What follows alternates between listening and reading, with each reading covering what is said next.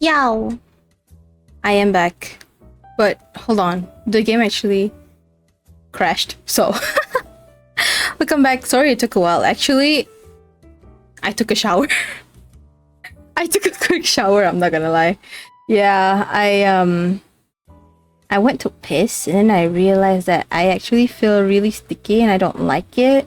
So I just ended up taking a shower immediately, just like, you know, just got into the shower and just took a shower and then I got ice cream. So, yeah. Let me reopen the game. Sims actually crashed. So, I was gonna wait until it reopened before I actually come back to this screen, but then I thought it'd probably take a while, so probably should just get back here first and then we wait for Sims to load. I don't know why it crashed. It just stopped responding for some reason. I got ice cream, by the way. I got, what is this? Misha, strawberry crispy sundae. Oh. This has been in my fridge for like what, 4 days? I hope it's still fine. I hope it's still good. I think it's still good, at least. Where is Sims? Hold on, guys. I'm also waiting for the game to open, actually.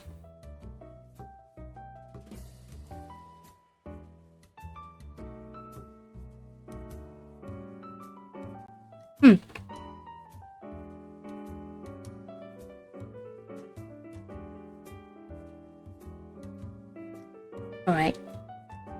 We'll go here. You see the game?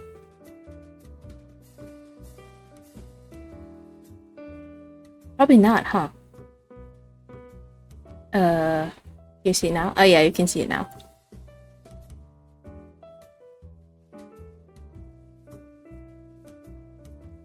Game sound is on.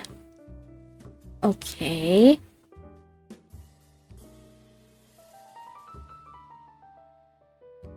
Alright.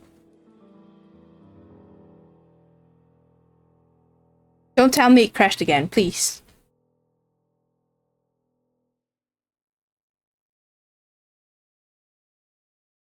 Hello, game? Oh no. It might crash again. You're joking! Haha! Kidding, right?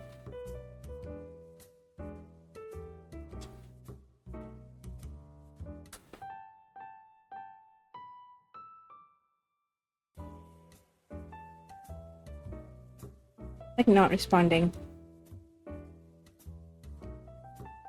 It's alright. I guess it's fine. Just wait, I guess.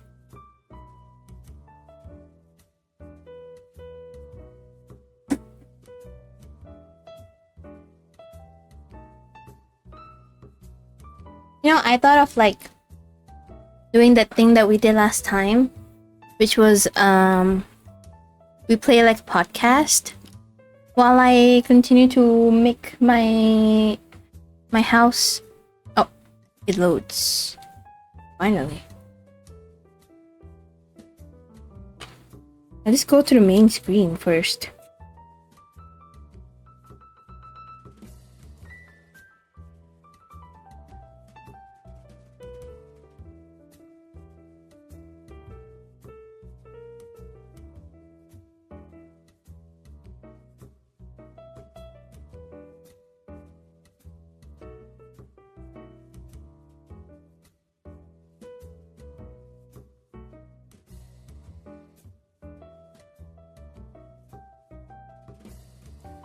Do you guys want to listen to a podcast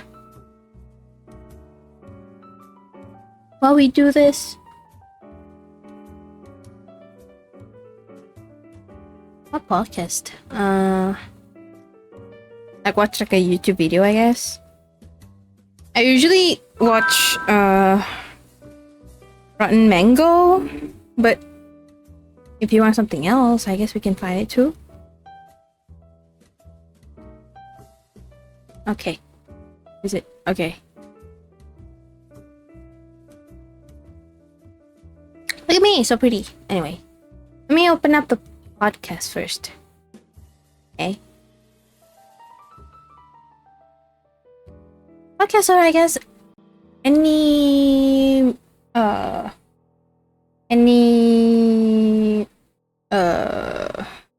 YouTube video, I guess. I don't know. I kind of want to listen to a podcast, I'm not gonna lie. So let me pull it up.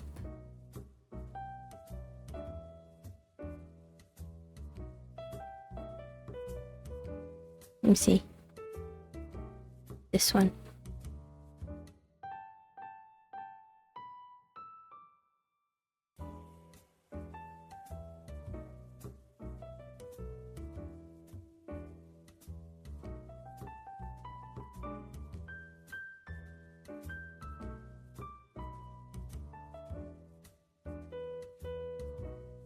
Okay, let's play this one. I should listen to Ran Mango or the Lord Lodge. Yeah, I'm gonna pull up Ran Mango, right? Okay, this video is called Dark Knight Rises Massacre. Neuroscience student says killing people will cure his depression. Alright. Wow. Crazy. Anyway,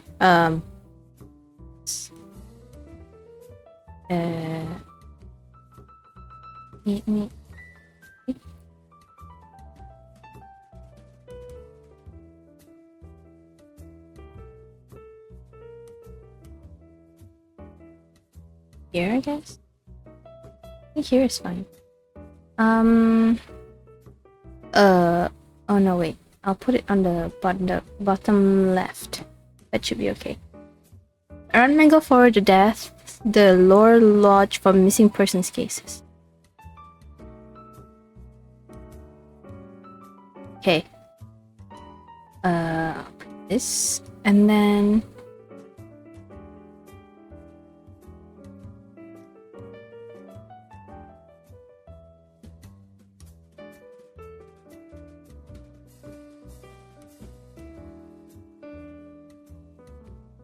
okay. I can see this, right? Bada bing, bada boom.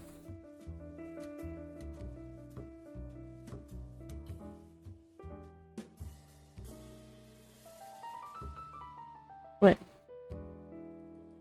What close?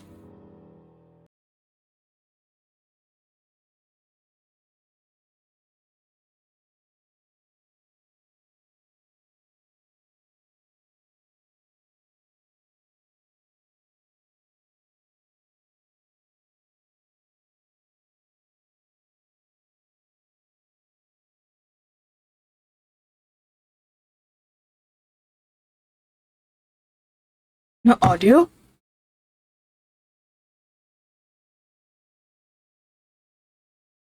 Oh shit.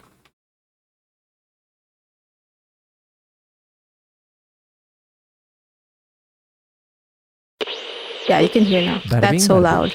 There's enough seats in the movie theater to fit about 400 people. Can you hear it? Almost all these seats are going to be filled by midnight. These seats are first come, first serve. So if somebody doesn't want to sit in the first few rows with their neck bent at an odd angle, staring up at the screen the whole night, then they're going to come earlier to reserve those spots.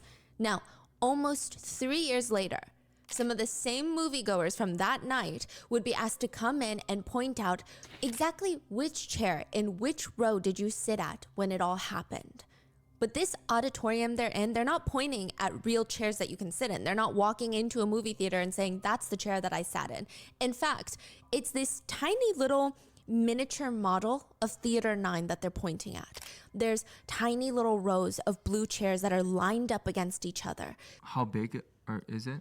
I would say maybe like half the size of a carry-on suitcase.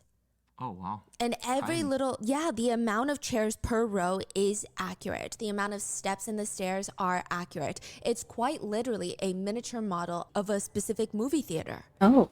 Many of the same moviegoers, they walk up, they'll point and explain exactly how it all happened. But 12 of the people that were in the theater that night will not be able to tell the courtroom where they were. Because July 20th, 2012, the emergency exit door to Theater 9 would open in the middle of a movie, and a man with bright orange hair wearing tactical gear would walk into the theater This is the midnight premiere of Batman: The Dark Knight Rises, and he will open fire. Oh my god. Okay.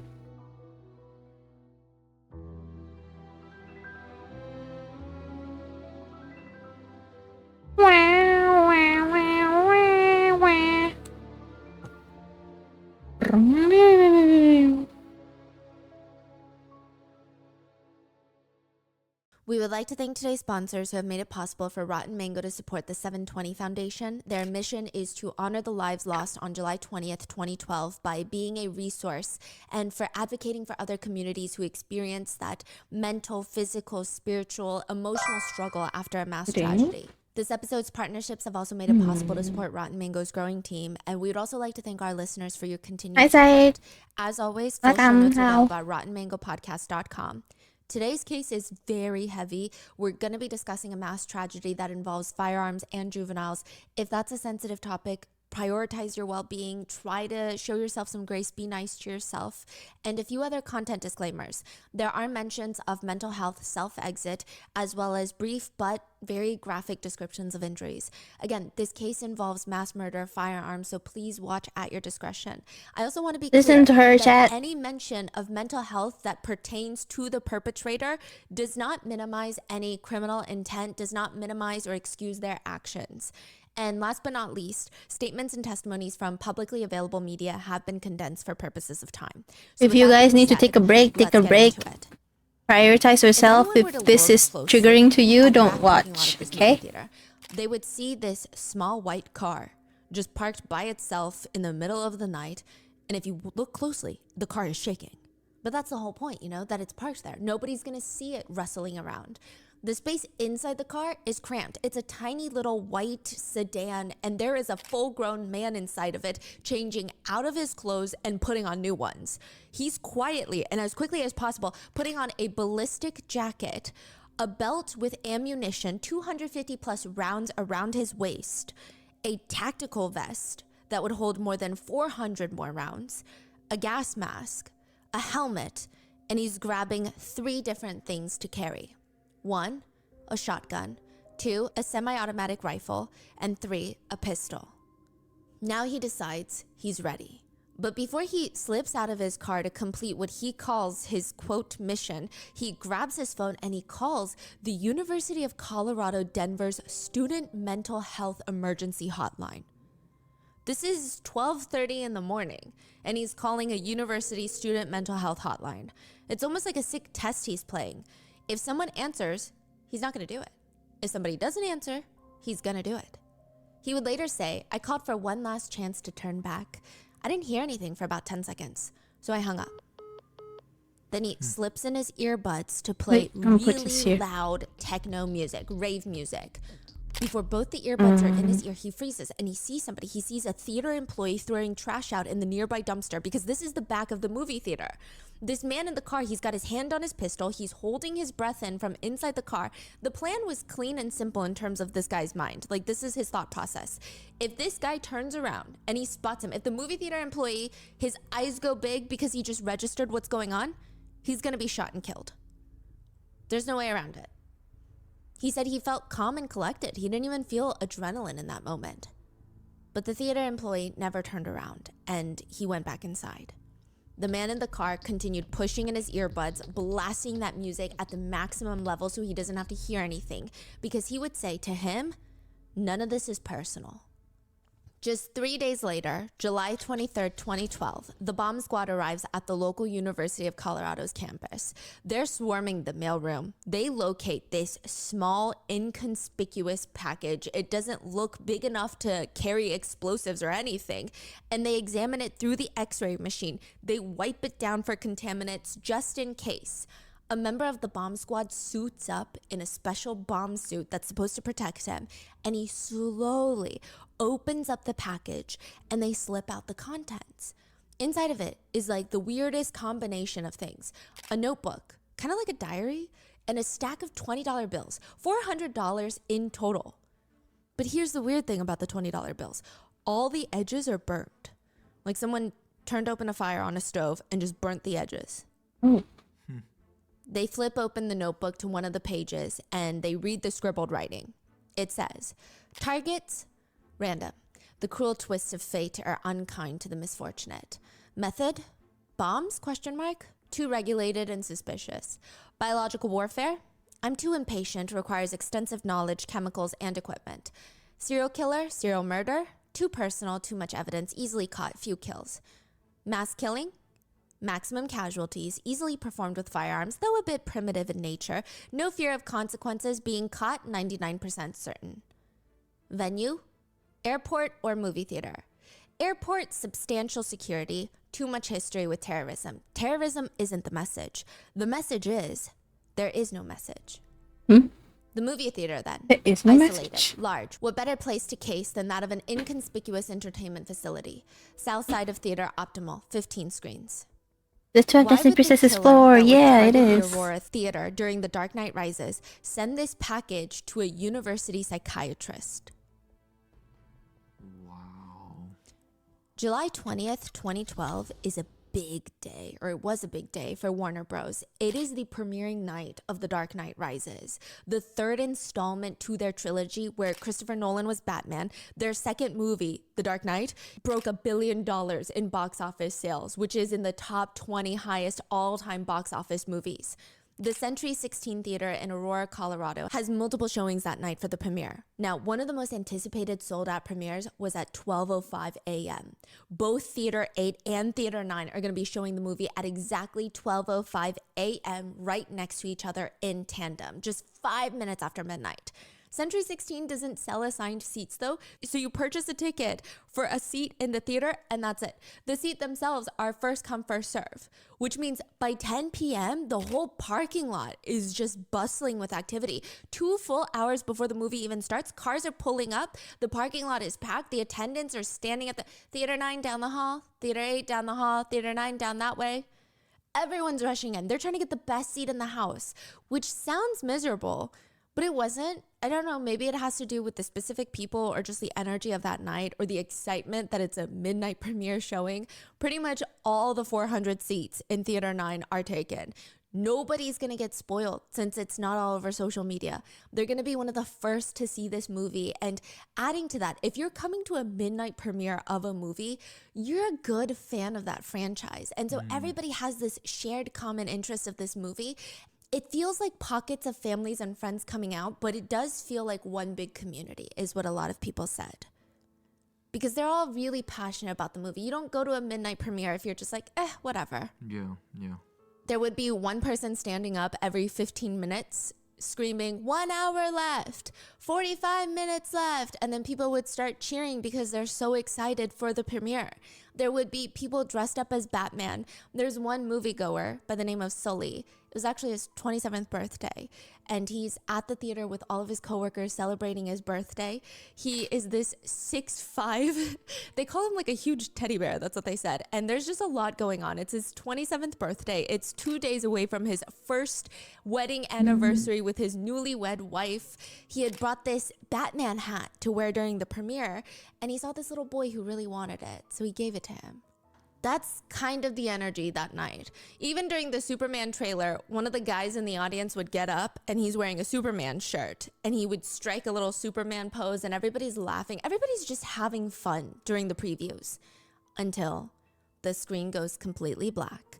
All the lights dim and it's so dark that you can't really see anything but the screen and you know the movie's about to start. The audience naturally gets very quiet. All you can really hear are maybe some straws making that squeaking noise up and down. There's candy wrappers crinkling and people chewing on popcorn, but everybody is being respectful now that it's time for the movie. I mean, this is what most the moviegoers have waited 2 hours for. At 1:27 a.m., a netizen in Denver, Colorado is listening to the police scanner, and he hears the Aurora police say through the radio, because anyone can listen to it, and they say, "Bring as much crime scene tape as you can." The police scanners had been going crazy the whole night. 3:15 and 3:14 for a shooting at Century Theaters. These are actual, what they literally said on the scanners. They're saying somebody is shooting in the auditorium. There's at least one person that's been shot, but they're saying hundreds of people are running around. 2 minutes later, an officer at the scene radios. 453, I have a party shot here. I need rescue. Another person outside shot in the leg, female. We got people running out of the theater. They're shot. Then another officer. Somebody's spraying gas in here too. Another officer, do we have gas masks available? Any units that can bring gas masks to Theater 9? Again, we need gas masks. Oh my Then god. another officer comes on, a little more urgent. Get us some damn gas masks for Theater 9. We can't get in. We need rescue inside auditorium, multiple victims. Then another officer. Do I have permission to start taking some of these victims via car? I got a whole bunch of people shot out here, no rescue. Then a more urgent voice. I've got a child victim. I need rescue at the back door of the Theater 9 now. Eugene was there with his fiancée Kristen and 3 of their friends. The theater was packed when they arrived, but the only available row with 5 seats right next to each other was the second row, right next to the emergency exit door. But that's fine. I mean, their necks are gonna hurt a little, but they're very excited regardless. Eugene just got off a 12-hour shift. He actually dozed off during the previews. That's how tired he was. He says, when the movie started, I kind of woke up, but I woke up not to the movie, but more like something felt wrong to me, but nothing was happening yet. I wasn't really sure what it was, and I kind of blew it off. But then he saw this figure. Someone was walking in through the exit door right next to the movie screen. At the very front, literally right next to the movie screen. The whole room is dark, but Eugene can see him a bit clearer since they're in the second row, and he said, I've never seen anyone walk in the exit door. The next thing that worried me the most was seeing the gun strapped to his shoulder. You could see the outline of the gun on the screen. Within moments, the figure pulls his arm back like he's about to throw a ball for a dog and throws something into the crowd. As it's flying over the moviegoers, some of them report hearing some sort of hissing noise, and then it explodes into a smoke. Tear gas. Another survivor says, when the hissing object was thrown, I remember there was this brief pause as soon as it hit the area of people, and then this surreal effect happened. It's like a drop of water hitting, and this wave of people just erupted away from where the object had been thrown. I was kind of puzzled at first.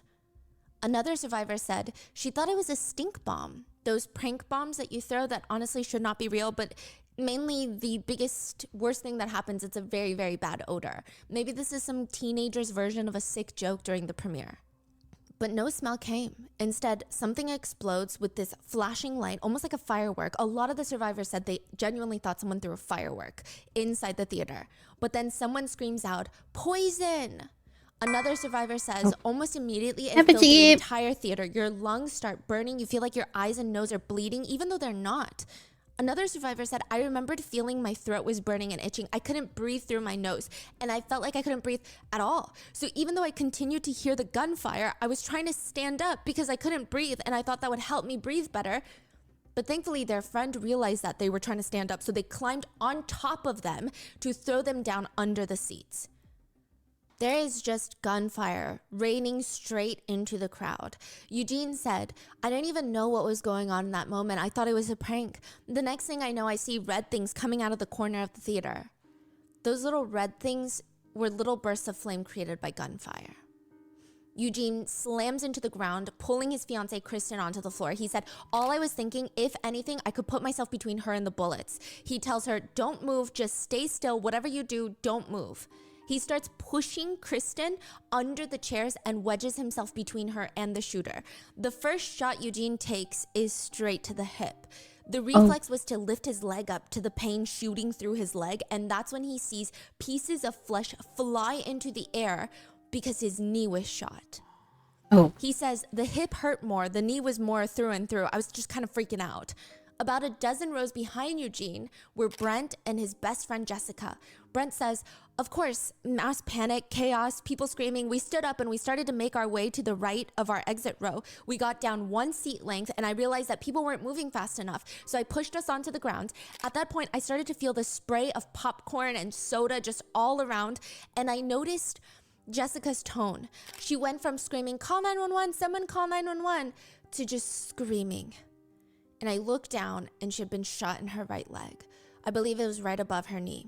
This is what Brent is saying. As an EMT, I just finished my course, my training, and my first step from there was just to control the bleeding. So I applied pressure to her wound. There was a confused spray of popcorn and soda or whatever was going on. Shots continued ringing out. I noticed at this point, Jessica's screaming had stopped. She had sustained a shot to the head. In which case brain matter was exposed. Oh my god. It was at this point I crawled a little closer to Jessica and I prayed over her. I didn't really know what to do. It just felt right. I gave her the best send-off I could, and at that point, my medical technician training kicked right in. He said he got up and he could hear people screaming in the crowd, "Help me, someone help me, somebody please." He told the voice, "Put pressure on it, everybody put pressure on it, help is coming." And it seemed almost right at that moment, personnel in uniform would enter the auditorium. One survivor recalls being on the ground, the lights are off, taking cover, and feeling that her entire face was getting wet. She assumed it was soda that had spilled on the floor. But when the lights finally came on, she saw it was blood. It was somebody else's, it wasn't hers. Another survivor said, "At first I was in the fetal position, laying on my right side with the front of my face facing the screen. Pops were still going off, and so I just tried to cover my face, and then for a moment, the pops stopped. So I got up and I was gonna try and leave, and then all of a sudden I felt my side was soaking wet. It was warm, and I knew that I had been shot. I couldn't see anything, but when I looked down, at the time I was wearing a light gray t-shirt, and I looked down and I could see just blood starting to pour out of my stomach. Then my intestines and my stomach actually fell out. I had to bend down and actually catch my intestines and push them back in." Oh my goodness. Are you saying like they got up and they got shot? Yeah. Like after they got up? Yeah. I saw the majority of my calf had also been basically fallen off. It was just hanging on by a piece. Another survivor said they were laying on the floor after getting shot. They were terrified to get up. They looked down and saw their leg, and they said, "I saw a big gaping hole in my calf. It felt like somebody took a rusted railroad nail and was grinding it into my leg. I almost believed that my arm was completely blown off because of the pain." The officers rushed to whoever they could find, whoever seemed like they needed the most urgent care. Katie was one of them. Katie was 9 months pregnant, and she was crouched over a young man's body near the first few rows. The young pregnant woman, Katie, had been doing everything to keep her husband, Caleb, alive. He had been shot through his eye, right in the head, and she was screaming, "He's breathing, but he's choking on his blood. He's breathing." She had poured a bottle of water on him to try and clear the blood because he was choking on it, and the police had to nearly rip her off of her husband to get her medical attention. They looked at Caleb and felt that his wounds did not appear to be survivable. The priority was to get Katie and her unborn baby to the hospital. Katie said, "I had to save our unborn child because I thought Caleb was going to die, and I thought to myself, that's going to be the last piece of him that I have. I have to save him." So I grabbed his hand, and he actually squeezed my hand, and I told him that I loved him and that I would take care of our baby if he didn't make it. We ran towards the exit. We jumped over people that were laying on the ground. I don't know if they were alive or not, but we jumped over their bodies. We ran to the exit, and I was wearing flip-flops. So I remember as we were running out the exit door that I slipped in blood. The cop actually caught me because it was a lot of blood. Katie and her friend, a girlfriend she had come to the movies with, along with her husband, Caleb, they had both been conscious, and they were both told to wait at the curb outside of the movie theater near the back. That is where they saw another couple that were in shock. And at one point, a girl walks over, sits down next to Katie, and just whispered, "I think my boyfriend is dead. I'm pretty sure he's dead." And Katie didn't know what to do, so she just hugged her because they were all in shock. And Katie said when she had put her arm around the girl and took her arm off, she just saw chunks of blood all over her arm. Katie was told to wait, and she was taking in this chaos. Officers are rushing in, people into cars, loading them in. She says, "I remember them loading one girl in, and they said, 'I don't think she's going to make it. I don't think she's going to make it to the hospital.'" And then she sees Caleb, the father of her child, her husband, getting pulled out of the theater. And she says, "I remember they pulled him on the sidewalk. I could see that he was still breathing. They laid him on his side because of all the blood was just pouring out, and they didn't want him to choke and inhale the blood." The officers moved the girls again away from Caleb. She had no idea what was going to happen to him. Officer Grizzle sees Caleb. He had already made multiple trips to the hospital since there weren't many ambulances ready to take them yet. And he's screaming, "Help me!" Other officers rush over. They load Caleb into the back of the car. And Officer Grizzle, as he's loading Caleb, he thinks Caleb is gone. He said the injuries to Caleb's face, the trauma to his face was unrecognizable. But he's breathing, so there's hope. He's covered in blood and, quote, gurgling on his own blood, but he's breathing. So he starts booking it. He's driving as fast as he can to the hospital. He says he made some of the most awful noises I've ever heard. I could tell he was dying. I could tell he was gurgling under his own blood. And then he would stop. And then I heard nothing. So I would yell at him. I yelled at him, "Don't fucking die on me. Don't fucking die on me." And he would start breathing again. And then I would start breathing again. And then I would continue. And then he would stop again. And then I would yell at him, "Don't fucking die on me. We're almost there." And he would start breathing again. and then I got to the hospital. One part many survivors say they'll never forget is during the shooting, for most of the shooting, most of the lights were still off and the movie was still playing in the back. So it just made it harder to understand what was going on. When officers had arrived at the scene, the chaos was really bad. They can see tear gas just permeating the whole building. That's how they describe it. A few of the officers were running straight towards the door while everybody is screaming, running out the door. And they're screaming, get out the way, get out the way. The officer at the scene, Officer Butler, said, I've got my gun in my hand. And as soon as you enter, you're like, all right, here in the next 30 to 45 seconds is where I get shot. But here we go. We've got all these people running out and screaming. Who's the bad guy? I don't know. And then it happens. Officer Butler is staring down the barrel of another gun, another uniformed officer. He said, your mind is going 100 miles a minute, but once we had that oh shoot moment when, the two of us, two cops are pointing guns at each other thinking we're both the bad guy coming in opposite doors, it's kind of a mental reset. So they join forces to find the shooter, but instead they run into another figure wearing tactical gear, SWAT gear, what the SWAT teams wear, the bulletproof vest, the tactical gear. Black Kevlar helmet, gas mask, standing beside a white car parked in the back of the theater. And the two officers thought, okay, it's one of their own, maybe SWAT team member. Until they realized the gas mask is not a police-issued gas mask. And then his body language, there's no sense of urgency in this man's body language. He's not rushed and on high alert like all the officers arriving. So they got outside and they just saw him standing there? Yes. Just watching? No, trying to get into his car. But he's not rushed. Oh. The figure is not an officer here to protect and save. He is the killer. They immediately arrest him, disarm him, and they said he pretty much, quote, surrendered. They had to take off all of his clothing to get rid of all the weapons he had strapped on. He smelt horrendous, they said. I don't know, that was the first thing they noticed. And his pupils were massive. They were heavily enlarged. Oh. Is there another shooter? Is there another shooter? They were screaming at him. And he just looked at them and smiled. He refused to respond. But the damage was already done. On the other side of town, Tom Sullivan gets out of bed and he works at the post office, which means every morning he gets up at 2:40 a.m. to get ready for his 4 a.m. shift. The routine is set in stone. Get up, make coffee, pack his lunch, catch up on the scores. The TV is on and he's packing his lunch, but he's not watching sports. Instead, the news is playing. He sees all the police stationed outside the theater, police lights flashing, shooting in Aurora, Colorado. He's watching the coverage for a minute until it dawns on him. His son, Sully, 27-year-old Sully, who's there celebrating his 27th birthday with his coworkers with the Batman hat, he was there that night. But Tom isn't too worried. I don't think Tom knew the exact time the premiere was.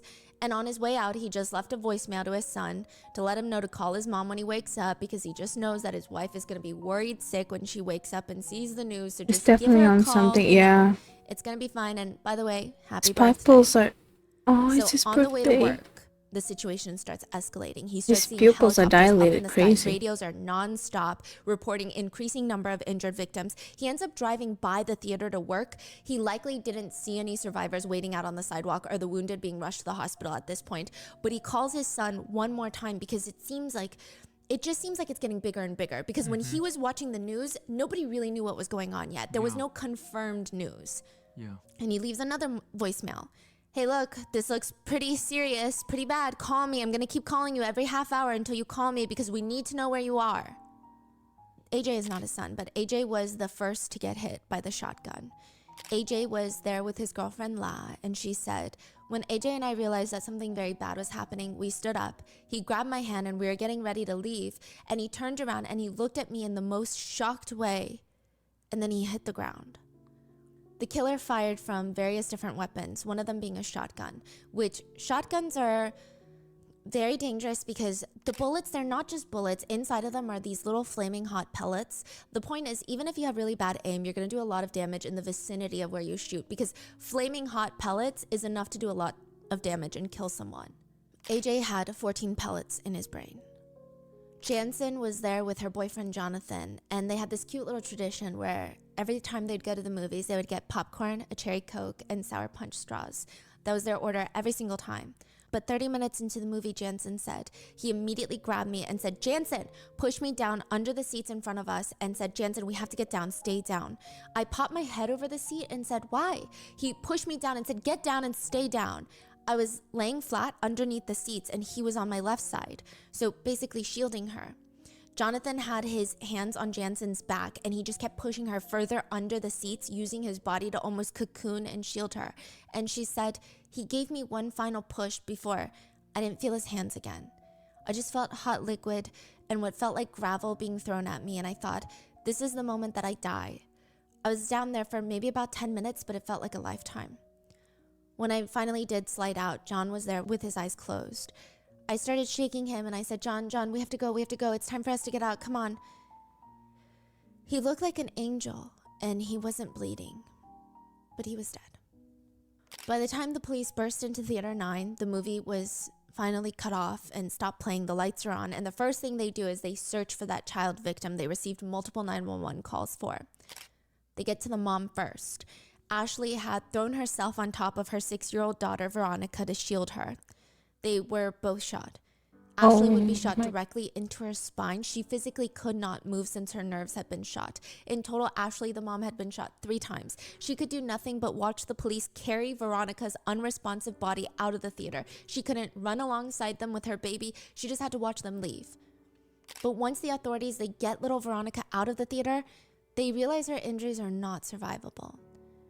One of the officers laid her tiny body down because they have to continue to help those in the theater. One officer said, it was chaotic. Most of the ones I checked were dead, but I always remember that little girl. I had to step over her because I knew she was gone. It was the hardest thing I had to do. But my training, I had to save the ones that I could try and save. One of the officers who saw Veronica's body laying at the scene said, I walked in there and I thought, this child, what the hell is this child doing here? Meaning, like, why is she laying outside the theater? Not like, what is she doing at the theater? Because I've been dealing with adults, this is the first child I saw. I reached down, I saw the bullet wound. I felt for a pulse, there was none. I could tell she was dead. I've been doing this long enough. And I remember seeing Sergeant Hawkins saying, get her out of here, take her out, triage her, get her out of here, she's not staying here. Should she have stayed there? Yeah, by protocol, probably. But no child is gonna stay in that scene. It was horrific enough without having my officers step over the body of a little girl near the rear door. That's just not gonna happen. Officer Hawkins took the lead, scooped up little Veronica in his arms, and drove her in his squad car to the children's hospital, lights and sirens. Meanwhile, Officer Grizzle had been transporting victims to the hospital in his squad car. He's the one that took Caleb, just back and forth. It wasn't easy. Their lives are on the line, and it almost felt like, I'm sure to him at that moment, it almost felt like how fast he could get them to the hospital is life or death. And maybe there's pressure, there's responsibility, there's guilt. He said one couple he had in the car, Ashley and Jameson, this is Veronica's mom and Jameson is her boyfriend. Jameson still had a daughter that was still in the theater. And the whole time he's driving, he's trying to jump out the car. He's like, I have to get to my daughter. And Officer Grizzle said, so now not only have to drive, now I have to grab him by his shirt and hold him from jumping out the car, knowing the entire time I just wanted to tell him she's gone, but I couldn't do it. So we got to the hospital and unloaded the patients. That night, Officer Grizzle was one of the first to arrive at the emergency rooms at these hospitals, and he would hand the first badly wounded patient clear gunshot wounds. He told the hospital staff, you're going to have a lot more victims coming in. Be prepared. Nothing was going to prepare them for that night. The emergency rooms were so packed and horrifically busy, the custodial staff were called in to assist. It was bad. Katie would be one that was brought into one of the neighboring hospitals. When Katie called her family that night at the hospital, they all thought one thing. Oh my God, she gave birth because she's 9 months pregnant. Katie said it was one of the hardest things to do to call her parents, call Caleb's parents to tell them, no, I haven't given birth. I'm not going into labor. Caleb's been shot and he's probably dead. But soon after, Katie would go into labor for 40 painful hours without her husband, Caleb. She finally gave birth July 24th, 2012 to a healthy baby boy, Hugo Medley. 2 floors above them, Caleb was having his 3rd life-saving brain surgery. The shotgun pellets had gone through his right eye and damaged the right side of his brain. Nobody knew if he was going to make it to see and hold his son. A few hours later, there's another situation in Aurora, Colorado. The police, bomb squads, SWAT teams are evacuating multiple buildings, an apartment building on Paris Street. There's something strange going on. Not only do they have all the residents rushed out at like 2 a.m, but the 5 nearby buildings are also emptied. The 3-block area surrounding the apartment unit, because of one single 1-bedroom unit, everything is being evacuated and blocked off. What is happening? 25 minutes after the killer had left for the theater, loud music starts blasting out of his computer in his apartment unit. It's a timer. What? What does that mean? So when the killer leaves his apartment, he presses play on his computer. There's 40 minutes of silence. And then after 40 minutes, just loud techno music at the highest volume is blasting. This would have been around midnight. Caitlin, a 20-year-old college student, lives in the same building, actually lives underneath that unit. And it's so late, she doesn't want to be a noise complainer. She's also a college student. But this is excessive. She goes upstairs, knocks on the door. Nobody's answering, but clearly somebody's home having a blast. She reaches for the door, and instinctively she turns it, and the door is unlocked. Now, she can walk in and look for this person, ask them to turn down the music, but for whatever reason, perhaps privacy, Caitlin does not even peek inside or open the door. She just turns around, goes back down to her apartment, and almost at exactly 1 a.m. the music stops. Had she walked in, had she tripped one of those wires, the whole place could have blown up. What? Oh. He wanted this as a distraction. my God. He wanted someone to blow up that whole apartment building so all the police, all the ambulances would be at that apartment building and he would have more fatalities in the movie theater. Wow, no way. And that was, exactly what he wanted. In fact, he wanted it so much that in the parking lot of the apartment building, he had a boombox, also set on a timer. 40 minutes after he left, playing loud music in the parking lot. Now, if you were to listen to that, hear that, find the boombox, walk over, you would see 3 things. You would see the boombox, but you'd also see this weird remote control and a toy car next to it. His hope was that someone would think that the toy car is controlled by the remote control. So they'd pick up the remote control and play with the toy car. But it's not connected. That remote control is only connected to the trigger points of the explosives in his apartment. But when you see them together, you would pick it up and think, oh, this is a remote controlled toy car. And you might want to play with it. That was his hope. Someone would play with it. Right, but nobody did? Nobody did. Someone actually did come and see, and they just took the toy car. I think it was a younger person. Wow. They did not play with the remote. Now, FBI agents, along with the police, they attach a camera to a 12-foot pole and push it inside the apartment, and the whole place is booby-trapped. One wrong step, one wrong push, one wrong move. I mean, the whole place could have blown. There's several nearly invisible tripwires connected to 1-liter plastic bottles containing unknown substances that are 1,000% explosives. The camera picks up 16 homemade bowling ball-looking objects. They have red and white wires connected to each other, just all sitting in the floor of the living room. There's 11 green soda bottles filled with gasoline and several pickle jars filled with homemade napalm, which is made of melted styrofoam and gasoline. It's very dangerous. It's very explosive. It explodes and it sticks to your skin like syrup. Inside the pickle jars are also bullets. So if the pickle jars were to explode, they would send glass along with bullets, along with burning flaming hot liquid exploding into whoever is standing nearby. There's nearly invisible fishing wire in all different entrances of the home that would trigger the detonation. To further help speed up the explosives, there's white gunpowder just sprinkled around the carpeting of the apartment, as well as 2 propane gas tanks. How did the police find out about this whole operation? He just casually told them after his arrest. What? I think like 1 or 2 residents called 911 to complain about the noise, but obviously there was too much going on in Aurora, Colorado. I don't think any officers like, let me go there. Now, the whole place was booby-trapped, and he clearly wanted someone to set it off. He left his door unlocked so that someone could easily come in after hearing the loud music. And in the kitchen, the police find, between the refrigerator and the trash can, they find this poster board with a calendar. And July 20th, 2012, the date of the massacre, there is a marking, and it looks like, he calls it his logo, his symbol or whatever. It looks like someone writes the letter 1 or the number 1 and then draws an infinity sign on top of it and then encapsulates it in a circle. Yeah. and that is marked on July 20th, 2012. Now, the strange thing is, the killer actually slept in this apartment while it was wired to explode, with, I guess, no fear. I mean, what kind of person would do any of this? They have the killer in the police interrogation room, and they're able to walk through his courses of actions, the steps that he took. He had parked his car in the back, nearly empty parking lot of the movie theater where the dumpsters were. He walked around to the movie theater entrance, walked in wearing very casual clothes, baggy pants, beanie, tan-colored shirt. On his way in, he even holds the door open for somebody. Nobody noticed anything strange about him because nothing was strange about him. His behavior is incredibly normal. He's not carrying a giant, big, oversized jacket in the middle of summer. He looks like every other moviegoer. His ticket is for Theater 8, but instead he walks into Theater 9. And he sits at the right side, front row, near the emergency exit. When the movie began, about 30 minutes in, he gets up from his seat, pretending to take a phone call. So he's got his phone up to his ear, and a lot of moviegoers said, yeah, I saw that, and I thought, oh, he's leaving because he got a phone call that's important. He walks out the emergency exit that leads into the parking lot where his car is parked, and a lot of moviegoers remember seeing him exiting, but they didn't know that he lodged something in the door so that he could come back in through there. Because exit doors typically automatically lock once they're closed. He gets into his car. He takes painkillers. He said he took the painkillers in case he was injured or shot in the process so that he could keep going through the pain. He changes into tactical gear, gathers all of his weapons, and re-enters the theater. He throws in a canister of tear gas and then opens fire. And now they have the killer.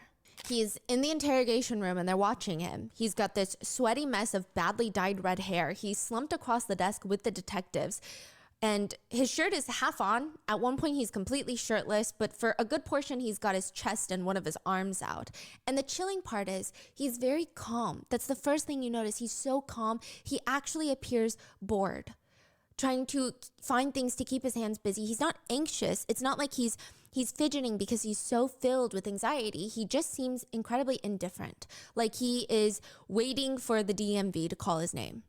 Even when they ask him to spell his last name, which I saw people in the comments talking about how the detectives are dumb, and they very well might be. I don't know how they handle all their cases, but in this particular case, this is what they're supposed to do to show that he's coherent and sound of mind right after arrest. So they ask him for his name, they ask him for his birthday, they ask him to spell his last name, and he coldly responds like Sherlock. Like he's basically saying, that's how you spell my last name. Yeah. Could we get your name? I already gave my name. Okay, I haven't talked to anybody who has your name. If you could just tell us what your name is. It's James. James, okay. Holmes. Hey, Mama Nick. What's up? Holmes. How do you Welcome. spell that, please? Like How's it going? Okay, so Holmes. Yes. Okay. The interrogation is notably only 4 minutes long, because almost immediately after the interrogator reads him his Miranda rights, he asks for an attorney. Which is wild to think that he doesn't want to incriminate himself when he clearly wrote in his diary that now the police have in their possession because it was found in the mailroom, remember? That he mailed it to a university psychiatrist. He was detailing all of his plans. He said that he believed in something called human capital. How did they find out about this whole mailing thing? That he mailed it? Oh, he tells them. So during the interrogation, he does tell them some things. Yeah, but just like very blunt. Like, also, my apartment is like rigged. It's gonna blow. But he doesn't necessarily talk too much about the actual incident inside the theater, the crime inside the theater. Now, inside of it, he writes about human capital. He writes, the concept of worth. How much a person's time is worth, a surgeon's time is worth, more than a janitor's time, right? But life is priceless. You can take away a life and your human capital is limitless. He explains that it's more important for a killer to kill more than just one person because it increases the worth of the person doing the killing in a mathematical way.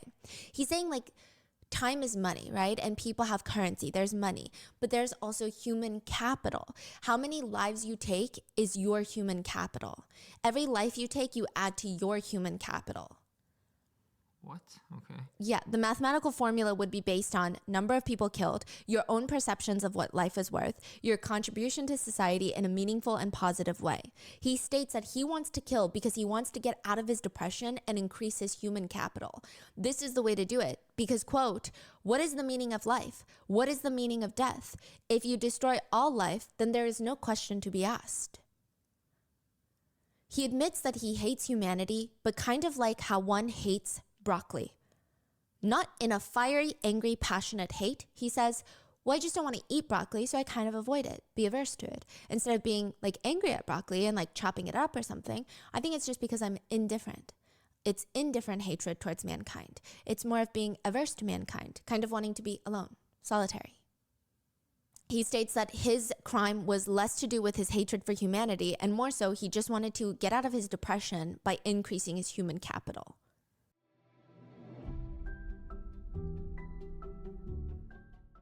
I think it's fair to say that I have a lot of regrets in life. Sometimes I like saving money and choosing the middle seat on a plane, wearing such long eyelash extensions that look like daddy long legs back a few years ago, or even just buying that awkward red dress that I hate seeing in my closet every time. I could go on and on about how many decisions that I regret, but if there is one decision that I never regret, that is working with Shopify. Shopify is the global commerce platform that helps you sell at every stage of your business. And products. Sign up for I've putting people what they know of the defendant. Don't worry about it.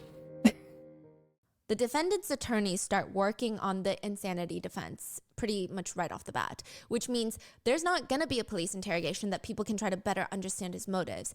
Instead, here's what the public finds out after his arrest. This is what they know of the defendant at the time. The defendant graduated with a bachelor's in neuroscience from the University of California, Riverside. He is now studying as a neuroscience graduate student in a very competitive neuroscience program. They take in at most 6 people per year. He is one of them. Even in the group of 6 really smart students, one of his peers said about him, in class he didn't really take notes, so that was something that made me very jealous because I was always vigorously writing notes down. It seems like he got a lot of the work done in his lab and he seemed very successful. I remember thinking, wow, he's very smart, he's very intelligent. She continues, he's kind of quiet and kept to himself. He did kind of have a quirky sense of humor. We were part of a group of scientists though, so I think that everyone's a bit odd. Maybe he was a little bit more odd than the rest of us, maybe more socially awkward. In his application to his grad school program at the University of Illinois, which he didn't end up going into, he went to the University of Colorado, Denver, he writes, I've always been fascinated by the complexities of long-lost thoughts seemingly arising out of nowhere in a stream of awareness. These fascinations likely stem from my interest in puzzles and paradoxes as an adolescent and continued through my curiosity in academic research. Researching, learning, and memory interests me because these are the very cognitive processes which enable us to acquire information and retain it.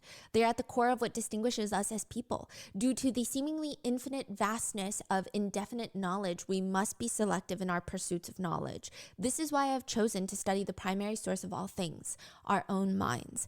My lifelong goal is to increase the efficiency of how human beings learn and remember. Even in the academic world, his peers have described him as being socially reserved to the point of appearing disinterested and socially awkward to be around. Soon after, during the court proceedings and from people coming forward, we learn a little bit more about him, that he did have some weird conversations with his ex-girlfriend prior to the crime. But like a lot of his other friends, they all thought, yeah, it's odd, but also everyone in neuroscience is kind of odd. Like all the scientists are a little bit odd. Perhaps he's trying to be overly philosophical, or maybe he's even a pseudo-intellectual trying to be edgy and thought-provoking for the sake of being different. That's kind of how his text messages sound. He would be having a regular conversation with his ex about their favorite cuisine types, and he would just state, I don't know how there can be cannibal tribes. You don't know how there can be cannibal tribes? Wouldn't they just eat each other until nobody is left? Haha, they only eat the weak though. Survival of the fittest. Also, they eat people like you. But the defendant responds to his ex-girlfriend. Weak is relative though. As soon as you eat someone weak, the next weakest is next. And then a few days later, he would text her, what's up, buttercup? So again, insinuating it's not that alarming because it seems like he's trying to be this edgy person. Or a few weeks after that, he'd text again. How's it going? Really, really, really tired. Couldn't sleep much last night. Serial killers keeping you up? Actually, this time, yes. I was asleep for an hour and I had a serial killer dream and I couldn't sleep after that. Well, I won't let them get you. A few weeks after that, he asks his ex over text if he should sleep, play Skyrim, the game, or read. And she responds, Skyrim, slay those damn dragons. Fuck the future for once. Do what you feel like doing. It's Sunday afternoon. Well, what I feel like doing is so evil, so I can't do that. What do you feel like doing? Oh. Video games are the next best thing through escapism. Wait, what is so evil that you want to do? Kill people, of course. That's why I live in the future. Oh my god. By the ex's response, it's clear that she doesn't really take it seriously, which a lot of people can see why. The tone of most of his messages are always very dark, but in a sarcastic tone. Kill people, of course, kind of sounds like, duh. Yeah. It doesn't sound that serious. His ex responds, killing people is too much effort. You'll end up locked up. Most people are not worth what might happen to you because of the act. That's why you kill many people. Even then, at least personally, I'm selfish and I have too much of an idea of self-importance. Most people aren't worth jack shit. Even if you go postal, what's it worth? What do you gain? There's no way to do it and not get caught. But the only way justice can be served is by taking away your time or your life. Why do you care so much about justice? If you wait till the end of your life, then there's nothing to lose. But why would you want to kill? As in, why would you decide this is the end and kill? When you could live more, experience more things, why would those people be worth ending your life? It's the end though, no more experiences. Why? How do you get to decide that it's the end? He doesn't respond. Instead, he asks if she wants to play a game with him, like a real video game. And she just tells him that she's busy, and they end off on a very light note of like, let's catch up soon, that type of conversation. There was another classmate he was slightly interested in, which, side note, the relationship was a bit odd. Apparently, he would want to go hiking with this girl in the neuroscience program, and when they would go hiking, he wouldn't talk to her. He would just text her while walking next to her. Now, July 8th, so 12 days before the crime, he texts her, "The floodgates are open. It's in your best interest to avoid me. I'm bad news, bears." Around this time, the defendant starts seeing a university psychiatrist by the name of Dr. Fenton. This is the one who receives the package. And he starts telling the psychiatrist about his breakup with his very first ever serious girlfriend, the ex that was talking about Skyrim, the game, and killing, the one about the dreams of serial killers. They had broken up, and by all accounts, he's taken it pretty hard. He said that he loved her, but they had been drifting apart, which leads him to start making these very bizarre profiles on dating websites, like on adultfinder.com, match.com. He says that he's looking for relationships with women or multiple partners and a prison pen pal. It's just weird. Nobody matches with him. Now, his psychiatrist, Dr. Fenton, is taking notes during their sessions, and she's the director of student mental health services at the University of Colorado's medical campus in Aurora. She's also an assistant professor, and as the director, she sees anywhere between 15 to 20 graduate students per week, and she oversees a team of 4 clinicians and some residents who treat students as well. Dr. Fenton is going to be very important, okay? The defendant was one of her patients, and it seems like he has a case of trichotillomania. Oh. It's a hair pulling disorder that started in high school. I had Mainly this. during stressful times, exams, interviews, he would just like pull at his own hair, and that would lead to hair loss. Even if it's not visible, this is a diagnosis. When I was a that kid, I people had a have. huge bald It's just spot on my head reoccurring because I consistent kept pulling pulling at out my once. head. The Yeah. patient said was that bad. he felt no shame in his hair pulling disorder. He didn't feel embarrassed by it, which is odd because most people do. They try to hide it.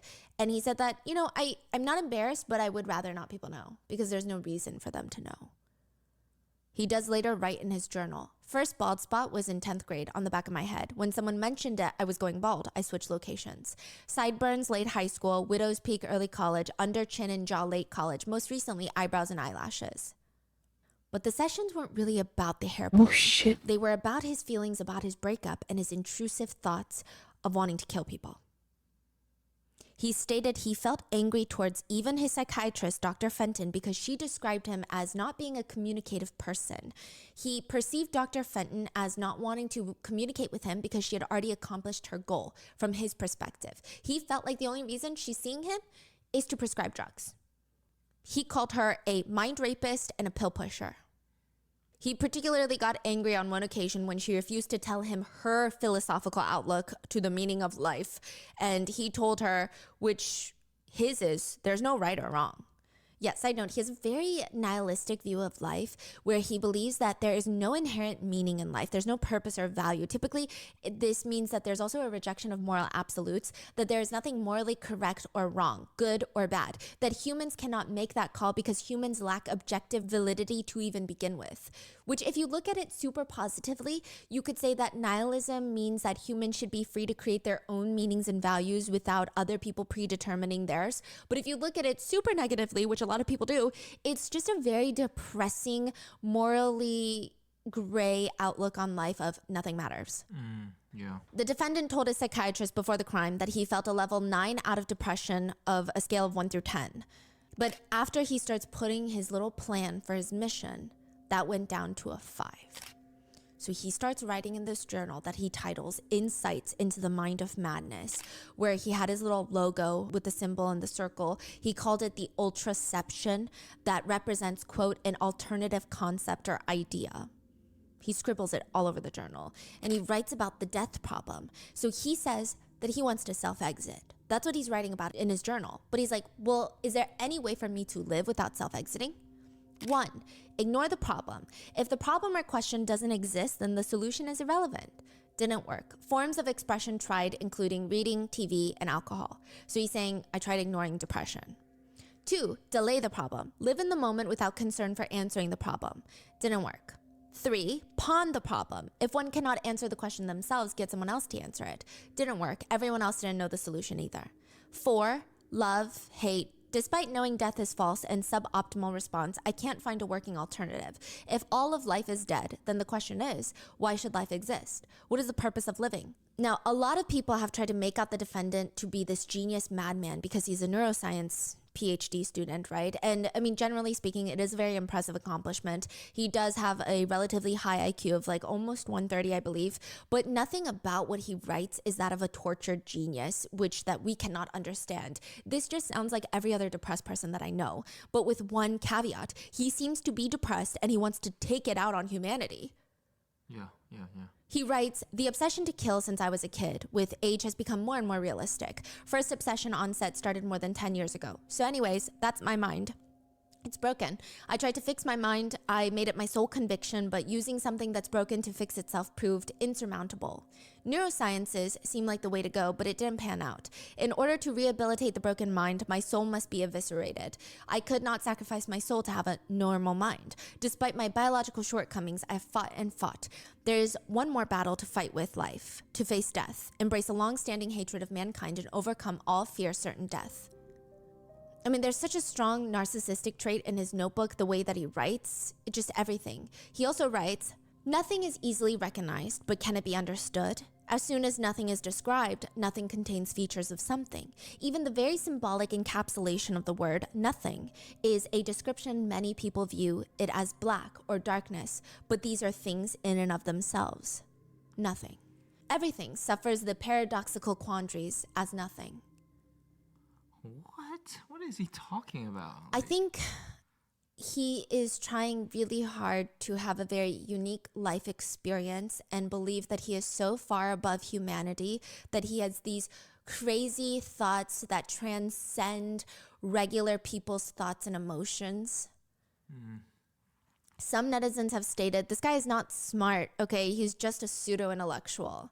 The next page, he writes about being insecure about his private parts that were on the smaller side when he was a teenager. And then he writes, the weak are most likely to perish in trying times. Likewise, the strong are most likely to overcome. Why do the average and strong support the weak? This is easily answered. In trying times, the weak will fall. They act as a buffer. Furthermore, when the weak die, the average and strong become weaker. So he's saying the only reason that people protect the weak is not because we have hearts and morals. It's because they are the buffer from other people getting weaker. Yeah, they're saying they're the buffer from their next. Yeah. It's, again, a very bizarre, grim outlook that is, again, reminiscent of pseudo-intellectual talks. Yeah. He writes, the mind is a prison of uncertainty. Trillions of cells guard it for eternity. Oh, where art thou, master key? Destroy the mind and be free. He would later say that he hates sheeple, people who behave like sheep, letting themselves be mindlessly controlled by others. And when he decides it's time to carry out his mission, he ends up packaging up all of his little notebooks and these burnt $20 bills and mailing it to Dr. Fenton. He knew that she wouldn't get it before the crime, so it's not like she can prevent the crime. When he's asked later, why would you send this? He just said, because she had been my primary psychiatrist. She said she would be available. One of the last entries in the notebook reads, cinema near me, isolated and large. Reason. The reason why life should exist is as arbitrary as the reason why it shouldn't. Life shouldn't exist. There have been conversations about Dr. Fenton's role in this. Not saying that she's responsible, but in the sense of a lot of netizens felt like she did not do enough. Because he straight up told her he had thoughts of killing people. And she did not put him in a psychiatric hold. She didn't do anything about it. He also told her about having weird shadows he saw flickering around, very reminiscent of hallucinations.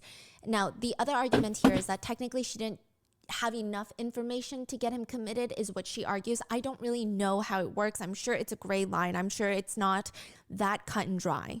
I do think the things he was saying in therapy, I mean, I don't know the laws that psychiatrists abide by, but it's really alarming. Just truly so alarming. Because I don't know what more you would need to commit someone. Like, do you need them to write down and sign a sheet of paper saying that, yeah, this is my plan, contractually, I'm going to do it? I don't know. So he mentioned having these thoughts, but nothing concrete. The defendant would say himself that he didn't want to tell Dr. Fenton about his exact plans because he knew that if he said anything concrete, he'd be committed. So maybe he was trying to walk this very fine line that I'm not that familiar with. So he didn't say anything concrete, but he is opening up about all the plan he had. No, so basically he This would reminds say, me of the I case want to we kill learned people, in uni last year. which I thought is enough to get someone committed. And a lot of Wait, what case did we learn last time? Wait, what did we learn last time? Wait, remind me. I don't remember. What do you mean? The whole thing about warning people when they show a sign to harm. In what was it? Counseling and education class, right? You're right. Yeah. Basically, counselors have the duty to tell, or the duty to report, which means if they have assessed somebody to if they have assessed somebody who is deemed dangerous to themselves or others, or may have thoughts of harming themselves or harming others, then they have the duty to tell authorities. So that means the therapist or the counselors, they have the duty to report that to the police, especially. And if they are talking about the person wants to harm another person, they have the duty to tell that other person that this person wants to harm them. But also, if they are a minor, they have the duty to tell their parents, the patient's parents. They have the duty to tell them because they are underage. The parents deserve to know. If usually in a normal setting, it is highly confidential for the counselors or the therapist to basically abide by confidentiality and not tell anything to anybody, because that is part of their whole job and protocol. But if they are deemed dangerous, they have to tell somebody. If not, they can be incriminated for negligence. Yeah, if I'm not wrong. netizens feel like that's enough too, because some netizens are saying, I was committed for way less. Like, that's crazy, right? He would say, I want to kill people. Duty to warn, basically being a mandated reporter. Therefore, the psychiatrist here kind of neglected that duty. Exactly. This psychiatrist neglected that because she knows that he wants to harm somebody or harm himself. She knows that when she said that she didn't have enough incriminating evidence, that is a lie. Because she knows even a sentence as close as, oh, I'm having thoughts and I'm planning to murder somebody or do this thing to harm somebody, that in of itself is already a warning. That's already a sign. That's already something that the psychiatrist is responsible to report. And the fact that she didn't do that, that's negligence. But then when asked who, he'd be like, he wouldn't answer. So she's arguing you need to have a concrete plan and a specific target. Got it. Even if she says it, she needs to report to somebody. So, no, it's a lot. So he did talk about killing people and having that come across his mind 4 to 5 times a day. He said he didn't want to talk to her about those things. He straight up told her, I don't want to tell you more, basically, because you would, quote, lock me up. Yeah. I think the part that a lot of netizens are upset about is the fact that during these interviews, apparently Dr. Fenton would ask the patient who exactly he wanted to kill, and he would again tell her again and again, I can't tell you because you would, quote, lock me up in a psychiatric hospital. So it's not that he doesn't have a plan. It's that he literally told her, I'm not going to tell you my plan. I'm not even going to tell you if I have a plan. Dr. Fenton writes that her sessions with the patient became medication management sessions because he was unwilling to open up verbally with her. She prescribed him antidepressants, very commonly known as Zoloft. It's an SSRI to ease his anxiety and obsessive thoughts. That becomes a whole other thing later because Zoloft is actually known to have symptoms of, some people have reported that they had homicidal thoughts getting on Zoloft, especially in the beginning when you're in the adjustment changes. Wow. Some people also said it made their hallucinations worse. So it's not an antipsychotic, it's an antidepressant. So people are saying, is that malpractice? Because why, if she knew his symptoms and she knew what he was saying, again, this is not me accusing her of anything, but just what has been talked about by netizens and a lot of community members. Now, she claims that she believed the homicidal thoughts were more so obsessive thoughts rather than real plans, that they were abstract and not concrete. March 19th, 4 months before the crime, a clinician under Dr. Fenton's team emails Dr. Fenton. I saw a student late Friday who I hope you would be able to see, and soon if possible. He is the most anxious guy I have seen and has symptoms of OCD, but most concerning is he has thoughts of killing people, though I do not think he is dangerous. He said he did not want to tell me everything he is experiencing as I might have to report it. The reason I think it might be best for you to see him as I think it might be best to keep him in our system. What do you think? Then another email. His name is, and he may email you because he has trouble talking on the phone. He said it's very hard to come in. Problems concentrating, anxiety around people, and public speaking. He says he wants to kill other people. It's very hard to interview him as he would just stare and take a long time to answer. Oh, side note, and the reason that I'm redacting his name is not because I think he deserves privacy, but because he did have a sense of he wanted to gain notoriety out of this. Now, it appears March 2012 is the first documented time that the patient verbalized to the psychiatrist his thoughts of wanting to kill people. The part that people have a problem with is in both the emails, they literally state that he wants to kill people and they don't really do anything. They don't commit him. April 17th, 2012, 94 days, about 3 months before the crime, Dr. Fenton writes in her notes, following termination of friendship with girlfriend, increased obsessive thoughts, won't give any details, won't answer regarding plans, homicidal ideation, no self-exit ideation, angry that I won't tell him my philosophical ideas of the purpose of life. Patient will angrily say, I told you all of mine. Are you just a pill pusher? Thank you for following Kick Off the Show. Paranoid, Welcome. hostile thoughts he won't elaborate on. Very tentative therapeutic relationship. Is taking some meds but reluctantly. Is coming in for appointments. Seems to be functioning at work. Safety, no evidence of imminent threat. I'm worried about homicidal ideation more than self-exit ideation in this patient, though he is very guarded and doesn't reveal much. Then June 11th, 2012, about a month before the crime, another session concludes, and Dr. Fenton's notes read, after I asked how his comp exam went, he reports he failed it. Test was last Thursday. He found out Saturday. As usual, he seems inappropriately nonchalant about this. He's basically quitting his grad program. Says he doesn't really like the program anyway, and he doesn't plan on retaking the test. Thinks he will quit the program and look for a job. Knowing his history of anger and homicidal ideation towards seemingly most of the human race, we proceed to assess the level of dangerousness. He does not appear depressed or showing that he would like to self-exit. However, he continues to make hostile comments to both me and my other doctor and seems more paranoid than on previous visits.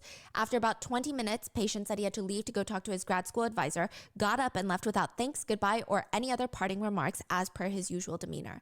Significant worries remained about the dangerousness of this student, particularly the potential for violence against others, given his long-standing fantasies of killing as many people as possible, his caginess in discussing any details regarding methods, targets, timing, his refusal to give us permission to contact anyone who could give us collateral information or speak on his behalf, unclear timeline of his mental health status and past history.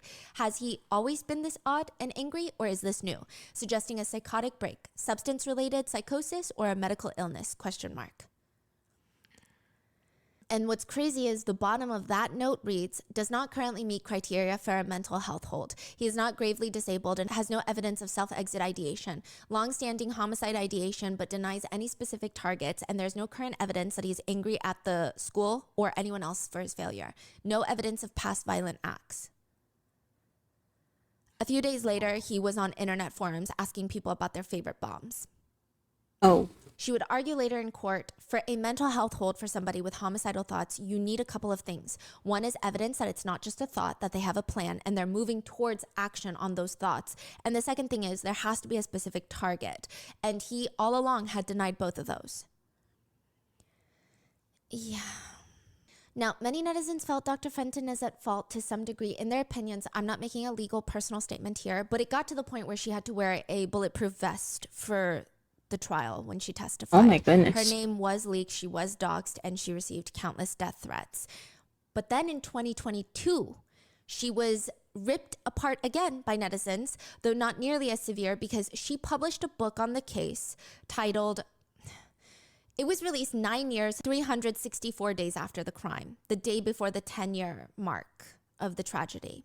Which, more than that, she starts every chapter of her book from a Joker quote, which a lot of survivors and victims' families do not like the Joker comparison that was done by the media. On top of that, the killer himself stated he was not inspired by the Joker or anything like that. He straight up stated he chose The Dark Knight Rises for the sheer fact that he knew it was a popular franchise. He knew people were going to be there for the premiere. He just wanted a packed theater. It didn't matter if it was The Dark Knight or any other movie. He said he knew very little about the contents of the movie. He claimed he dyed his hair because the whole orange hair was a thing. People thought he dyed it to be like the Joker, right? He said he dyed it because he normally kept it brown because, quote, I wanted to differentiate myself from who I normally was because I was not my normal self. He did have a Batman mask in his house, but he claimed it was irrelevant. And I also believe that because, I mean, Batman is such a big franchise. A lot of people would just like buy it to throw on a cheap Halloween costume. You're like, okay, well, I forgot everything, right? Yeah. He does have a quote in his notebook where he writes at the very end of his plans, like, a Dark Knight Rises. But again, it could be because he already chose that because it's the premiere. Yeah. But she, knowing this 10 years later, still put a Joker quote at the beginning of every chapter. Oh. And she's not really someone that is very well accepted by survivors and victims' families. And I would say the community, because I think there are some people who have sympathy for her and how she was getting death threats and went through a lot afterwards and she was essentially doxxed.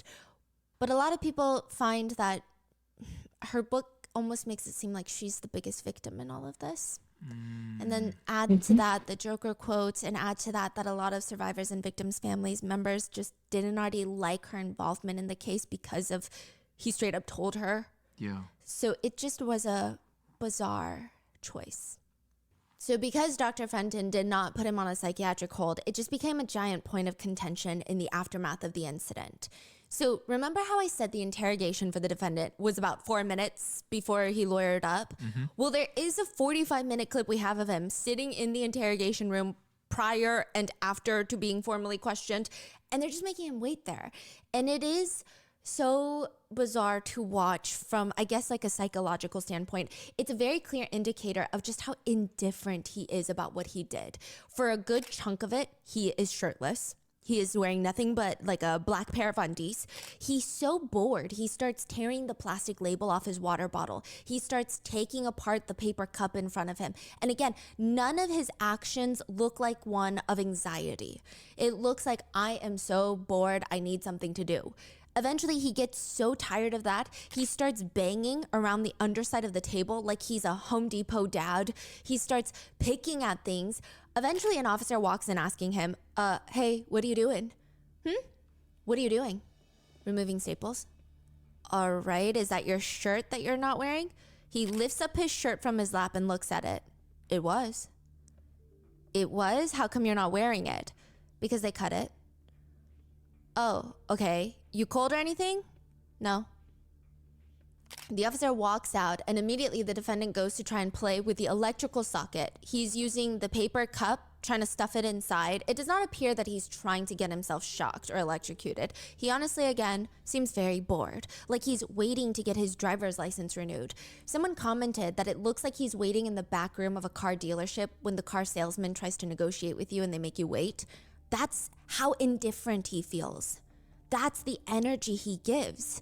When the officer comes back in briefly to tell him, hey, don't do that, when he's gone, it seems like the defendant throws a temper tantrum. He flicks the water bottle and the paper cup, all the junk off the table, onto the chair and floor like a teenager slamming their door after a fight with their parents.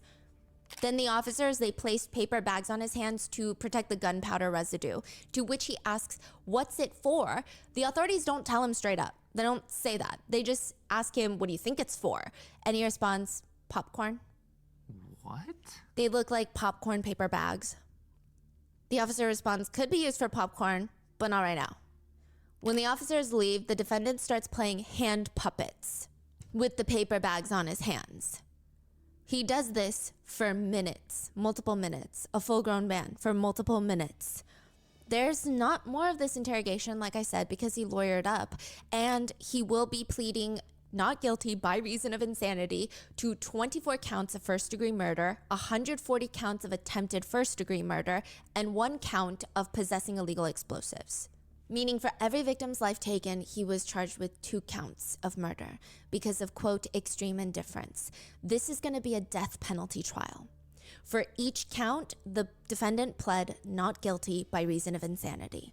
The attorneys try showing examples of how insane he must have been because his grandfather from his mom's side was diagnosed with psychosis. He was hospitalized after wandering around the yard naked. Apparently his dad's father, his other grandfather, was also hospitalized for major OCD, and there are other people in the family that have schizoaffective disorder. His lawyer argued that the defendant, quote, was blessed and cursed by his genetics. He is smart and loaded for mental illness. He did have what the court documents and psychiatrists have described as remarkable pupil dilation. So a lot of pictures you see of him, his eyes look very intense. That can happen because why is he looking at the camera like that? When somebody is very stressed. It can happen for a variety of reasons.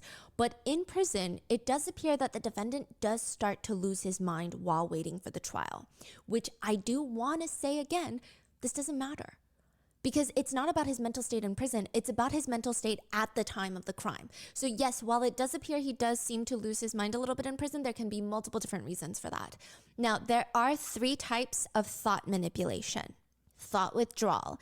This is the paranoia that a patient might feel when they fear that someone is extracting their thoughts and feelings from their mind, feeling like someone is reading their mind. Now, there's thought insertion, the fear and perception that someone might make you think things without speaking to you. They're inputting it through waves or inputting it through frequencies to control your mind. And then there's thought broadcasting, the perception that your thoughts or feelings in your mind are somehow being translated and being portrayed on TVs and radios for others to watch, broadcasted. These are clearly not normal, healthy perceptions. In prison, the defendant stated that they were experiencing thought withdrawal. He believed that everybody, the guards, the psychiatrists, the other inmates, were reading his mind. So he would distract them by sitting in his cell so that they can't read his mind, and he would scream out colors like blue, pink, red, green, so that they'd be so distracted by his actual words that they could not withdraw the thoughts from his mind. He got onto the top bunk of his cell and he stood erect on the top bunk and fell backwards. At the very last second when he fell, the CCTV footage showed that he does lean his head up to protect the back of his head. He did fall twice. Yeah. So like they're saying that behavior is strange. Yes. He stated that he was experiencing hallucinations. It could have been, you know, you could interpret this multiple ways. You could interpret it as him trying to pretend to be insane. You could interpret this as he is going through some sort of psychiatric condition, which is what a lot of his psychiatrists believe, that he was actually going through something. Again, doesn't matter because insanity means at the time of the crime. It doesn't mean 2 hours later. It doesn't mean 2 months later. He was taken to what they call the rubber room, where the whole place is just made out of really hard rubber. Yeah, he was put on self-exit watch and he would get naked and start smearing his feces on the walls. He said that he saw dancing shadows. He had feces caked in between his toes. He was just doing a lot of strange things. They give you a sack lunch when you're in the rubber room because you're not allowed to have utensils. So they hand you a sack of food that you really cannot harm yourself with because they're concerned. And he wouldn't eat it. He just refused to eat for multiple days. He didn't drink water for multiple days. At one point, he got the meat from a sandwich, like the luncheon meat, and he put it in between 2 paper cups and started eating that like a sandwich. So he's just eating paper cups. Just a lot of odd, different behaviors. Now, again, keep in mind, doesn't really matter. The records read, patient has been engaging in increasingly bizarre behavior, disorganized and self-harming behaviors. He has intermittently been refusing to wear clothing and eat or drink. He was noted to be licking the walls and defecating on the floors, smearing feces. The patient was noted to eat paper. He has also been banging his head against the wall as well as ramming towards the wall and headbutting it. Patient was noted to be talking to himself in jail and told people that he was not sure if they were real or not. Later, when patient was asked why he was not eating or drinking, he said, "I don't know what the juice is. I was in a box without any juice and I couldn't reach it." When asked why he was in jail, he said, "Because I pulled away from the people I knew and I drank their blood. I took the blood that was not mine and it was unfair. I was selfish." When asked about harming himself, he said that he, quote, bit his arm for food. And when he was asked what kind of food, he said proteinaceous food. His pupils were dilated to 5 millimeters, which isn't necessarily the most alarming thing in the world. Now, there were concerns that he was attempting to self-exit in prison, but he said that actually no, he was just having visual hallucinations. In fact, he told his psychiatrist one of his biggest fears, ironically in prison, was that he would be murdered in prison for what he did. Yeah. So the question still remains. Was he insane at the time of the crime? Doesn't matter what he's doing in prison. In his notebook, he writes of his symptoms leading up to the crime, quote, symptoms. Now, keep in mind, everything in this notebook could be very well written with the intention of using it to support an insanity plea. He writes that he was experiencing catatonia for 3 to 5 hours in the middle of the day. He couldn't even move. The only words he hears in his head during that time are, "Bambi, get up. You must get up." He has brief periods of invincibility where he feels he's moving at hyperspeed, interchanged with periods of extreme tiredness. Later, during the interviews with his psychiatrist, he was asked, "What should people know about you?" And he responds, "That I'm kind of shy, I guess." Kind of a shy fella? Yep. He just has this weird smile the whole time. These interview tapes are available to the public. He never really blinks. He never really breaks eye contact. It's a lot. Perhaps there's a medication element to it, but his demeanor is a little off-putting when you realize what he's just done. He sits there in his prison uniform with his hands on his lap. He's not frozen still, but he's calm. He's so calm. He's not shifting his weight. He's not feeling a guilty conscience. He's not feeling uncomfortable being surveyed. He's just sitting there. His face almost looks frozen. His eyebrows are slightly raised with a slight smile the whole time. One netizen comments that it appears he's waiting to hear the punchline of a joke. That's the expression. Sometimes he does laugh and he'll quickly stop and he ends with a weak like, haha, okay. Well, if I killed somebody, then there's a likelihood that I would kill again. From a psychological standpoint, psychiatrists wanted to know, was he always like this? Now, the defendant's teacher, when he was a kid, once called him a Renaissance child, a child protege, very clever at everything, like just mastering everything, sports, grades, everything, but always a little distant. One soccer mom said, "I could tell you a lot about every single kid on that team, except for him. He was a lot more aloof." According to his friends, at one point, the defendant was one of the top 5 players at the game World of Warcraft in the world. In the world? Yeah. So one of his former friends said, we were just all pretty nerdy people.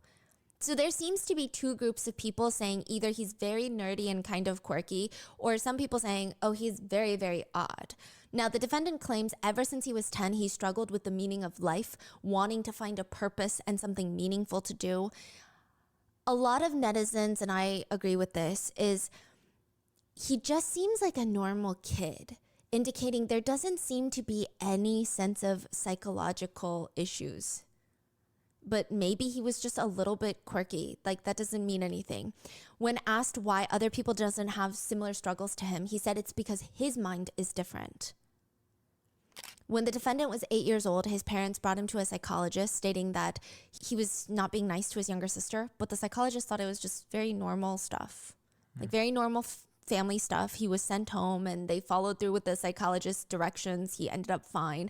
He had a little bit of a distrust towards authority figures, but nothing rare to see in an 8-year-old. But as a kid, the defendant claims that he had a few small things that he did, like only chewing with the left side of his teeth. He said that he felt the need to preserve the right side of his teeth as well as his face. And every time he passed a mirror, he would check his hair about 10 plus times a day. He also writes about a frustration he had, and he says, quote, inability to communicate what I want to say, though I can understand it. Typically, I have an image in my mind, but I can't say images or draw them. Would be nice if there was some form of telepathy to transfer the image. His communication seems to be very straightforward, but also not because the storyteller can help you build this house. Intellectual philosophical rambles so in his that notebook. I'm focused. So just to give you an idea, one time a psychiatrist asked him, how close were you with your grandma when she passed? He responds, I was 9 hours away. What? Like, Yeah, so the psychologist is clearly asking, like, how close were you emotionally to your grandma when she passed? But he says in distance. Like, this is not him trying to be clever. We don't know.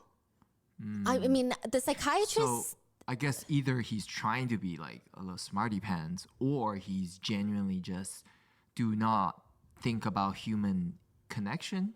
Maybe? I don't know. Yeah, some people believe that he doesn't think of human connection because he has such a strong sense of superiority.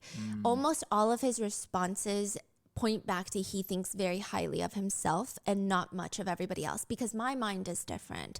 Because I was pondering the meaning of life at 10 years old. Right. He very much believes that I think that a lot of the experiences that most humans have are unique to him. Got it.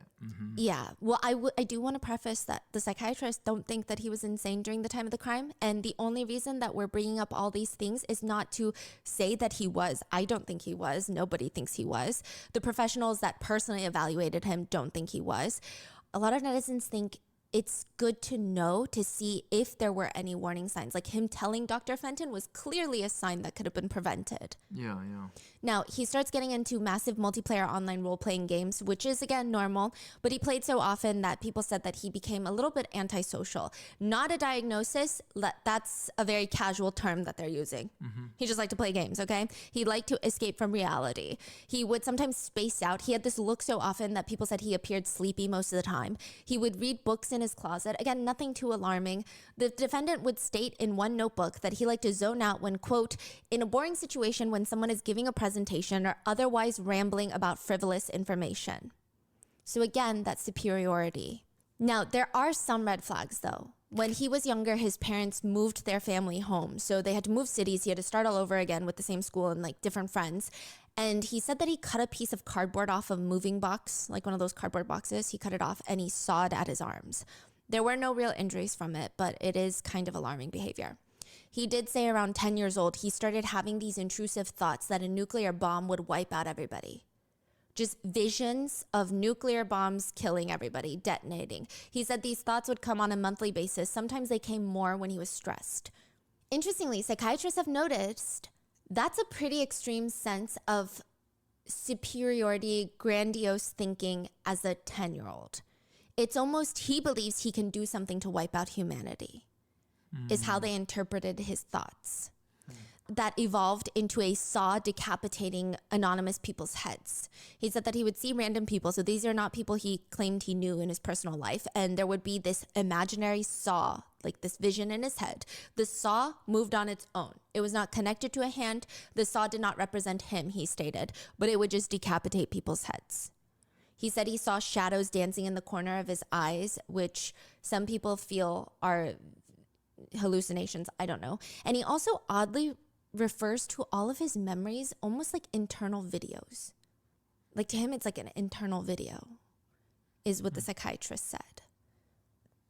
Yeah. But it does seem like he has a God complex. In his notebook, there's a page just covered with the question why. He's written like 100 times, just why. And when asked by a psychiatrist, the defendant just responds, why should I live? Why does anybody need to live? You can essentially ask why to any question. He said, if I could get to kill everybody in the world, that would put an end to the question of why people needed to be alive in the first place. That was the question I wanted to answer ever since I was a kid. I was at rock bottom. Things couldn't get any worse. When the defendant is asked about how he felt afterwards, after accomplishing his mission, he reported feeling empty in mood, just lack of feelings and thoughts. He does try to fake having any semblance of humanity by saying he's really sad that he watched the news and discovered that he killed a 6-year-old girl. He goes on to say that he specifically went to a midnight movie to avoid killing children because children deserve to live more than adults. But he also says he does stand by the fact that his human capital increased because of the murders. So I think he's just an evil, vile person. In addition, he states that he feels sad he took someone's choice away on whether or not they wanted to live because he would want that choice for himself. But then at the same time, he believes his human capital increased. I mean, all of it is done very unconvincingly. The notes read, expressed very little anxiety, conflict, or regret regarding the crime. That's his psychiatrist note on him in prison. Now, just like the Wade Wilson case, I'm so confused because women are sending letters to the defendant. No way. Not just letters, but sexual photos of them showing their cleavage in skimpy clothes, kneeling on the ground. I think within the first few months, he received $4,000 in his commissary account. What? Yeah, he put them all those sexy photos up on the board in his prison wall, along with the infinity symbol with the circle around it. When asked later why he thought these random women were sending him these letters, he said he thought it was because they found his adultfinder.com, match.com profile.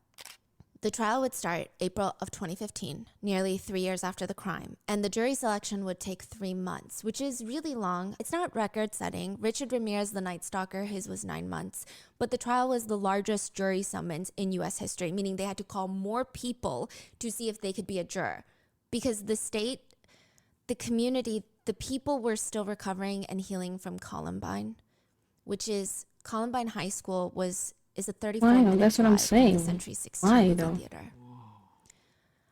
Both are just on the outskirts of Denver, and to get people who are not biased after Columbine would be really hard. Not that anybody cared to clear all bias.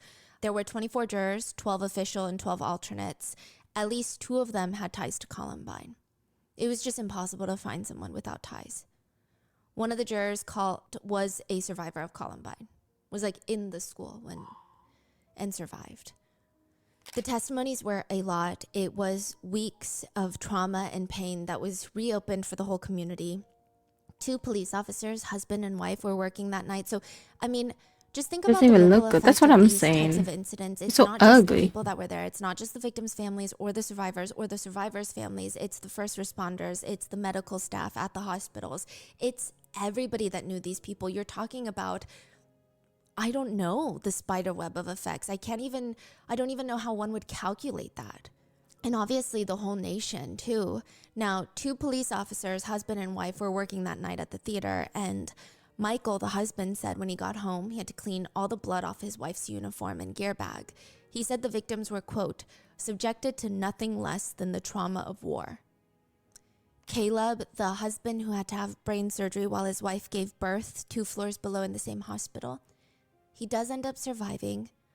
When he was recovering, there was a moment where the doctors didn't know how much he knew of what was going on around him. And when they brought him his son in the room, his heart rate and blood pressure rose. He moved his hand towards his baby to touch him. He would appear in court in a wheelchair. He lost an eye. He cannot speak. He cannot walk. His dreams were of being a stand-up comic, and now he can't communicate as well as he used to. He could only testify in court by tapping out letters on a big white alphabet board balanced on the witness stand. The whole time, the defendant shows no emotions. He is so passive, in fact, that people questioned whether or not he was being drugged. He just had no reaction the entire time. In the end, one of the defendant's reports reads, by a psychiatrist, "There is no question that the defendant at the time of the commission of the alleged act was capable of distinguishing from right or wrong." They continue, "It is in my professional opinion that the defendant was not so diseased or defective in mind at the time of the commission of the acts as to be incapable of distinguishing right from wrong with respect to those acts. He knew his crime was highly illegal. He planned and practiced to avoid detection. He planned, considered, and implemented methods of distraction and escape. He carefully chose a method of killing that he reasonably believed would result in the maximum number of deaths. He carried out the crime deliberately and methodically. He said he knew that his victims would suffer and would not want this. He never alleged that his arrest was unjustified or that his acts were somehow acceptable."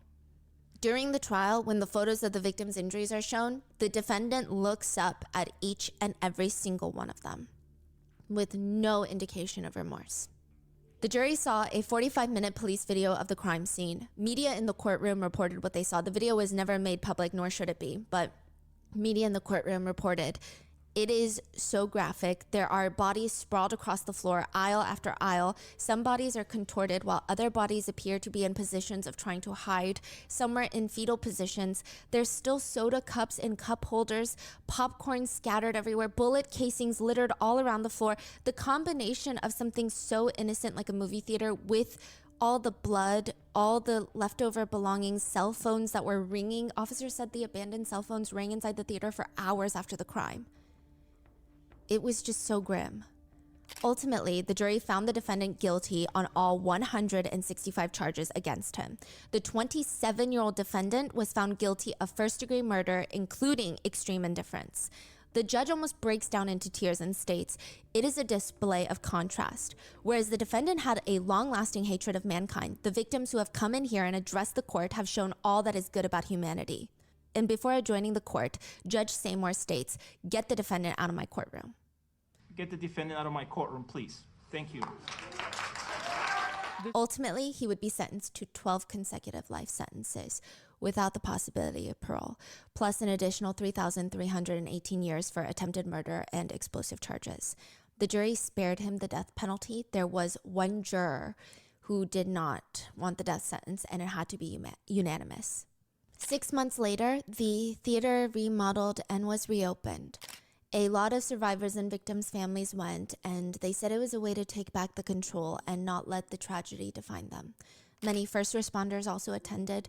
Honestly, I think they're so brave for going back. I can't imagine, nor do I think I would even have the strength to walk back through those doors. So these are very incredibly resilient people. Many of the survivors are clearly still suffering. I mean, I would say all. Many are dealing with severe PTSD, anxiety, depression, permanent physical injuries, paralysis, loss of control over bodily functions, amputations, chronic pain. Many still have pieces of bullets in them because it would be more dangerous to take them out. And it's likely that all of them deal with some level of guilt. Not that they should, but the brain just works in those ways. One survivor said, "I still wonder every day how I got out of there and how I'm a survivor and they're not. I think about them and I think about all the people that lost their lives every single day." 12 people would be killed from the events of July 20th. The last words Gordon Cowden was able to say to his 2 teenage daughters when they were separated in the theater in the chaos was, "I love you." He would be found dead. He was a father of 4, and his kids were his whole life. His son would say, "My dad taught me what it meant to be a man." He was a father first and last in all ways. That was all there was. We were trying to figure out what to say for his eulogy and such, but really it was just, he had us 4 kids, and that was just the life he lived. That was all he was all about. His kids were his whole life. John Larimer was at the theater with his girlfriend Julia. Julia would later say, "John's first instinct was to grab my head and cover me and tell me to get down. He was kind of guiding me where to go, and he looked up for a split second to kind of see what was going on, and I thought, I think that's when he got shot. He was holding on to me tight, and I could feel he relaxed. I think that's when he died." Julia survived, but lost about 40% of her hearing and has severe PTSD. Even the scent of popcorn can trigger really terrifying memories, but she says she will never forget the love of her life that saved her in more ways than one. She said, "He was 1 in a billion to me and a lot of people, and I hope that his heroism and his bravery can be honored forever and remembered forever." Which, by the way, his bravery extends beyond that night. He was also serving our country in the Navy. He said that he just wanted to protect our country and save others from danger and harm. John was 27. Alexander Sully was turning 27 that night. His parents searched for him for 14 hours and they pleaded with the press, showing a picture of their son. Tell me where he is, because all the hospitals nobody had answers. He kept screaming, tell me where he is, someone call us. And they would not receive that word until hours later that their son had passed. Tom, Sully's dad, just remembered seeing him on the cold steel gurney in the morgue, and he leaned down and he whispered, Mom was worried. We'll see you again. And the place Sully's parents feel the closest to him is at the movie theater. They still feel a burning need for change and gun reform. Alex's dad, Sully's dad, who had never any dreams to become a politician, he was working at the post office, was elected into the Colorado State House in 2018. Yeah, and he wore Alex's leather jacket every day as a reminder of who he is and why he's here. He is a Colorado State Senator. 18-year-old AJ was there with his 19-year-old fiance, La Samoa, or La. She said, when AJ and I realized something very bad was happening, we stood up. He grabbed my hand. We were getting ready to leave. He turned around, looked at me in the most shocked way, and then hit the ground. She said, my world, my whole identity was shook. AJ was an award-winning ceramic artist who was on his way to go to college, and his dreams weren't even to fill a museum. He just wanted to open up his own studio and be an art teacher. AJ's mom told the court, I am now a single mother of one child. I have lost half of what I was put on this earth to do. My life is basically half of what it was. Jesse Childress was 29 when he threw himself over his coworker in the Air Force. She was his junior, and she had only been in the Air Force base for a month. Jesse was tasked with showing her the ropes. It would be said about Jesse, he was a very hard worker. There was never a job he left undone. He was very patient. He showed me everything, answered every single question I had when I got there. Since I was the new person, I needed to be shown around, and he did all of this while still getting his job done. Outside of that, he was just the nicest guy. 24-year-old Alex Teves would dive in front of his girlfriend when the gunshots went off. He was shot in the head. His wounds were so horrific that his parents were advised against seeing their son's body one last time. He had a master's degree in counseling psychology. 24-year-old Jessica Gwawi had been brought to the Children's Hospital in Colorado. She had severe injuries to her lower chest and abdomen. They worked to resuscitate her for over an hour, but she did not survive. She had gone to the movies with one of her best childhood friends, Brent Lowak, who was visiting town, and they had known each other since they were little, and he probably knew of Jessica's eating habits. Jessica's family would joke, if there was something on your plate you did not want Jessica to eat, you better put hot sauce on it. She was such a foodie. She was a sports journalist.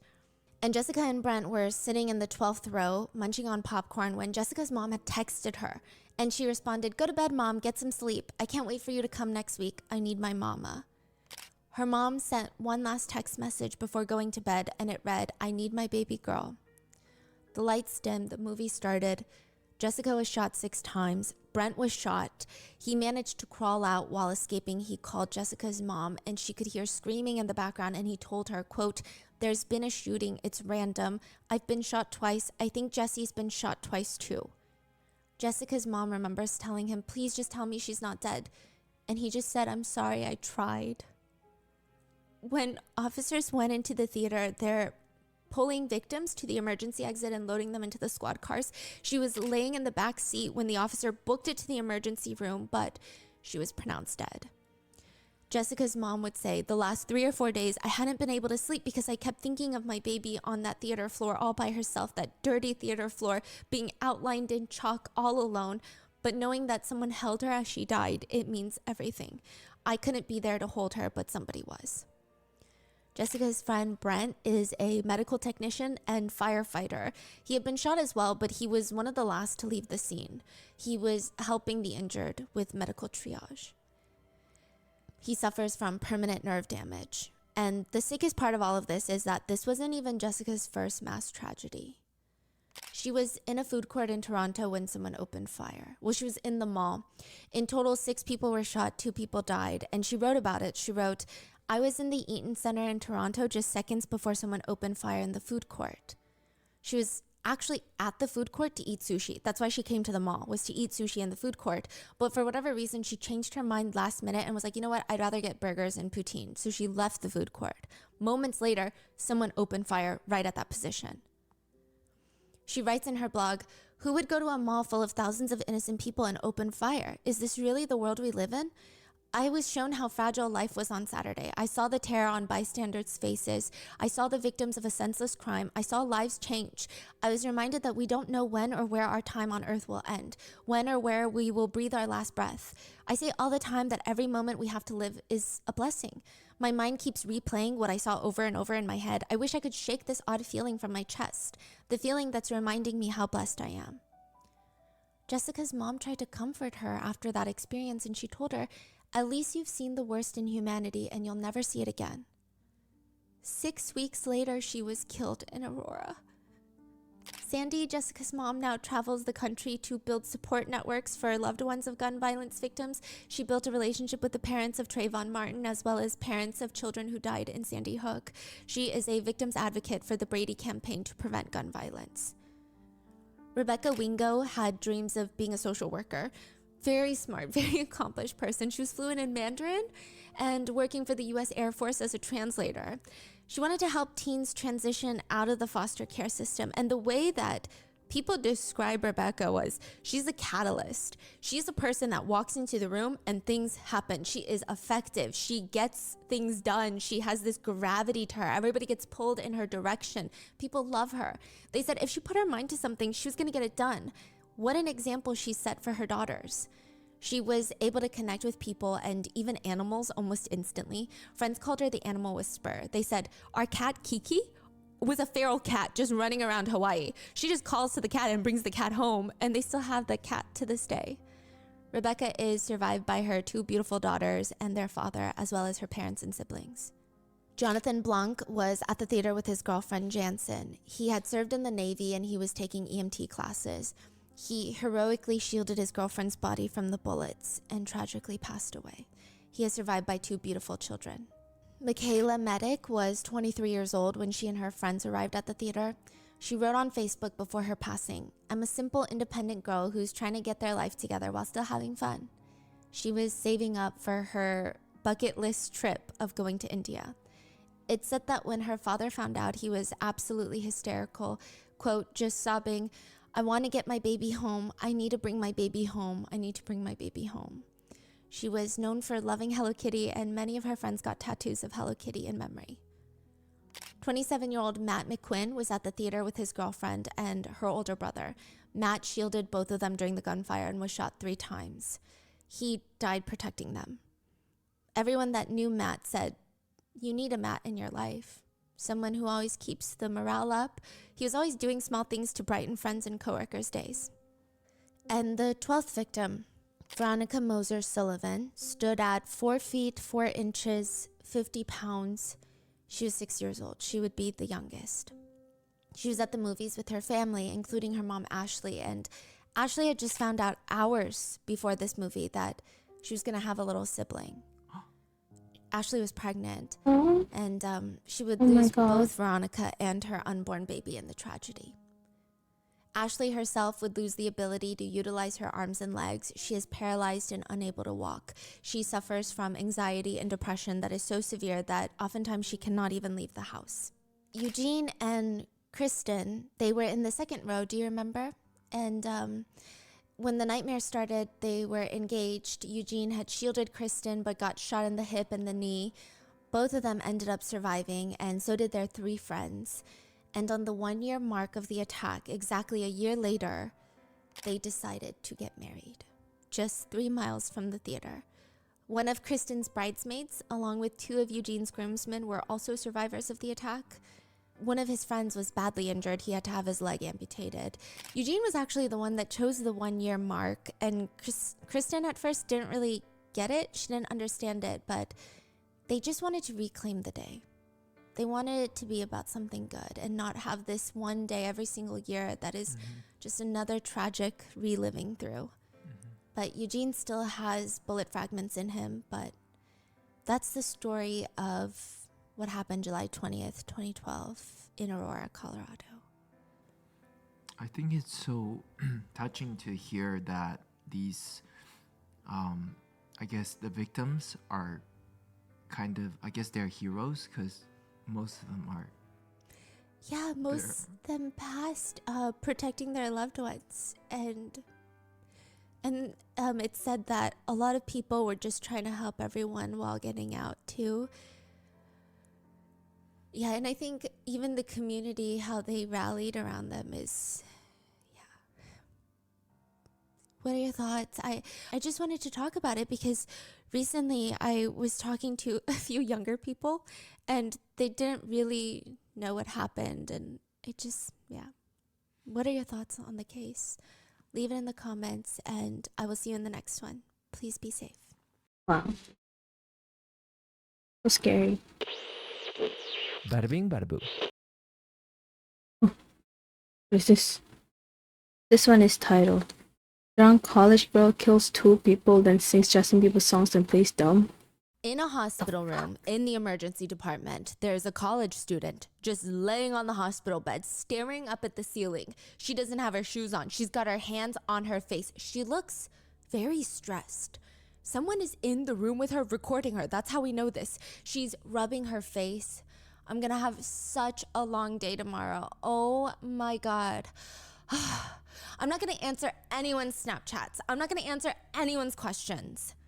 The person recording her does not respond to her, does not even try to comfort her or anything, just records her in silence. She slowly turns her head over to look at the cameraman briefly while she's laying there. Well, you're too quiet. I'm gonna start singing now because I hate the quiet. He still doesn't respond, not much of a response. So she just starts singing, laying there flat on her back on the hospital bed. I mean, clearly she's not that injured. She's singing, moving her arms around, doing the finger guns. Justin Eventually, Bieber. she needs to get up and put more Right? effort into this performance. She sits up in her hospital bed, takes off her socks, sits crisscross applesauce, and starts singing. You know those cute little TikToks that are me at 3 a.m. pretending to be performing on my tour? It's kind of like that. She's cupping her face, she's flipping her hair, she's singing Intentions by Justin Bieber. The lyrics go, picture perfect, you don't need no filter, gorgeous, make him drop dead, you're a killer, shower you with all my attention, yeah, these are my only intentions. Make sure that you don't mention you have my intentions. Shut up, you know that you. She's like whipping her head around. She's staring straight at the person quietly filming her. Oh yeah, you never answered me about my car. I have school tomorrow. How do I get my car here tomorrow? A very low man's voice is heard behind the camera. Well, your car is totaled. It's what? Your car is totaled. Total, wrecked. Okay, so how do I get to school tomorrow? You don't. So I don't go to school tomorrow? Is that what you're telling me? No, ma'am. You want me to be honest with you? You're going to jail. You don't have a bond. You killed 2 people tonight. That's what's going on. So yeah, no, you're not going to school tomorrow. That man filming is a police officer. Is she going to high school, middle school? College. College, okay. This is the case of Stephanie Malgoza, the college student who killed 2 people and proceeded to complain the whole time of how this could happen to her. She would ask about emailing her professor and sing songs at the crime scene.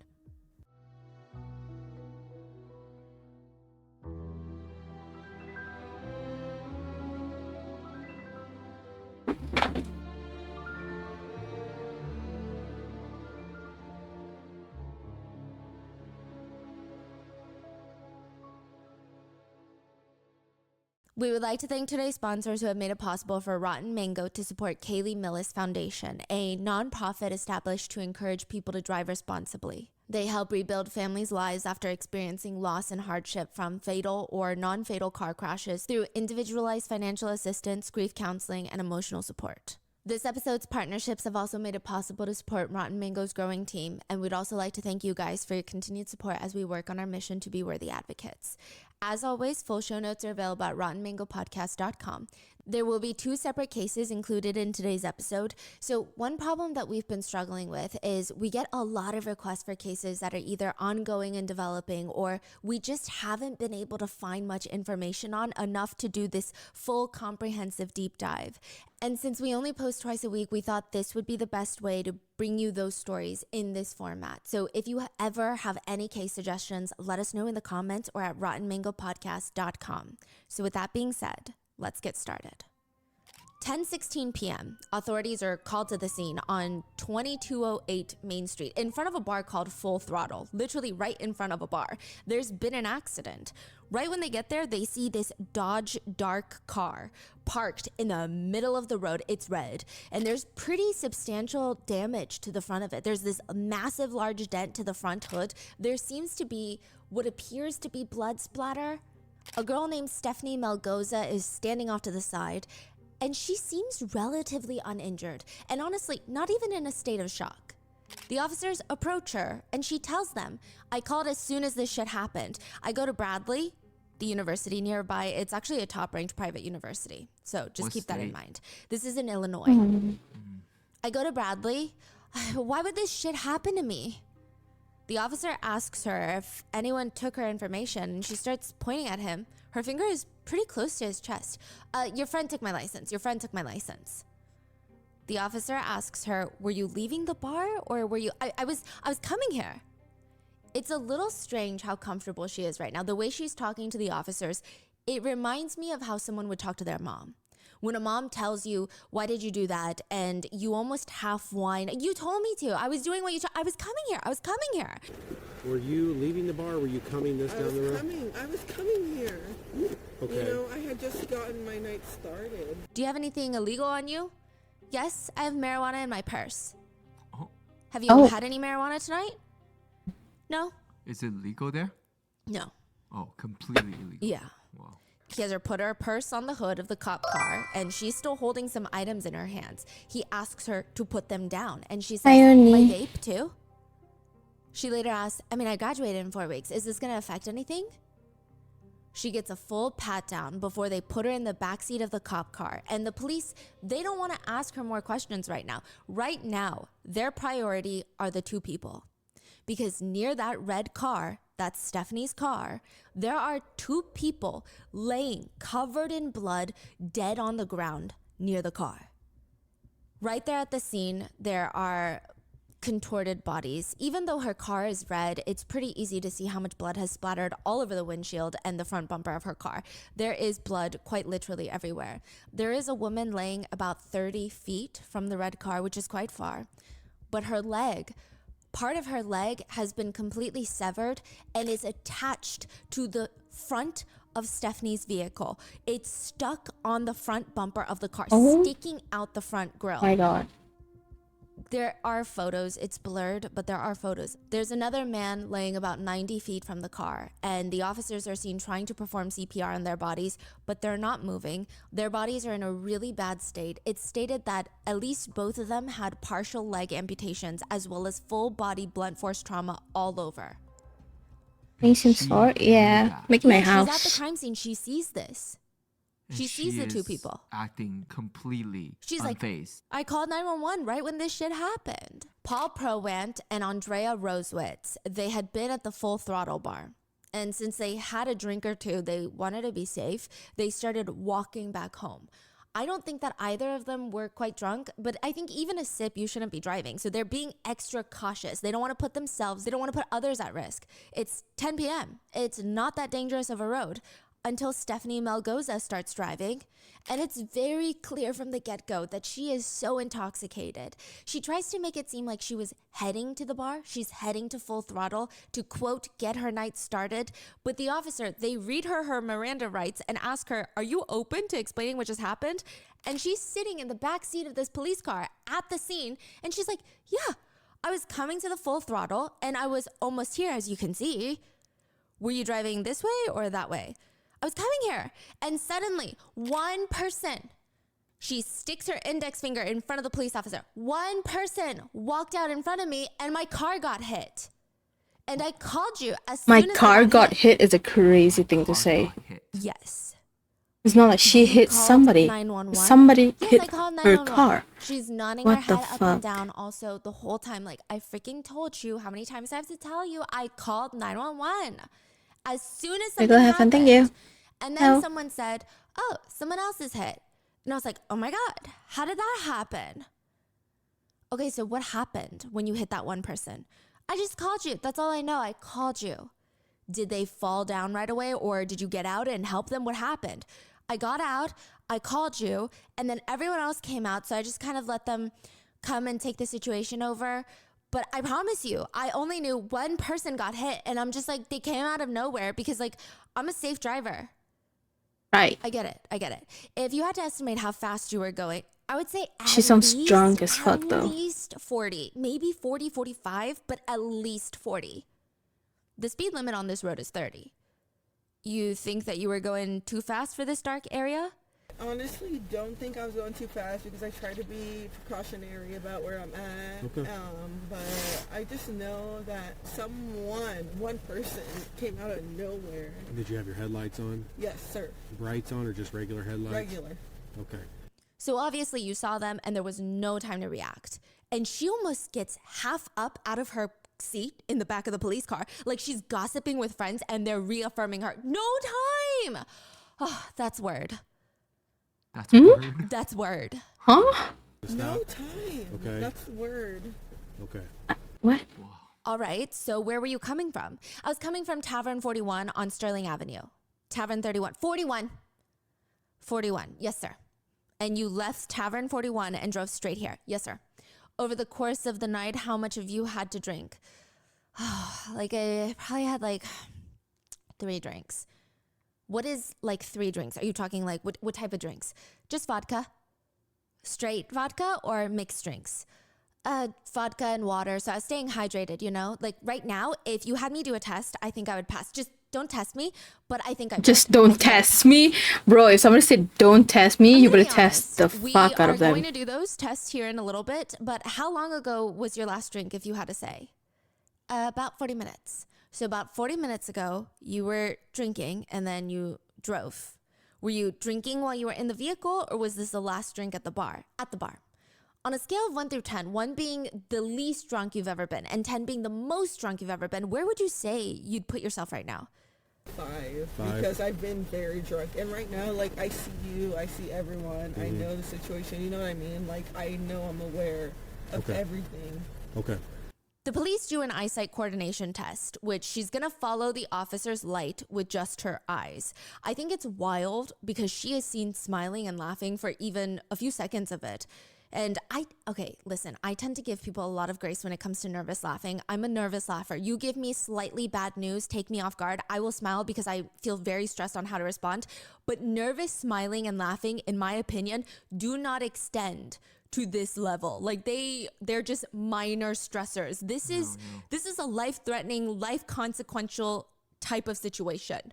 But she's smiling and giggling because it's hard not to move her head, you know? And she's like following the light with her eyes. At one point, she even grabs hold of her face with both of her hands.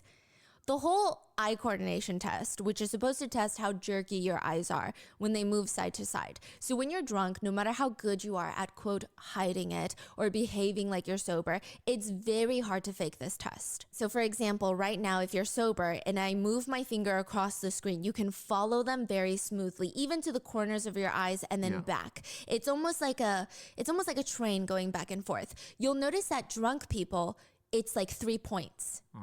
They look straight, they jump to the left, then they jump to the right, then they look straight. It's very jerky. And then even when they're looking to the nearest of the left or the right, their eyes will have these jerking movements, almost like twitches, if you will. Because if you're that drunk, that's what happens. It's very difficult to hide it.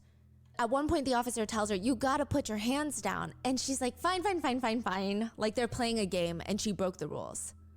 And you can visibly see on the camera that her eyes are jerky. It's like a 3-point, like 1, 2, 3 that she's doing with her eyeballs. She states the eye test is so hard, she would rather just walk in a straight line for them, which don't worry, she is instructed to do just that next. 1 foot in front of the other. She's gonna do that, then go back to her original standing position, back and forth. And It's likely that she knew that this was gonna trip her because the minute that she does a few feet in front of the other, she just stops, puts her feet right next to each other. And then she's like, oh, let me try again. Like, she acts confused on, wait, what were the instructions again? It's very choppy. It's very shaky. Then she's told to balance on one leg. I mean, she can barely keep her balance. She looks like a gymnast who is about to fall off the balance beam. So they kick their other leg up to gain stability. That's what she's doing. After that, the police want her to take a blow test to check her alcohol. And they tell her, ran into my nap. I don't know anything. Oh, she sounds high. She sounds drunk as fuck. And she starts smiling and giggling. All right. Yes, ma'am. Why is she? Deep breath, long, hard, steady blow. Why is she giggling? It's almost a actual joke, it seems. And then she giggles before blowing into the test. The other police officers standing on the side, they look so done with her. Likely, these are the same officers that were just performing CPR on the two bodies on the side of the road. And now they're watching her making this seemingly joke. She's even seen smiling while being handcuffed and escorted to the back of the cop car. She is smiling. While the other officers, they look depressed. I don't know how else to put it. They just look over it. They look depressed. They're the only ones that seem to grasp what just happened to Paul and Andrea. Both Paul and his girlfriend Andrea were found deceased at the scene. It was clear that they weren't going to make it. One officer report reads, Andrea's left leg had been completely severed below the knee. She had a deep laceration to the inside of her right thigh. I observed that her right forearm and wrist were completely broken. She had blood draining out of her left ear. As for Paul, another officer wrote in his incident report, I observed that he was missing his right leg below the knee. He was not alert and had blood coming from his mouth. I felt a weak pulse and began CPR. My squad started to cordon off the crime scene, and a short time later, I observed the firefighters placing sheets over both the victims. I walked over to the front of the suspect vehicle and observed a severed leg and foot with a shoe on it that was pinned to the front bumper of the suspect vehicle. I observed a second severed lower leg and foot on the ground next to the grass.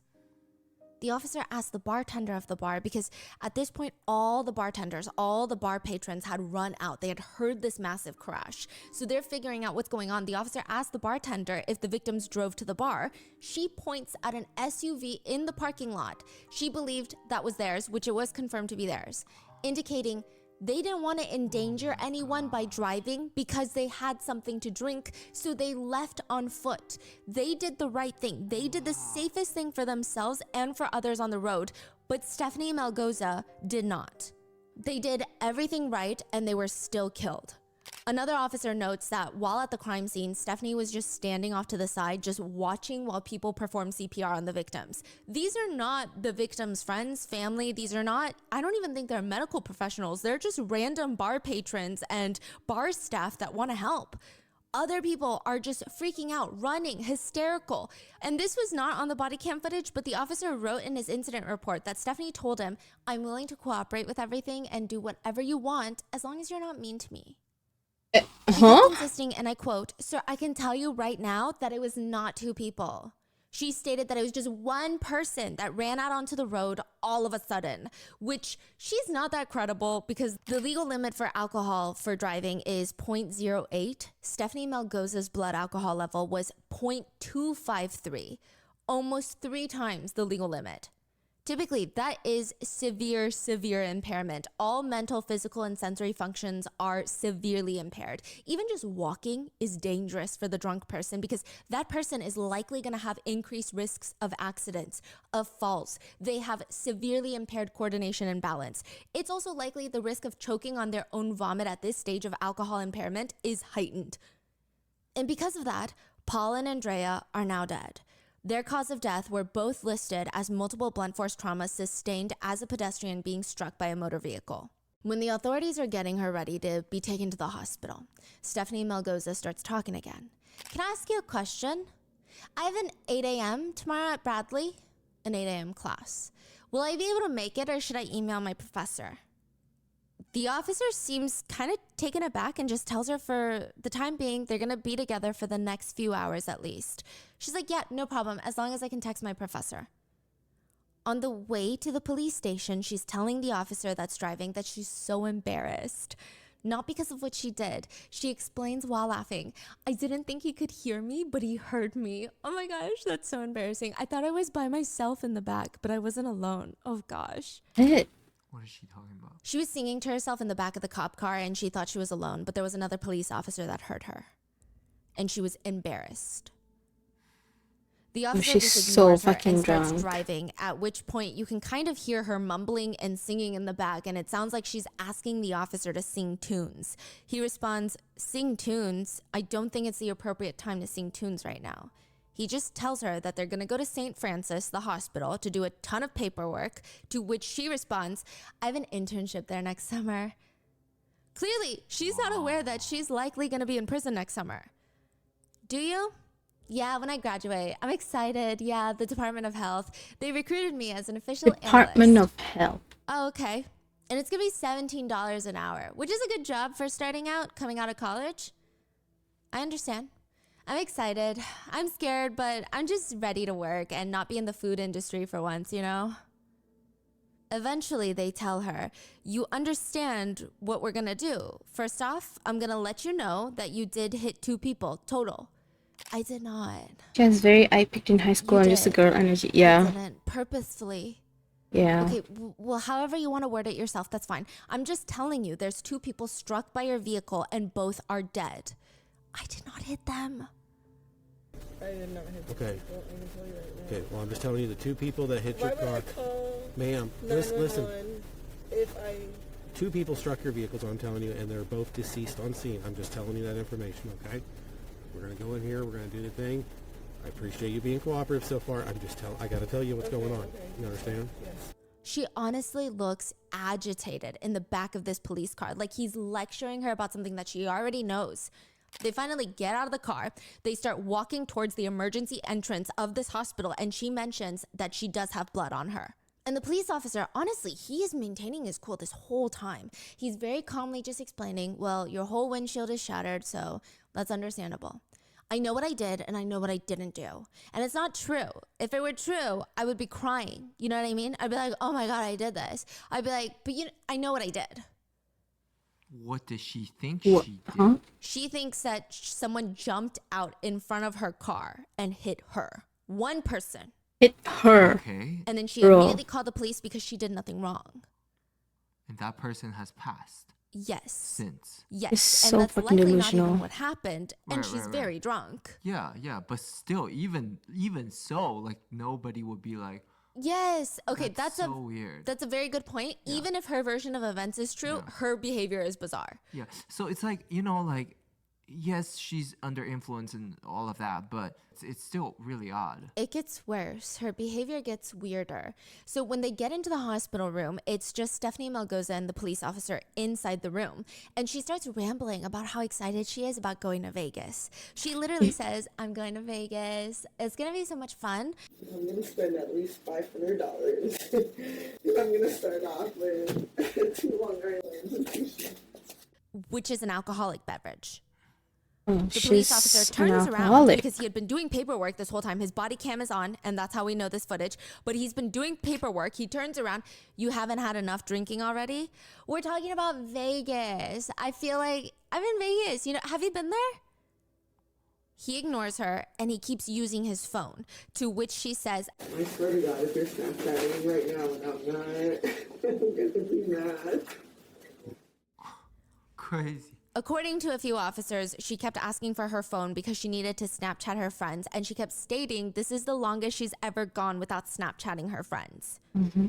Later, she gets escorted into a bigger hospital room, and she's laying on the hospital bed. This is when she starts singing Justin Bieber songs. And keeps what the asking fuck? the officer about when she's going to get her car back because she has classes tomorrow. And he tells her, and he's so done with her, she's honestly cruel. He tells her she's not going to class tomorrow. She's been arrested for killing 2 people, but she bypasses all of this information and asks, "Can I get it Tuesday for my night class?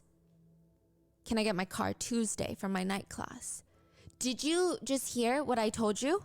You said I'm not going tomorrow, but I'm asking about Tuesday. Did you just hear what I just told you? You said I'm not going tomorrow. I'm talking about Tuesday. Did you hear when I said that I'm going to jail tomorrow. You're going to jail when we're done here? Yes. Did you understand what I told that you killed 2 people tonight? Yeah, so I'm just wondering when I can go to school. Okay, we're done. She rolls her eyes, leans back down to lay down on the hospital bed, and the man tells her, "You could care less about killing 2 people tonight. That's sad. You're pathetic and horrible all at the same time."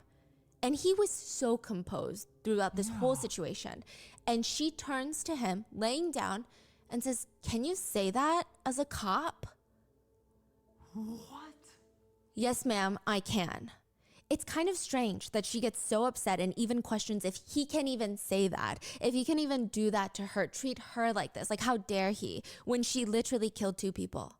"Okay, so can I ask when I get to go back to school? Should I email my professors that I can't go back to school for a while or what? Because I graduate in 4 weeks. Like, I need to know." You're not graduating, girl. Know. The officer is sitting down and she's laying on the hospital bed like it's her couch. And she's just chit-chatting with her best friend in the living room. That's the position. Even if I didn't have a police officer in my hospital room, I don't think that I would be that comfortable in a hospital room. The way she's laying, it's like, you know when you put you bend at your knees and then you almost kind of rest them on top of each other and her legs are kind of spread out. It's just her body language is just so comfortable. I don't even think that I would lay down like this at a friend's house. Unless I may be sleeping over. Unless maybe I'm, I don't know, so close with them. She looks like she's about to binge watch a Netflix show by herself. And she's staring at the police officer. And he just responds, "To be quite frank, I'm a little bit more worried about the 2 people who are dead right now, to be fair." She rolls her eyes and repeats, "To be fair." Bruh. Oh, she pissed me off. For a second, she's laying there rather quietly. Well, quietly for her. So I thought maybe she's done now, right? But she continues. "Oh my God. I can't wait to join the DUI club. All my coworkers have them. Oh my God, all of them have them. They're going to be like so fucking, oh my God, I got to text them." Oh, absolutely not. DUI club. Yeah. Like, she's so excited and Yes. happy. The officer reports that throughout the night, she kept asking for her phone so that she could text her friends that she finally joined the DUI club. She continues rambling to herself, and she's smiling as she's saying that, by the way, the whole DUI club. She's smiling about how silly goofy she and her coworkers are. And finally, she sits up at the edge of the hospital bed, still talking to I don't know who. Oh, she pissed me off. It's okay, though, because they're taking me to Vegas for my birthday in 2 months. You're not going to Vegas, you stupid bitch! You're going to jail! Oh my God. She's 24, so I assume she's turning, well, 25 maybe, yeah. And then she starts singing again. Oh she my was God. charged with failure to reduce speed to avoid an accident, possession of cannabis in a motor vehicle, and aggravated reckless driving resulting in death, as well as aggravated DUI resulting in death. I mean, essentially, she went to a bar, got very drunk, and then had a giant bottle of Tito's vodka in her car, and presumably was drinking while driving, literally, and then hit them. I think that she just didn't see them because she was so drunk. Are they like on crossing the street? Or? We don't know. It seems like they were just on the side, walking like you normally would. The intelligence of a fuming goldfish. There was no statement that Even they were crossing. goldfish has more IQ than It she seems like does. It was purely, she just almost basically aimed at them is the feeling. I don't think that she intentionally did, obviously. She had weed in her purse as well as that large bottle of Tito's vodka in her car. Now, there's a lot of notable moments from this case. We don't have much information on really anybody. We don't have much information on the victim or how they were walking, at which part of the road they were walking, or any witness statements from Stephanie Malgoza at the previous bar that she was at, because she would plead guilty. So we didn't need any of these testimonies. There was really no trial. Now, other notable moments from this case include, well, in the back of the police car, because there's a camera there, she's being driven to the hospital, and she starts pointing out the fact that the officer's window is so clean in the back seat that it almost looks transparent. She said, "Damn, your windows are really clean. I thought it was down. I thought your window was down, like dead ass. Like your windows are really clean." Look, if you were in my position, you'd be like, wow, that window is down. What is she on? She then continues to I know. sway and dance to imaginary music. She also angrily states to the camera that one of the officers is being a dick by accusing her of being drunk. And she says, "I've never been more comprehensive." Or, what's the word? I guess. I don't know. What the fuck? She literally says that. Mind you, she's talking to herself and the camera. Then she continues to sway and dance to the music, which is a thing that she does on and off the entire night. At one point, she starts dancing in the backseat in a way that I can only describe as intense dancing. I mean, she's mouthing words to a song. She looks like she's about to grind on the seat, making faces like you would if you're performing on stage. She also asks the officer while he's driving, "Can I hit my nicotine pen, please? Oh, that's all I want." He tells her no, and she goes, fine, I'll just pretend. She pretends to suck in air like she's using a vape pen. It's the most ridiculous footage I've seen in a really long time. And she comments, "Feels the same, honestly," and keeps doing it, even exhaling like she's puffing out smoke. She has pled guilty to all her charges, and she was sentenced to 14 years in prison. She is 24 years old. She said in court, "I'm so sorry for everything, and I'll never ever commit anything like that again. I have not drank since that day. I do not plan on drinking ever again. I want to try and do something positive to make a difference. Speak out about this and warn others about the dangers that come with drinking." Which, I mean, she was out on bail, but also you're going to prison, so I imagine that you don't really have a choice in whether you're drinking or not for the foreseeable future. So it's not really something to say like, look, I've changed. Her attorney also argued that he wanted to, quote, pay it forward by using her story to prevent others from making the same mistake. Then Stephanie Malgoza turned to Paul and Andrea's family and said, "I never meant to hurt anyone. I'm sorry for the pain that I've caused. I will not forget them, and I will live with this every day." Which is the most generic statement that you could ever say. One of Paul and Andrea's family members stated, "You have destroyed multiple families with your selfishness. You have zero consideration for others. It was her decision to drive drunk, and she should be held accountable. Because you chose to drink, you chose to get drunk and then drive. Our friends and family have a sentence of daily pain and grief that grows greater each and every day. But most importantly, Paul and Andrea have lost their lives. Such precious gifts lost forever." The victim's family stated that it was Stephanie Malgoza's decision and her decision alone to drink and drive that night. They demanded the maximum sentence of 28 years, which they sadly did not receive. She has to serve at least 85% of her 14-year sentence, meaning she could get out in 11 and a half years. She won't even be 40. She's still in her 30s. Yes. But not only that, it gets worse. She ends up still receiving her diploma from Bradley University. Everybody was so upset. At first, everyone thought that she would even be walking at the graduation because she was out on bail. And there was such a huge uproar. Students were threatening to not show up. It was really bad. She was eventually banned from walking, but she still received her degree.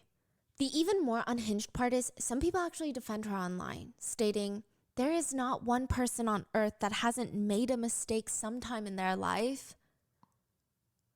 Wow. Yeah, to that person, Bro, I would that just is not say, No way. It's just a not lot of mistake. people, right? no, this is a small group of people, and maybe like they are the mistake. I don't know. Your lack of common sense and good judgment is the mistake here. How could you even say that? One person commented on Stephanie's father's Facebook post, "My heart hurts for you and your family. Stephanie is a wonderful person and you're a great family. I'm sorry for the people who don't understand your situation. I pray for you daily, hoping for forgiveness and understanding." It's bizarre, but nonetheless, I do think most netizens do not like her. They feel zero sympathy for her. She said, "Can you say that as a cop?" About the cop calling her pathetic. Honestly, that officer exercised an incredible amount of restraint. You can hear the anger and the incredulity in his voice, and I'm certain that officer saw the condition of the victims, and her nonchalance would have angered anyone. She obviously did not give a fuck. A weaker person than that officer would have wreaked vengeance. There were some arguments that she was clearly so drunk that her mind likely did not register the gravity of what she had done. I personally have never been that drunk enough to say, but those who have been very, very intoxicated before wrote online, "Even in my most wrecked days back in college, I've never been so hammered as to not care if I've just killed 2 people. Being drunk just lets the real you show. I bet her true self has horrific disregard for other people." I mean, even her sober actions after being arrested and what she said to the family and everything is just bizarre. To make matters worse, it's alleged that while out on bail before her sentencing, Stephanie Malgoza got married to her boyfriend and got pregnant. Wait. Who the fuck wanna hit that? Arrested. I think she had $150,000 bail, so she paid Bitch, what the $15,000 fuck? of it, got out, awaiting the sentencing, and within that few months span, she got married and then got pregnant and then had a gender reveal. Okay. You're joking. Allegedly, the caption to the now since deleted Instagram post, posted allegedly by Stephanie Malgoza, reads, "Through the hardest time of my life. I never thought I would have someone come into my life and become such a big part of me. Through my worst, I have found someone who wanted to stand by me and help me get through the toughest moments, but also someone to create beautiful moments with, something that I wasn't sure would happen again. I truly believe this is what it means to find a lifelong partner. I am truly blessed to be able to call you my husband." So as of right now, she is in jail for the next 11 years, hopefully 14. I guess all we can do is hope that she does learn remorse in prison, because whether we like it or not, she's going to be free and likely back on the road one day. Yeah, many netizens have commented that this is the easiest fatality in the United States to get rid of. I mean, what are your thoughts on this one? Because I just don't even understand. I don't understand even her actions afterwards. Even if you argue, oh, she was drunk, but no, even her sober actions are so bizarre to me. Yeah. What are your thoughts? Leave it in the comments.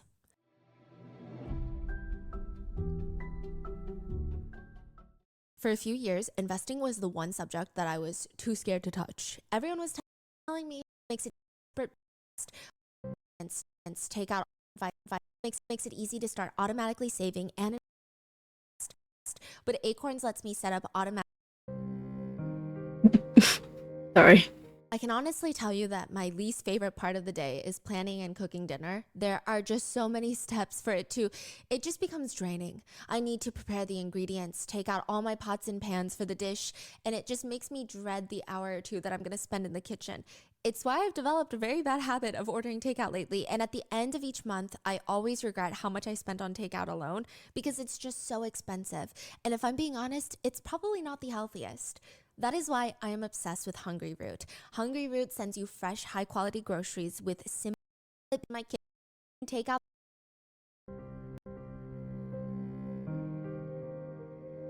Oh, that's cute. The next case starts unraveling June 27th of this year. So this is very recent because it takes just 4 minutes to ruin Linton Wyrick's entire relationship.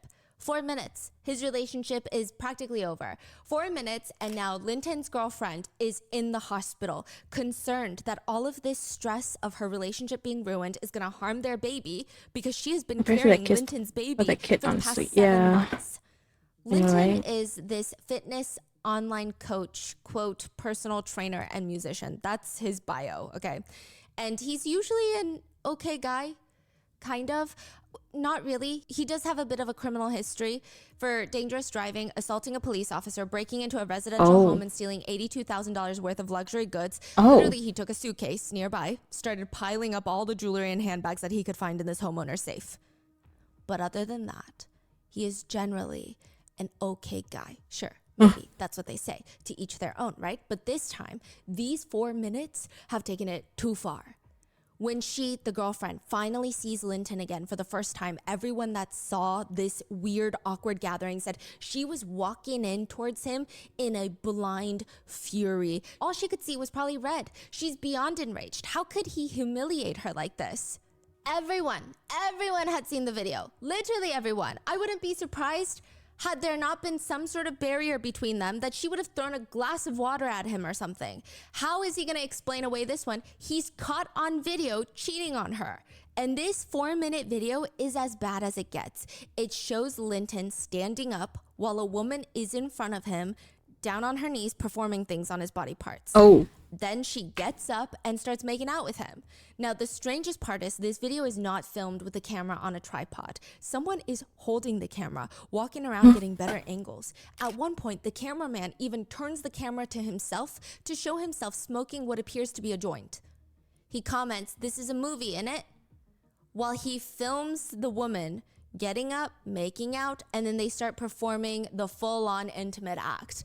Linton continues by grabbing the woman in the video by her neck. He's got both his hands around her neck, and then he starts kissing her neck, and the cameraman is rushing to get a better angle, and he comments, "Guys, we've made history. This is what I'm telling you."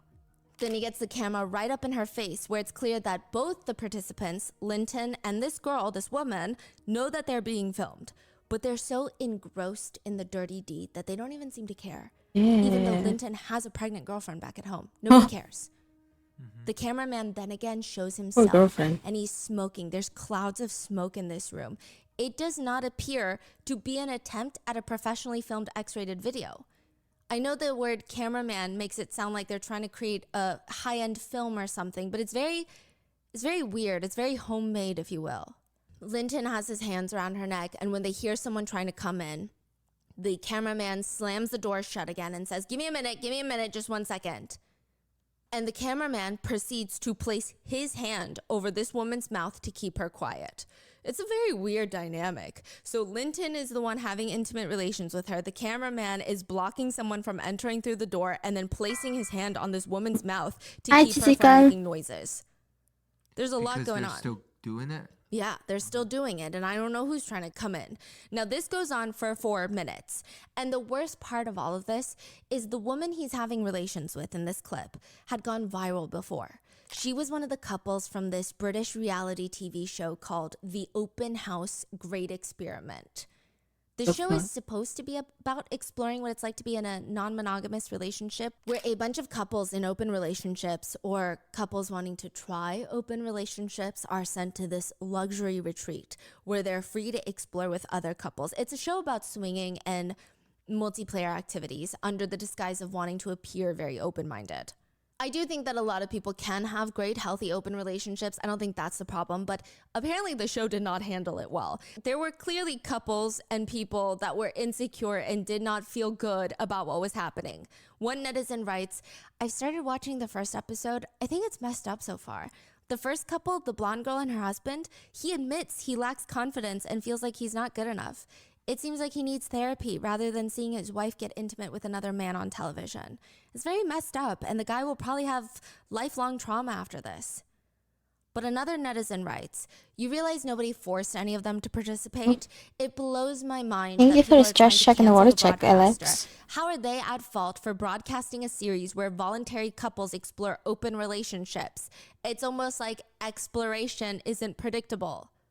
Regardless of where you stand, I do have to say the show really nailed down the shock value. There at one point was a 15-person event where they all had intimate relations between 15 people.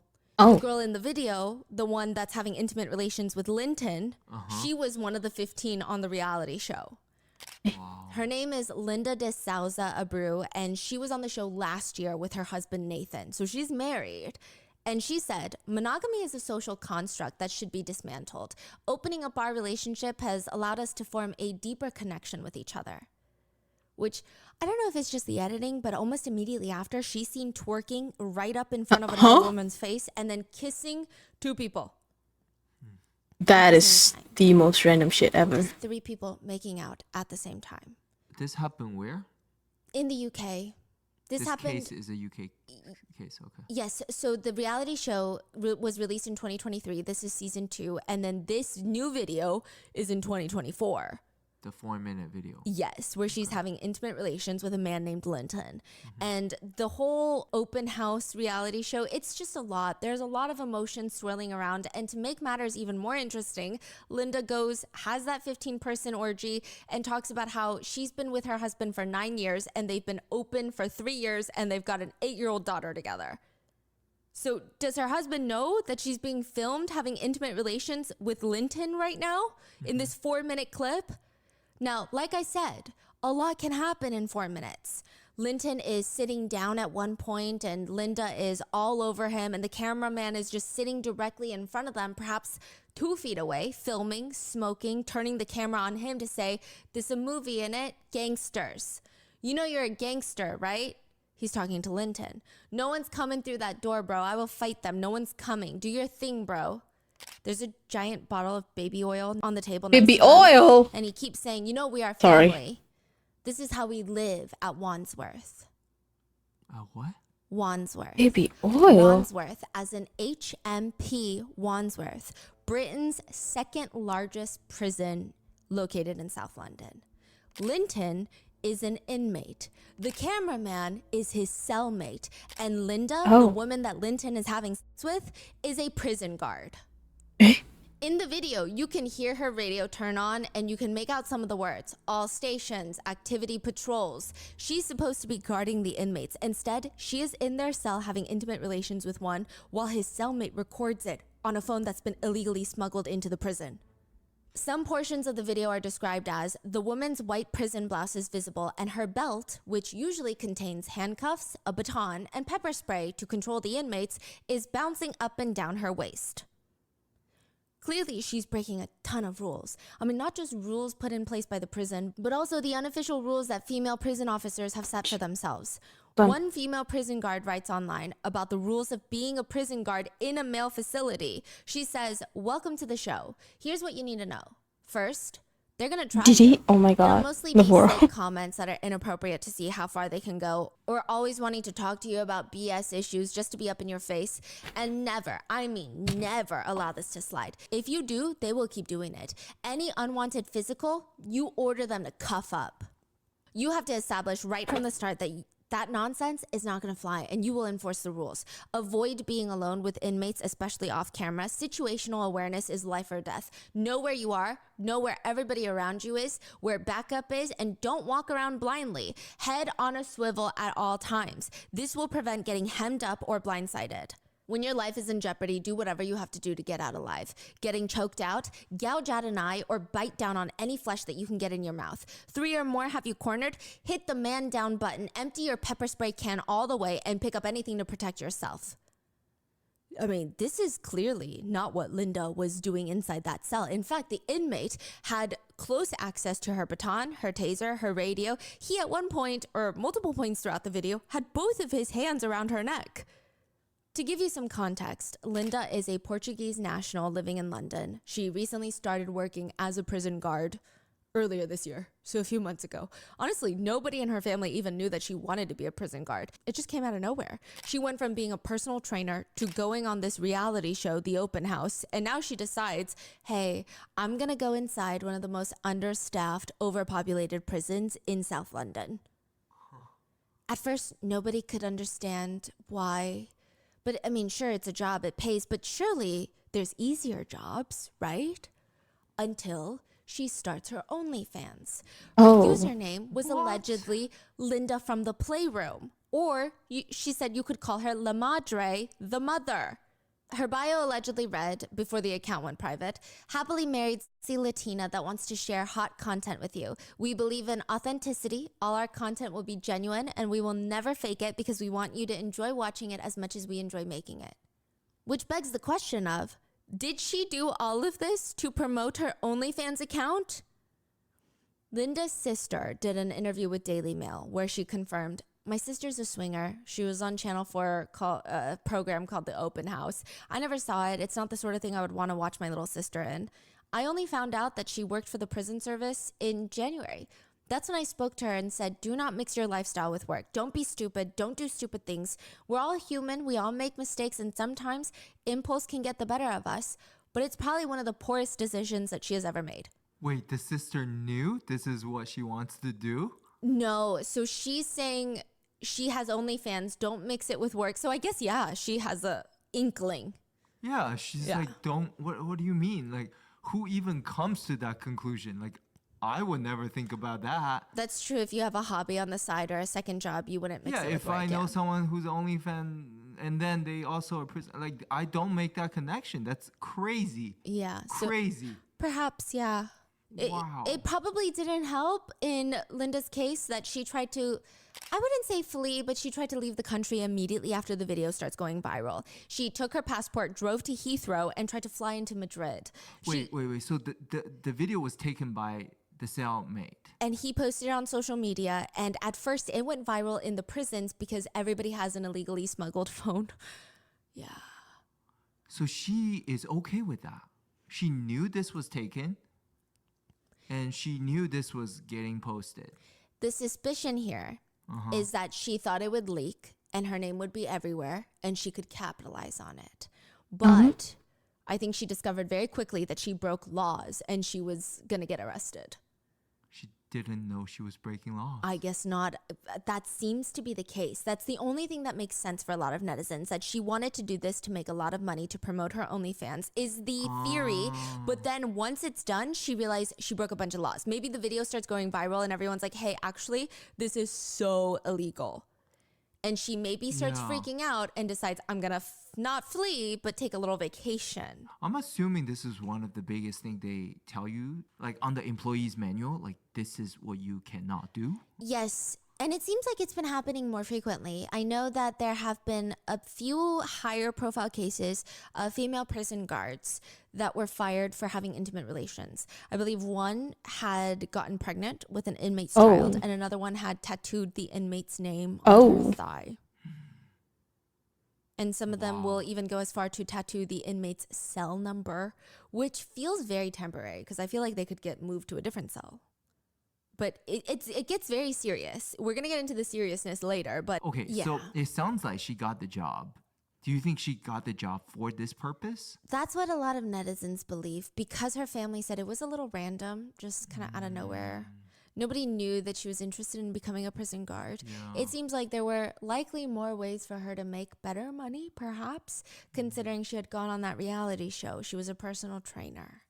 Right. So maybe she thought the video would just stay in private, like OnlyFans paywall.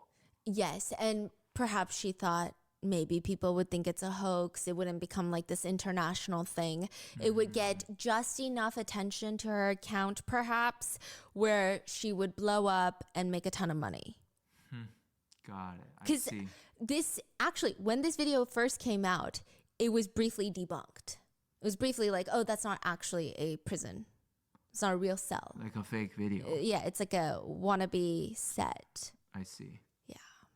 Wow. So she called her boss on the way to the airport, letting them know that her husband is going to return the rest of her work equipment and she's not going to be returning to work ever again. She technically states that she's going to visit relatives in Madrid. She was arrested at Heathrow Airport in London. She's facing life in prison. Oh. Yeah. Wow. Yeah. How? For misconduct in a public space, like misconduct in a public agency, because she works for the government. Wait, she may get life in prison? It's highly doubted she'll get life in prison, but I think that this charge, there's no specific charge for the specific crime that she committed. So this is the overall charge that it could fit into. So that the max is life in prison, but I highly doubt she's going to get max in prison. Other female guards that have been found having intimate relations with inmates, they did maybe like 4 years on average. Okay. She might get more because she filmed it. Yeah, but she is out on bail, but she came onto Instagram to post. Hello once again, Instagram. I hope you can appreciate this is going to be a very awkward and uncomfortable conversation for me to have. I just thought I really needed to come on here and clarify a few things. First thing being, there have been a lot, and I mean a lot, a tremendous amount of fake profiles of me that have been monetizing off of my misfortune and scandal that the entire world has somehow managed to be involved in. I have not monetized one bit at all. This is my only social media platform, and I only just activated it again. So if you come across fake profiles of me asking for money, please don't fall for it. There have been a lot of fake GoFundMes and a lot of fake OF accounts that are not me. I do apologize if you have fallen from it. From the bottom of my heart, I apologize. I really want to clarify that this is my only social media account, and I just came back on. On the topic of impersonation, I thought it'd be very important for me to address this very distasteful subject of OnlyFans creators impersonating me. So after this video went viral, a lot of OF creators started doing prison videos, but not actually in prison, like on sets. Some of them would look like Linda or try to dress like Linda and act like that was Linda's full unreleased. Wow, okay. Yeah. She said, pretending to be me and recreating the scenario of said scandal, which I am involved in. Very, very distasteful for you to monetize or advertise yourself as me for OF content. It does interfere with my trial, but furthermore, it is incredibly, incredibly distasteful. Please, if you are an OF creator, refrain from tagging said prison. We all know the name of the prison. Please refrain from tagging HMP Wandsworth on your stupid videos. There She are mentioned it herself. You don't have to pretend to be me. Oh It is my very God. distasteful. The fact that she's calling people out for distasteful activity. Yeah, this is crazy. Like she feels like tag someone, don't copy my idea. Yes, and so that's why a lot of people think that she did this for the purpose of promoting her OnlyFans, because she seems very upset that other people are monetizing and she wasn't able to, because at this point she's knee deep in legal troubles that there's no way she can monetize. Yeah. She says, and lastly, I wanted to tell you that all of you do not know my side of the story. The media has a great way of getting the narrative, twisting it for their benefit. The media love any story to be salacious and sensational. They sensationalize everything. You don't know my side of the story, and we will leave it at that for now. I think other OnlyFans creators making money by acting to be you is probably the least of your concern at this point when you're facing life in prison. Like, who cares? And this is what most of her rant is about. So she's like, we will leave it at that for now. But then she comes back with another Instagram story. And she says, whilst I'm here, this also has to be addressed. Whilst I'm here, you don't know who has you. You don't know who are your friends until shit hits the fan. Honest to God, family, friends, you need to pick them very carefully. Very, very carefully. There have been people going behind my back. The media have been following me everywhere. I can't go anywhere without being paparazzi'd. It's very annoying, and a lot of the time it's people who you thought had your back and they just don't, and that's been really heartbreaking on top of all of this, on top of everything. So that's just advice for everybody to pick very carefully who you have around you. She later states that she agreed to film the video because she's claiming the inmates had found out about her other explicit videos and they were going to make it known to the other inmates that she was filming those types of videos, which normally I might be able to understand this type of motivation and feeling of being blackmailed. There have been reports from other prison guards, female prison guards specifically, that if you give any bit of personal information or if inmates find out about it, they will try to hold it over you. They will try to hold it over you to get sexual favors, to get you to smuggle in phones, drugs, whatever it may be. They'll try to blackmail you and try to ruin your life. You feel trapped. But I'm not sure that this was that situation at all. She was on the show Open House. I'm pretty sure her OnlyFans was pretty public. I think everyone knew what she was doing in her free time.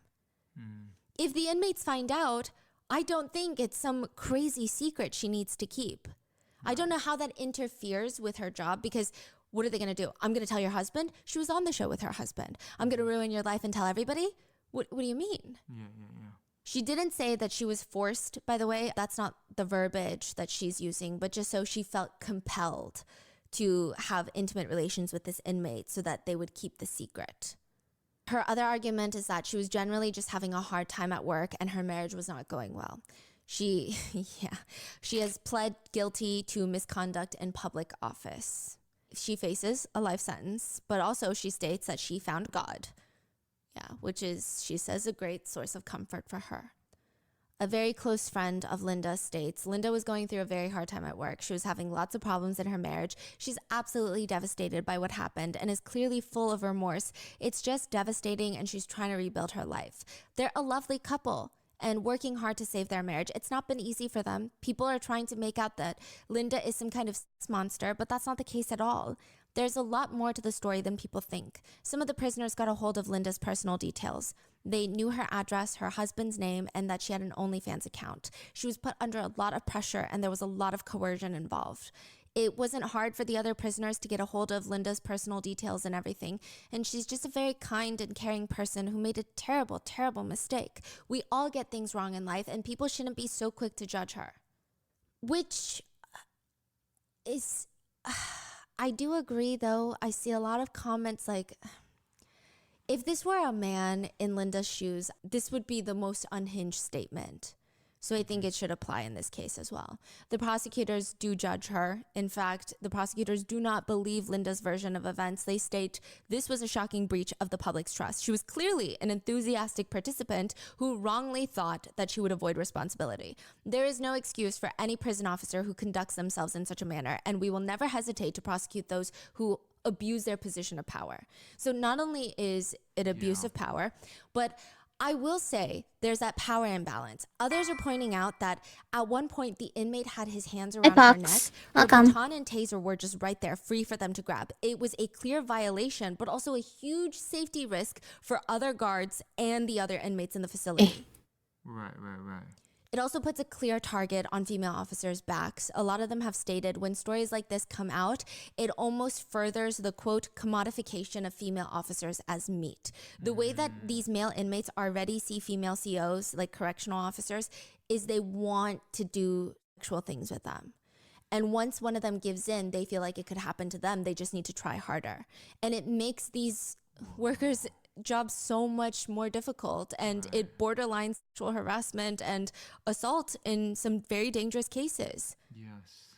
There's also a lot of questions about how she was even hired, considering she allegedly had a public Facebook post with a caption that read, "What's your type? For me, bandits, outlaws, and criminals." There is an investigation being held. It's likely that the prison was incredibly understaffed, and that's why they hired her. And this is just not a good look for HMP Wandsworth. So a few months ago, September 2023, well, I guess not a few months ago, but not that long ago, an inmate named Daniel Khalif was in prison for charges related to espionage and terrorism. He allegedly planted a fake bomb at the Ministry of Defense, which is kind of a big deal. And he allegedly tried to gather useful information for enemy states, enemy countries. Now, he was in prison awaiting his trial. He was a relatively good inmate. He secured a job at the prison's kitchen until he didn't, because he created these very strong ropes. I think he used cloth-like materials, and he used it to tie himself underneath a food delivery truck. He escaped from one of the largest prisons in Britain. He was on the run for 75 hours. Oh. Yeah. So, yeah, you could say it's understaffed. Things do slip through the cracks at HMP Wandsworth. According to a lot of news publications, Linda's father-in-law, so this is her husband's dad, he was kind of the spokesperson for the husband. Nobody knows what Linda's husband is doing. Is he staying with her? Is he not staying with her? We don't know. They have a child together. That's all we know. But the father-in-law stated this was something that happened where she was on her own. She was the person in charge, and she was the one who needs to take responsibility as far as I'm concerned. Her husband, my son, didn't know what she was doing. She's an idiot as far as I'm concerned. As for the inmate in the video, his mom also commented. So Linton's mom stated, if they're offering it on a plate, then the guy's gonna take it. You know what I mean? She goes on to state that while her son deeply regrets his actions, the fault lies alone with Linda, the prison guard. His mom also states that he used to have dreams of playing football and starring on Love Island, the reality show, before landing himself in prison. One netizen suspects that Linda and her husband were both in on it because it doesn't make sense. One comment reads, this is all a grift on their part. She's an OF model and swinger. Getting notoriety for doing a bad job while doing spicy things does nothing but drive traffic to her page. Another one comments, it doesn't matter. She definitely thinks that essaying a man will get her a light sentence because she's a woman. I hope the judge proves her wrong. While some netizens, they just didn't take it seriously at all. One of them comments, this makes me want to get sentenced. Which again is not good for female COs. And then another person comments, she's dealing with a hardened criminal. She is currently out on bail, conditional bail, so she's being heavily monitored until her sentencing in November, where she does in fact face life in prison. And that is the case of Linda de Souza. Thank you for following, Sophia Johnson. Welcome. I don't even know what to say about this case. It's just such a... I know that a lot of people were taking this case very lightly because it's hee-hee-ha, shocking, right? But when you really think about the ripple effect of what it's doing to all the other female COs, to what it's doing inside the prisons, and the fact that this even happened in the first place, and what if it wasn't Linton? What if it was somebody else that decided that they were just going to get rid of Linda and try to break out or escape or let other inmates out? I mean, this could have really been very bad on so many levels. What are your thoughts? Let me know in the comments, and please stay safe, and I will see you in the next one. Bye. Bye. Bada bing, bada boo. March 17th, 2011. It's a rainy day in Sacramento, California. My God. Grandma Chua has mud all over her shoes from doing yard Mom work microwave at the back of the house. 2-month-old That's not baby even for what 5 she's minutes while concerned about having right now. seizure. Right now, Grandma Chua is staring at this really bizarre, odd sight. My She's God. standing at the opening of the back door to the house. So the back door is open. And in the open doorway is her daughter and her granddaughter. Ka Yang, Chua's daughter, is holding the little 2-month-old baby in her arms, and everything about this sight is just not normal. First of all, Ka's face is red. She's sweaty. She looks like she's just worked out, but she's not even in workout clothes. It's just a little bit puzzling, but at least it's not alarming yet. Until Grandma Chua's eyes go down, Ka's pants, they're wet. There's a massive stain on her thighs. I mean, sure, maybe she could have spilled water on herself, but honestly, it looks more like she urinated on herself. Then Grandma Chua's eyes go to baby Mirabelle, the 2-month-old granddaughter. She's not moving. She's not making a single noise. In fact, her face is red and her body seems unusually stiff, but it's very hard to tell because she's in her onesie, she's wrapped up in this blanket, and her daughter is telling her, "Mom, we gotta go to the hospital. She's sick. Hurry, we gotta go to the hospital." Another odd detail Grandma Chua notices right at this moment is that her daughter Ka sounds like her tongue is injured. She's not enunciating like she normally does. I imagine it's kind of like trying to talk with your fingers clamped on your tongue. It sounds kind of odd. Kind of like that the whole time. And a little bit of blood is on her lip. Grandma Chua goes straight into grandma mode. She runs into the house. She takes her granddaughter Maribel, places her down, unzips her PJs, and her skin. The skin on this little baby's chest is bright red. Her skin is peeling. She's got these angry, bright red marks all over her body. Ka reaches over to peel off Maribel's skin near the chest. I don't know if it was an instinct. I don't know why she's doing that. Peel off? Just grab and peel. I guess maybe she's confused. I don't know. But Grandma Chua slaps her daughter's hands away. And within minutes, 911 is called. And within minutes of that, first responders are arriving at the scene. They're rushing into the house. What happened? What happened? The consensus in the house seemed to be that the baby was accidentally dropped onto the space heater, and now she's unconscious. There was nothing the first responders could do. Within 9 minutes, baby Maribel would be pronounced dead at the scene of the crime. And there would just be so many questions that the authorities have now. Like, why is Maribel's body covered in burns, but her hair and her clothes aren't nearly as burnt? That doesn't make sense if she fell on the space heater.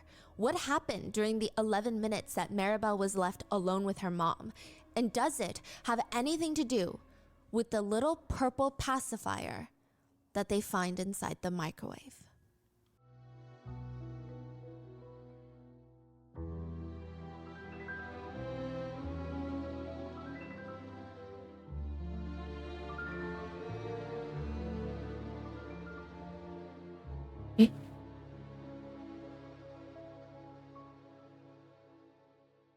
We would like to thank today's sponsors who have made it possible for Rotten Mango to support Baby to Baby. They are a nonprofit that provides essential items to more than 1 million children across the country in shelters, domestic violence programs, foster care, hospitals, and underserved schools. This episode's partnerships have also made it possible to support Rotten Mango's growing team, and we would also like to thank you guys for your continued support as we work on our mission to be worthy advocates. As always, full show notes are available at rottenmangopodcast.com. A few quick disclaimers for today's case. There are mentions of CA resulting in death. There's pretty graphic descriptions of potentially how a 2-month-old passed. If that is too much for you, please take care of yourself. And one last announcement before we get started. If you guys are looking for anything lighter, we just released a brand new podcast called Mott's, or Moral of the Story, where we cover these.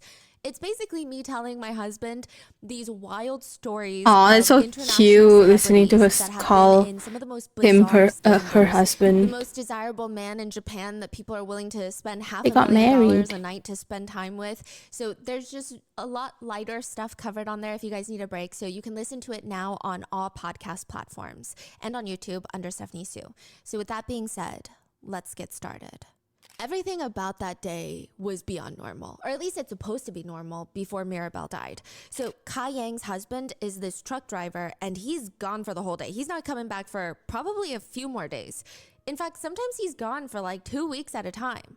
But it's fine. The Also, happy family birthday. always Thank comes you. to help Ka, so Not she's yet. not alone. Her In like an hour. brother-in-law, Va, so But Ka thank you. Yang's brother-in-law, was at the house. He was living at the house when this happened. He's just helping her take care of the kids. And on that particular night, even Ka Yang's mom slept over the night before. So she's got a lot of support. So she can just focus on doing her work. She works from home and applying for benefits and taking care of the kids. They have 4 kids, 3 boys under 7, and now 2-month-old Mirabel. Va, the brother-in-law, had just left the house to go pick the boys up from school. And when he walked out of the house, he remembers seeing Ka holding Mirabel and working on her computer. Ka's mom is out on the yard doing some yard work. And for the next 11 minutes, Ka and Mirabel are alone. The police need to know what happened in those 11 minutes. They only have Ka's word, or at least initially, to go off of. And Ka said, I don't know what happened. I felt this weird pounding in my head. I saw this bright flash of white light. And that's all I remember. That's it. The next thing she knows, she's waking up on the floor. She's laying on something wet. Her pants are drenched. And she's like, that's my urine. She had wet herself. And she had bit her tongue. Her tongue is raw, like she bit off a chunk of it. She didn't actually bite off a chunk of it, but it felt like it. It was just weird to have her memory wiped for however long that was. She was at her desk one moment, and then on the floor of her bedroom, drenched in urine the next moment, with no recollection of how she got there, what happened in between, nothing. So in this confused, head-pounding state, she gets up, and she sees 2-month-old Mirabel on the ground, laying next to her. And her face, Mirabel's eyes aren't open, but her whole face is bright red. She reaches over and Mirabel is stiff. She's not breathing. She's not responding to touch. She's not moving. And Ka is now full on panicking. She says she picks up Mirabel, rushes into the kitchen because that's where she assumed her mom would be at this point. Her mom rushes in through the back door. They rush to take off Mirabel's pajamas. They notice all these bizarre burn marks and they start freaking out. Va walks in through that door at the exact moment. He had left the house for 15 minutes to grab Ka's sons from school. Now he's walking in and everybody's freaking out and Mirabel is unconscious on the table and he would be the one to call 911. So Va is the brother-in-law and he just returned home with the sons? Yes. Ka and her family agree. I mean, in this state, she must have fell on top of the baby on the space heater.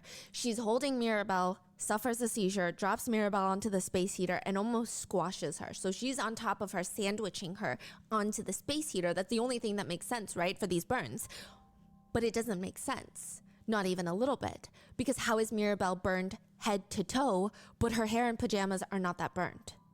Both sides of her body are burned. It would take the investigators 3 months to figure out exactly what happened to Mirabel. What? They had a hunch, but to get the exact evidence that they needed to arrest Ka, it would take 3 months. The experts working on the case said, she has some deep tissue burns, probably the worst I'd ever seen. Another officer states, I mean, it's clear the child was burned, but the source was mysterious. The burns are not typical of fire or acid injuries even, and there is damage to the baby's clothing, but not too much. And specifically, she had radiation burns. That's very specific. One of the most common ways people get radiation burns is through chemotherapy. If the radiation affects the healthy tissues, then it could lead to internal burns. Or let's say you have repeated and prolonged exposure to X-rays performed on the body. It could cause radiation burns. Or you could be near a nuclear accident. That's a radiation burn. Or you're mishandling radioactive materials. Those are the most common ways. This makes the situation even more confusing because by all accounts, Mirabel is a healthy baby. She likely did not have enough X-rays to warrant radiation burns. She did not need chemotherapy. She's not near a nuclear plant or an accident. She would not be in a setting where she would handle radioactive materials. It's not something you just buy at the store. She's 2 months old. And the level of the burns are extensive. The burns run so deep that it fried her internal organs. The police are quick to look for any other cases where this happened, where an infant was found deceased and had extensive radiation burns on their body. They come across 2. Joshua Malden from Texas, his 2-month-old daughter was found with 2nd and 3rd degree burns to her left ear, cheek, hand, and shoulder. She did survive, but her left ear had to be partially amputated and she had to have several skin grafts because of radiation burns. Joshua originally told the authorities that his daughter had suffered from severe sunburns. And when the authorities told him, "We don't believe you," he stated, "Well, I might have also accidentally spilled hot water on her while I was making some coffee." But that all turned out to be a lie. Then in Ohio, China Arnold's 28-day-old daughter, Paris, was found badly burned after a fight with China's boyfriend. So China and her boyfriend get into this huge argument where the boyfriend is like, "That's not my baby. You slept with somebody else. That's not my baby." They get into this huge argument, and then Paris, the 28-day-old daughter, is found dead with internal radiation burns. In both cases, the children's injuries were consistent with baby Maribel. And in both cases, both children had been microwaved. Oh. There are reasons why when you heat up food on the stove or in the oven or perhaps the microwave, they taste differently, even if it's the same leftover pizza, because they heat food differently. If you put pizza on the stove top gets really hot, whether it's gas or electric, and then it heats up the pan, and then you place the pizza on the hot pan. An oven, it heats up the air inside the oven. So that's why when you open it, you get that rush of hot air. The air touches the food and heats up the pizza on the pan in the oven. Microwaves, they work a little bit differently. A microwave is essentially a device that boils water. If you want to simplify it, it heats up water. Without getting too technical, a microwave works by firing these beams of electromagnetic waves at food. And these beams cause the water molecules Thank you for giving inside the Sanitary food to 10 start hour rotating. sheets. And they start rotating faster 12-hour and marathon, faster. so. And the water molecules, essentially, they start vibrating. And that vibrating friction produces heat because they're moving around back and forth very quickly. That's why an empty plate in the microwave does not get too hot because there's no water molecules to vibrate and heat up. To some extent, microwaves do heat and cook food from the inside, which I agree. There is anecdotal evidence that the frozen burrito in the microwave is hot on the outside, cold on the inside, but that can be because of two different things. One, there are cold spots in microwaves because the radiation waves do not hit certain points of food. It literally does not go that deep. But also, the way that microwaves work, they bring that heat to the surface of the food. So to put it simply, water from inside the food turns into steam and tries to escape the food, but it can't escape, so it just liquefies again at the surface of the food, which is why most microwaved items are left a bit squishy, if you will. Mm-hmm. There are speculations on what could happen if you're trapped inside of a microwave.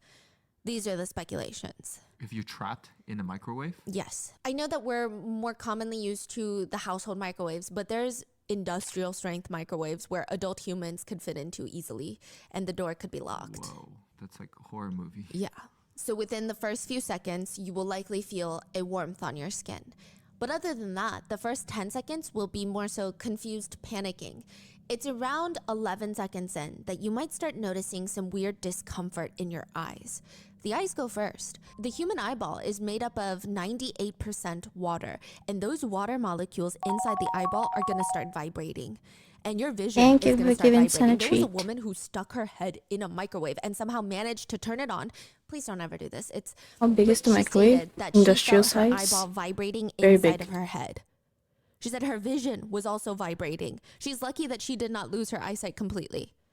25 seconds in, there's going to be this prickly sensation on your skin, like you're being poked by one of those cactus plants. It stings, but it's not the biggest pain you've ever felt in your life. Within 30 seconds, your body will start profusely sweating. It's a natural reaction to your body's temperature rising. And then around that point, at 40 seconds in, you might notice some steam coming out of your body. Literally, you're generating steam. Those are the water molecules inside of your body that are now turning into steam. 45 seconds in, you start seeing blistering or skin starting to peel like you're having a really bad sunburn. That's going to include the surface of your tongue. You might start to develop boils on your tongue that start to burst. At the 70-second mark, it is likely you'll have second-degree burns, which are not the worst, but could still take several weeks to heal as long as you get out.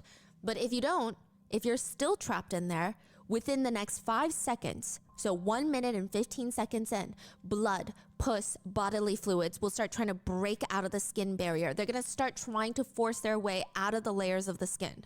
You will likely be conscious for this.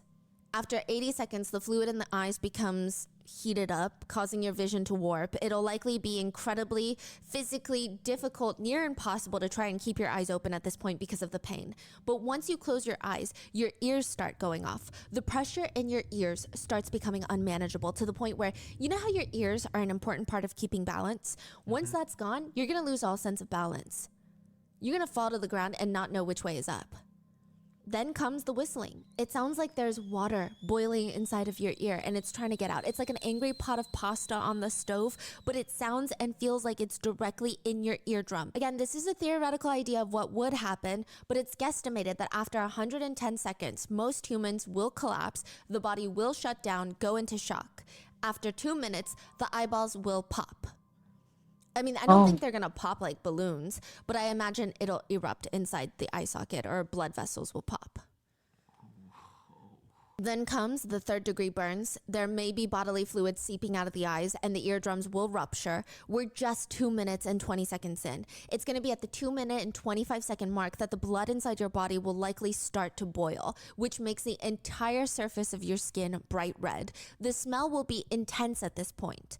After 160 seconds, it will likely be unbearable to breathe. And as you're focused on trying to get air into your system, the blood will thicken, coagulate, the water content in your body is rapidly dropping, and you will be totally paralyzed from the nerve damage and shock. After 200 seconds, or 3 minutes and 20 seconds, one will likely suffer a debilitating stroke, and after 5 minutes, there's going to be massive organ failure that leads to death. This is theoretically what would happen if you were to be trapped inside an industrial strength microwave, which is about 3,000 watts of power. Most household microwaves are about 1,000 watts of power. I imagine things will just take a bit longer, but torturous nonetheless and fatal nonetheless. It essentially cooks you from the inside out. This is, again, putting it simply, but just imagine all the water and likely the blood in your body starts to boil while it's inside your body. It's heating up inside your body and it can't really escape. It's just vibrating, causing friction, causing immense heat. Depending on the power of the microwave, a human being might live for several minutes, but it won't be painless. Eyes, brains, veins, arteries, internal organs are heating up from the inside. Water molecules are starting to go from liquid to a gas state. Your body is generating steam. Most of the injuries will be internal, and it is essentially being lit on fire, but from the inside. Which doesn't make sense with Kai Yang's initial story that she had a seizure, she collapsed onto her daughter, onto the space heater, and crushed her, burning her to death. She does not recall because of this said seizure. Now, it just doesn't make any sense with the injuries. Side note, it is March in Sacramento, which is a bit chilly. It's customary for Hmong women, they're Hmong, to keep near a fire or a warm heater for a few months after giving birth. And Mirabelle is only 2 months old. So some people even questioned, why was there a space heater? Why were they using a space heater? It wasn't cold enough for a space heater, they were saying. But that's why. There was a space heater on the ground right next to Kai Yang's work computer. So there is one there. But that doesn't make sense. A microwave does not heat up objects in the same way a space heater would. If she had fallen on the space heater, let's say she fell onto the space heater on her back, she would have severe external burns on her back, and she would not have that many internal burns. Yeah, and on the clothes, right? Yes, and Mirabelle's injuries are not consistent with that. One of the officers in the investigation team states, the child sustained unusual and rare thermal burns. The investigation revealed that these burns were consistent with only 2 or 3 other cases in the country with the same similar type of injuries, and that was determined that those injuries occurred as a result of being burned in a microwave. So they arrived at the scene. They heard the version of stories. They obviously didn't believe it because it didn't look like that. And then they went back to the station and they found the other cases. When did they find the microwave? You say there's the pacifier? Yeah. They found it early on. But they can't, you know, when you find a pacifier in the microwave, some people might think you're heating up the pacifier. Some people might think another kid, maybe the son put it in there. There's no evidence. There's no blood or anything in the microwave that would indicate, hey, someone was in the microwave. So they didn't make that connection right away. They had an inkling. They had a suspicion, but it wasn't enough to arrest Kai Yang because she does have diagnosed epilepsy. So it's not like her story doesn't check out completely. Right. It just doesn't make full and complete sense to the investigators. They find the pacifier. They bring in Maribel to be autopsied. Her injuries are bizarre. They look through all the case files of weird incidents where children have turned up with similar injuries. Yes. They find those cases and they actually reach out to those forensic pathologists that worked on those cases. And they were able to say, yeah, this is extremely rare, but these seem to be the same injuries. Because it's such a rare injury is how they're explaining it. Yeah. It's not very clear. It's not like someone was stabbed or shot. It's very bizarre. Mm-hmm. So within 3 months, they gather enough evidence to come in and arrest Ka. Like I was saying, the injuries are extensive. Baby Maribel had injuries to over 80% of her body, external thermal injuries, as well as second and third degree burns on approximately 56% of her body. She had severe internal burns, including fourth degree radiation burns. Fourth degree radiation burns are among the most severe types of burns. Fourth degree burns are probably the worst burns. It's extensive damage to the skin, the underlying tissues, and it reaches all the way down to the bones. The burns. Typically, people with fourth degree radiation burns are hospitalized in burn units. They need extensive care and monitoring to the point where surgery is likely required in order for them to remove the dead tissues. There's going to be a lot of dead tissues. And most likely, if you even survive this, you're going to need physical therapy and extensive rehabilitation just to be able to regain mobility and function. There's no way that baby Maribel would have survived her injuries. The radiation, it penetrated her organs. It cooked her from the inside. The medical team bring in an expert, microwave oven expert, who bring up a few things. They were able to gather that Maribel was likely placed into a microwave on her back based on the burns. Additionally, they estimated that Maribel was placed into the microwave at least 2 to 3 minutes at minimum.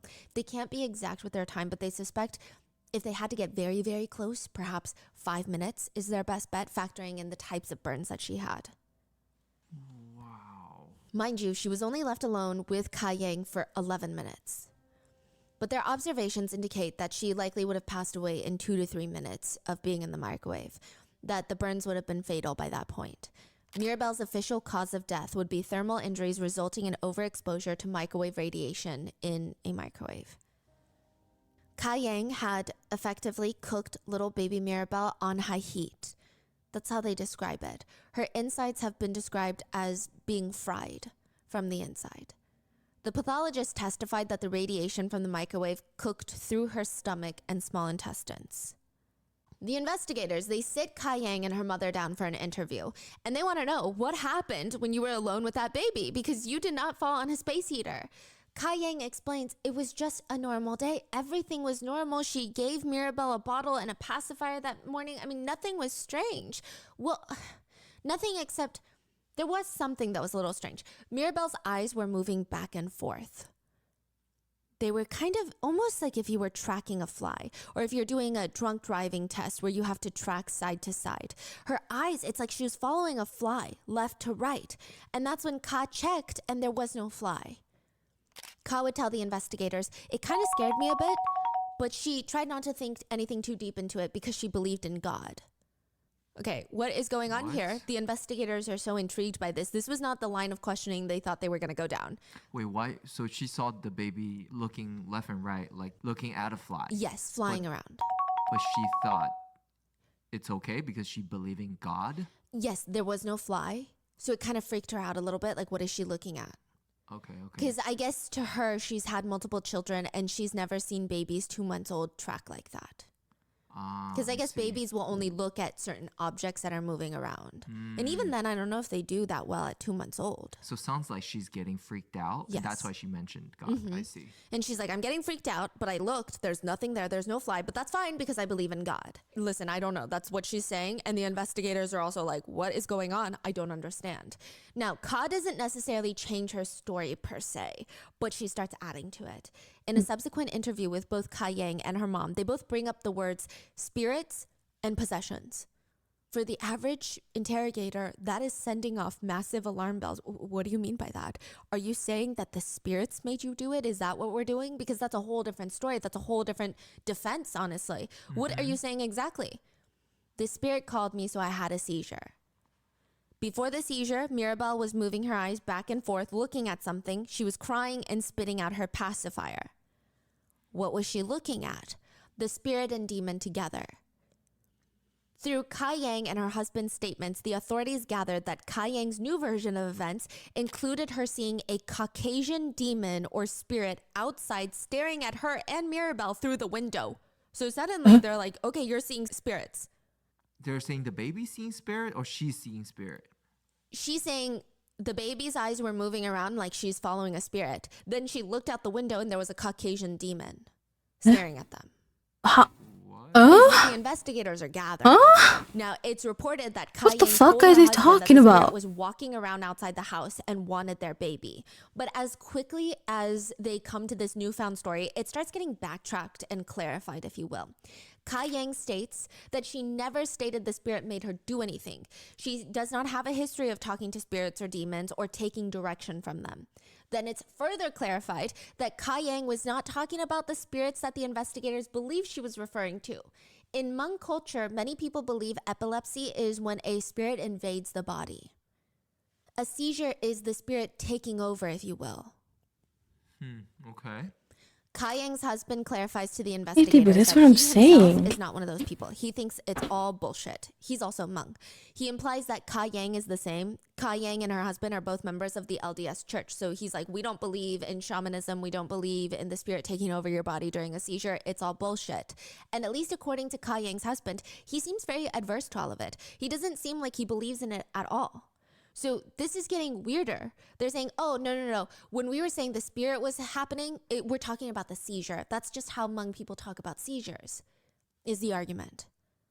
Okay. So it's getting very confusing, I think, for the investigators, but also the general public to kind of decipher. So if you guys are Hmong, please let me know in the comments. I tried to do as much digging as possible to get some background information. I did find some that we're going to go into, but it's just getting more and more complex. First, it's epilepsy, a seizure, a space heater, but now it's, wait, are we talking about this is just the verbiage used, or are we talking literal spirits? What's happening here? I see. This isn't making sense. So the court doc has sprinkles of mentions of spirits in it. It's a bit vague in the court documents for some reason, but it does seem that after Mirabelle's death, there's a 3-month period, like I said, where Kai is not arrested and she's at home with her family. It's alleged that she had a priest come in, and there were some concerns that the house was built on a cemetery. Who had concern? The priest had the concern? It seems like Ka or her family had concerns. So now the police are like, whoa, wait, you said it was just kind of a way of speaking, but now you're bringing in a priest and asking if this house was built on a cemetery, which makes us believe that you believe in spirits. Right. So now we're even more confused. Authorities state that Ka Yang allegedly told her mom, we live on a cemetery. We can't tell them the truth. They will think we're crazy. There's evidence? Question mark? I don't know how they allegedly got this alleged conversation. But the investigators, they take it very seriously, because in one interview, Kai Yang's brother does state that the authorities straight up asked him, hey, do you guys do human sacrifices? Which is kind of a crazy question. No, they don't. It's a crazy question to ask. Asking you a question like about, you know how we do shamans?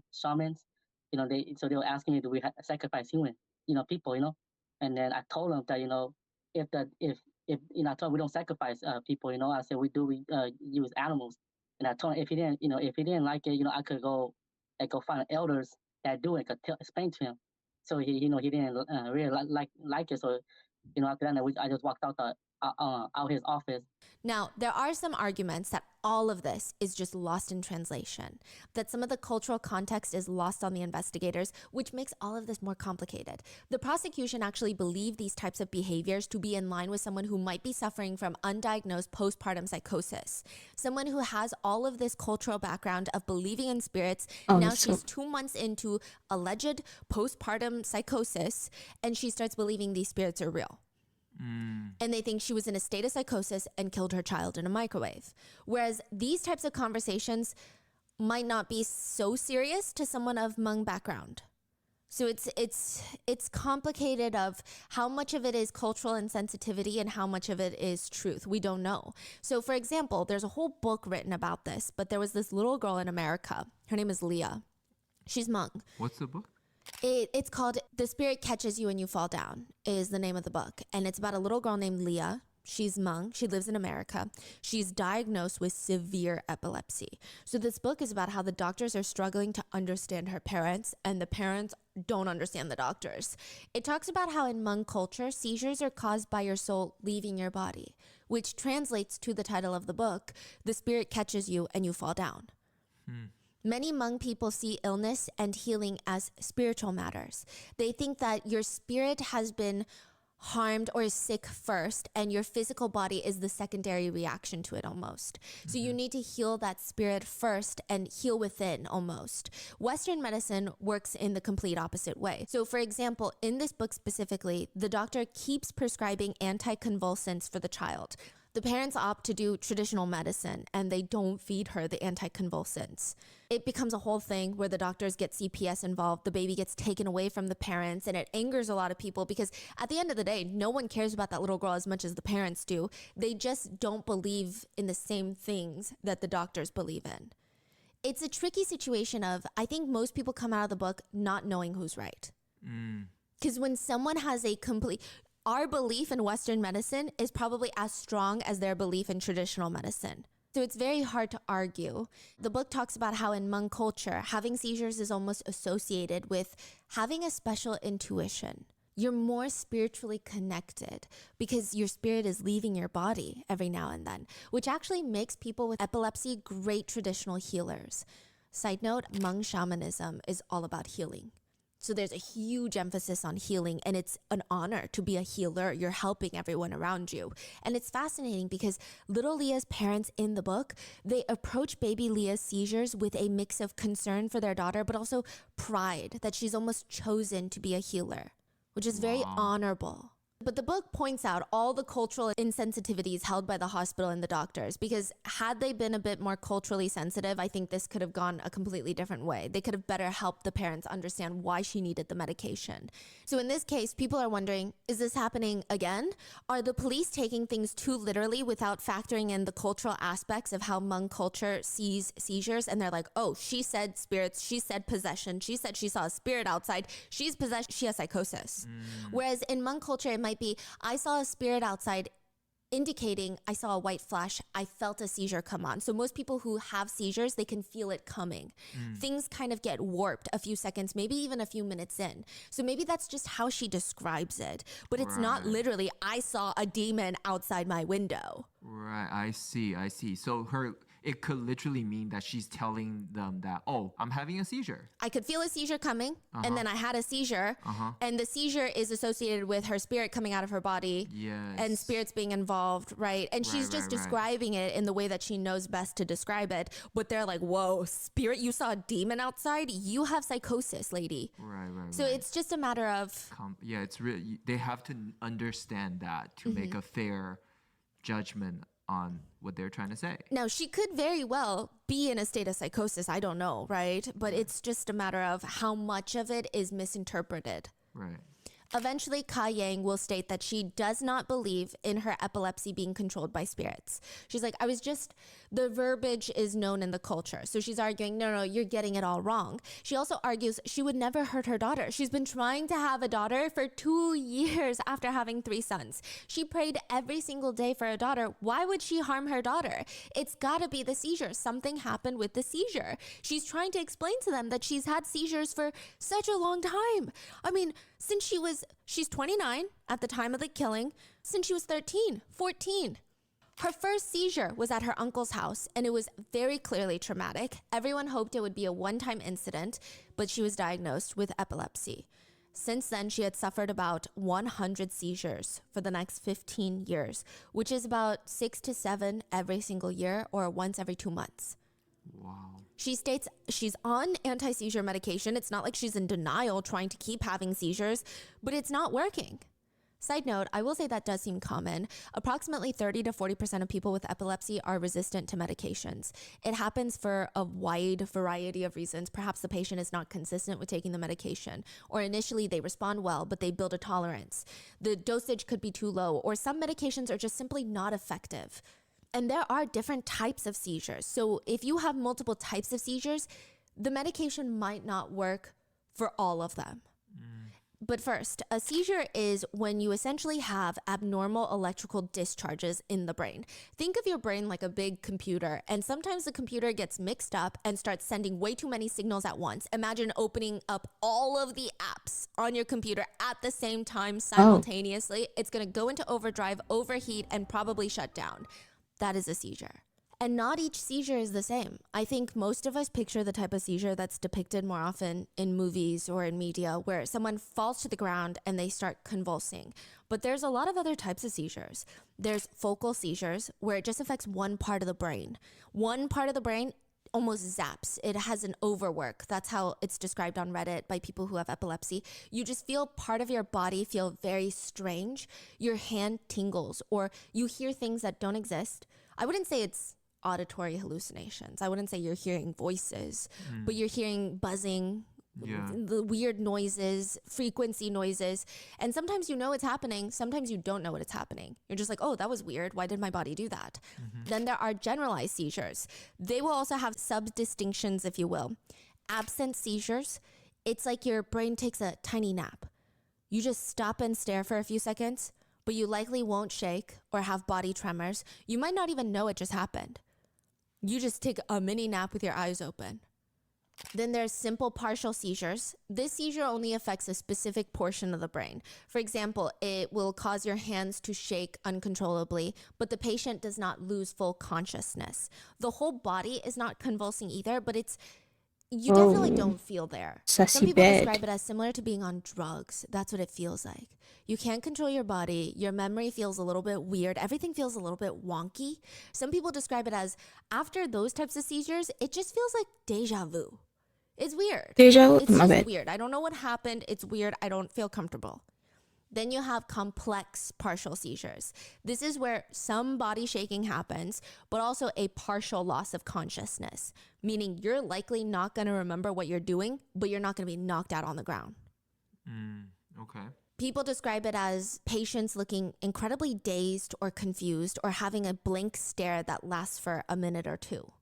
They're conscious technically, kind of, but they're not really. Most of the time, they don't remember anything that happened during that period. With this type of seizure, patients could potentially still walk around and perform very simple tasks, almost on autopilot. I'm talking very simply, but almost repetitive movements, smacking lips, chewing, swallowing, picking up objects. It seems to be something people do. Getting undressed, picking at clothes like they're removing lint, or mumbling, or occasionally people will get up and move around, go up and down the stairs, or perform very routine stuff like moving objects, moving items around. But you can't sit down and start typing on Instagram. You can't like type out an email. It's just very motor oriented, muscle memory type of movements. The best way some people have described it is kind of like sleepwalking. You're not going to respond to emails while you're sleepwalking most of the time, but you might do muscle memory things like pour coffee.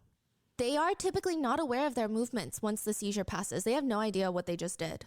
Wow. So they could have been walking up and down the stairs, taking off their clothes, and then when they come to, they're like, I don't know why I'm naked upstairs in the bedroom. I don't know how I got up here. Last I remember, I was on the couch. Then you have the grand mal, the tonic-clonic seizures. This is usually a total loss of consciousness. This is, I think, what most people picture if they've never witnessed or had a seizure. The patient will, quote, collapse, stiffen, jerk, and they might bite their tongue, foam at the mouth, and empty their bladder. This type of seizure typically lasts 1 to 2 minutes, but because of how intense and traumatic they are for anyone to witness, people will typically overstate the length of this type of seizure, which is what Kai Yang's family does. They say it lasts about 5 minutes. But that's very normal.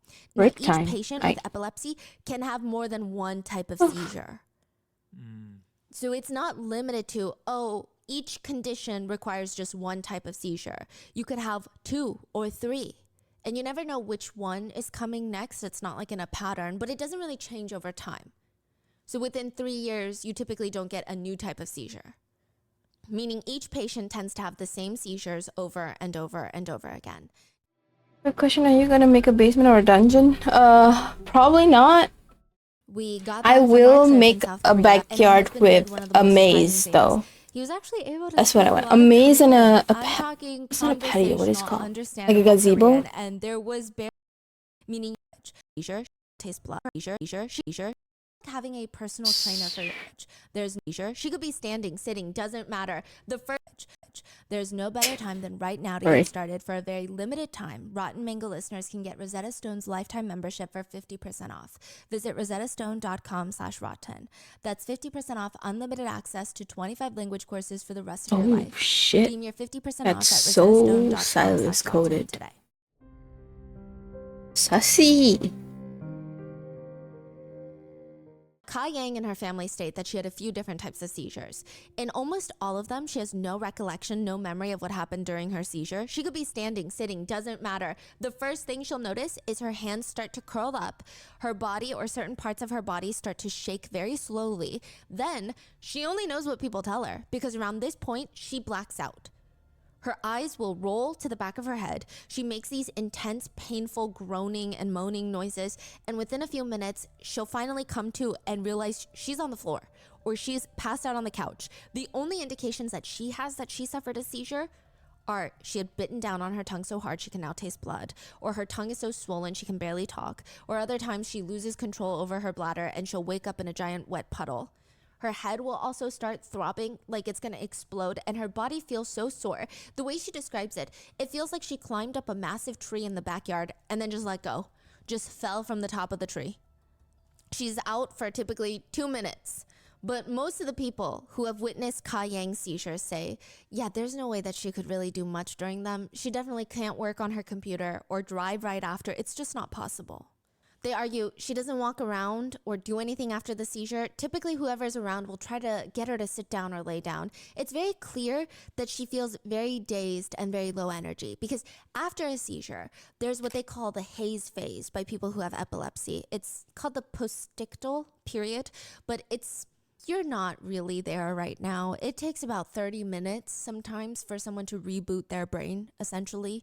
They might not even remember most of the hazy phase. Some people say they don't remember like an hour during the seizure and then the hazy phase. They're like, I don't remember any of that. But they are like doing things, like they're still... Hazy phase, you're usually conscious. Oh. You're usually conscious, but I guess your brain is not. I don't know if it's something with the hippocampus and you're not forming these memories actively. So not like fully. Yes. Back. So a lot of people who even have the grand mal seizures, the tonic-clonics, where they're completely unconscious, even when they awake, there's maybe 10 to 20 minutes where they don't remember anything, even though they're awake. I see. And everyone is like, are you okay? They don't remember any of that. And then 20 minutes later, they're like, wait, what just happened? I don't. And they're like, we told you for the past 20 minutes you had a seizure. Wow. They say it takes Kat about 3 to 4 hours just to recover to the point where she, quote, regains her senses. Which this part is interesting because nobody saw Kat in that state that day. Even before the authorities are called, Va, the brother-in-law, gets home. He notices Ka Yang and her mom hovered over the baby, freaking out. He was gone for literally 15 minutes. He had walked out to pick up the sons, saw his sister-in-law on the computer working, walked out, and when he walked back in, all hell had broken loose. Va was the one that called the police, but he did notice something that just wasn't clicking. His sister-in-law, Ka, was acting a bit different compared to all the other times he's ever seen her have a seizure. She was even able to listen to 911 operators' instructions on how to give CPR. She performed mouth-to-mouth while Va did the chest compressions. Again, just not what he usually saw when she had a seizure. She's standing, she's alert, she's making eye contact, and seems fairly calm, not at all dazed. He can't even really recall if she seemed disoriented or not, but he knew that she was responding and answering to his questions in those moments. Nothing suggested to Va that his sister-in-law just had a seizure. But you could argue that sure, normally she's dazed, but right now is not the time because normally when she comes out of a seizure, her kids are safe. But adrenaline might take over in that state. She could be acting abnormally because this is an abnormal situation that she's in. So each side has pretty good arguments. I wouldn't be able to say which one is more valid. If you guys have epilepsy or have ever dealt with seizures, I think it would be more enlightening to read your comments about it. I don't know if Va himself is skeptical because he does go on to state that Ka Yang is a loving mother who would never harm her children on purpose, but that's just what he tells authorities he observed that day. It was not aligned with how he remembers Ka to behave after seizures.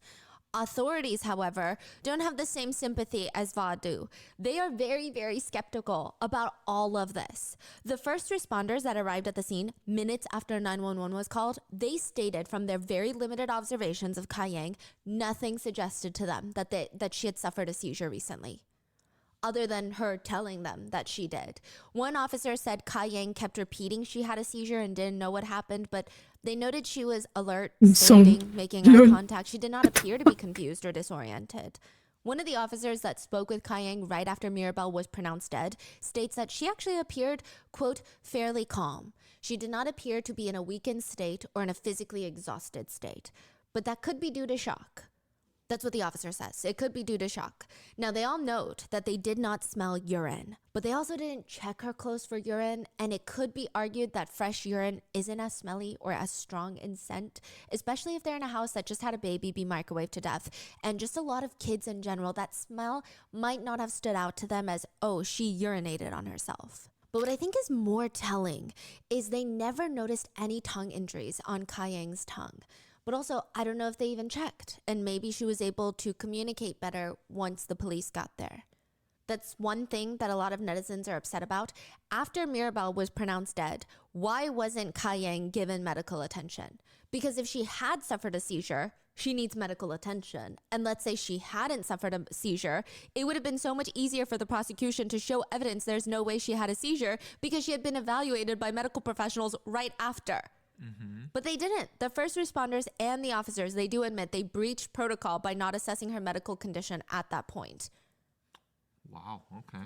But eventually, it's been reported that Kai even admitted to the authorities that she could not have suffered a seizure during that time because she didn't fall down. You say she admitted that? Yes, but there's questions about all of this. She admits it. She said it Keep herself? in mind, there's two ways to take this. Some people think, whoa, she just admitted consciously to knowing that she did not have a seizure. She just admitted it. But what the defense argues is she's clearly disoriented when she's responding to some of the questions.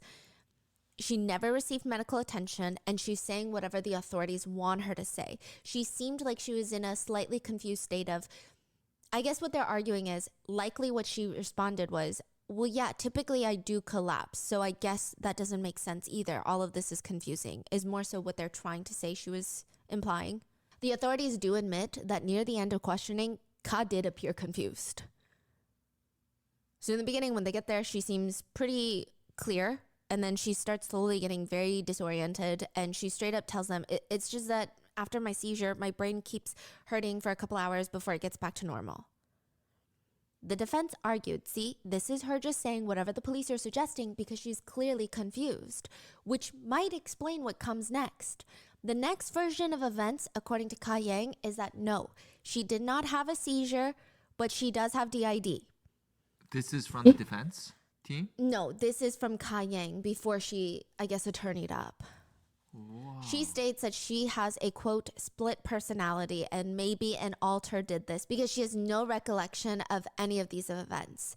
This part has been argued both ways by people. One group of people who believe she's doing everything she can just to find anything that sticks. Maybe this way she can try and get an insanity plea. Another group of people who believe this girl is so desperate to make sense of what's going on and what happened that she's offering up any solution and explanation, because wouldn't it be in her best interest to not say all of this? To just keep going with the seizure? But some people see it as she's so frantic, she's so confused, she's like, maybe it was this, I don't know, maybe it was this, I don't know, maybe it was this, nothing's making sense, I don't know, maybe it's all of these things. They think she seems like she's coming from a place of trying to make sense of what happened. Regardless of which side you're on so far, it is up to the jury to decide what's going to happen to Ka Yang. The defense's argument goes as follows. That day, Ka Yang was holding Mirabel at her desk while working. All of a sudden, her head starts throbbing, the ache in her body becomes unbearable, her tongue feels swollen, and then nothing. She doesn't remember anything from that point forward. She had a seizure. Ka Yang says, I never thought that with my seizures, I would lose my little girl. So the defense is saying, forget the DID, forget the spirits. What happened is she had a seizure and she microwaved her baby. So they're dropping the space heater. They're dropping the spirits. They're dropping everything. And the defense is saying she had a seizure and she microwaved her baby. She had a seizure and then in a very unconscious or semi-conscious state. she did this action. Yes. She didn't know what she was doing, but she microwaved her baby. She did do the actions. She just didn't know she was doing that because she had a seizure. Ka Yang stated, "I never thought that with my seizures, I would lose my little girl." She states she never had any sort of fear of even dropping her kids if she was holding them when a seizure came on. She claims she does not remember what happened during the incident, just that she was at her computer desk and, quote, "When I got up, my little girl was not breathing." They also argued that Ka Yang has two types of seizures. Yes, the one where she goes completely unconscious and she falls to the ground convulsing, but also she has another one. And people who know her have reported, yes, I've seen these types where they call it a, quote, fast seizure. That's what her friends and family call it. She could be sitting on the couch. She's not passed out. Her body doesn't shake too much. But when she comes to, she doesn't remember a single thing that happened. Her eyes are open. She just looks very dazed. She looks like she's very out of it. And if you're talking to her, you want to be like, "Hello, are you there? What happened? Did you just hear me?" And she does not remember. The defense's main argument is that either she had one of those seizures where she could still be moving around and she could be doing things in an automatic way, or she had a clonic-tonic where she did fall to the ground, fall unconscious, but she awoke in a hazy period. And in that hazy period, she microwaved her baby. So they're saying because nobody assessed her medically, we don't know which one, but it seems like either way, it's completely a result of her seizure. That's what they're arguing.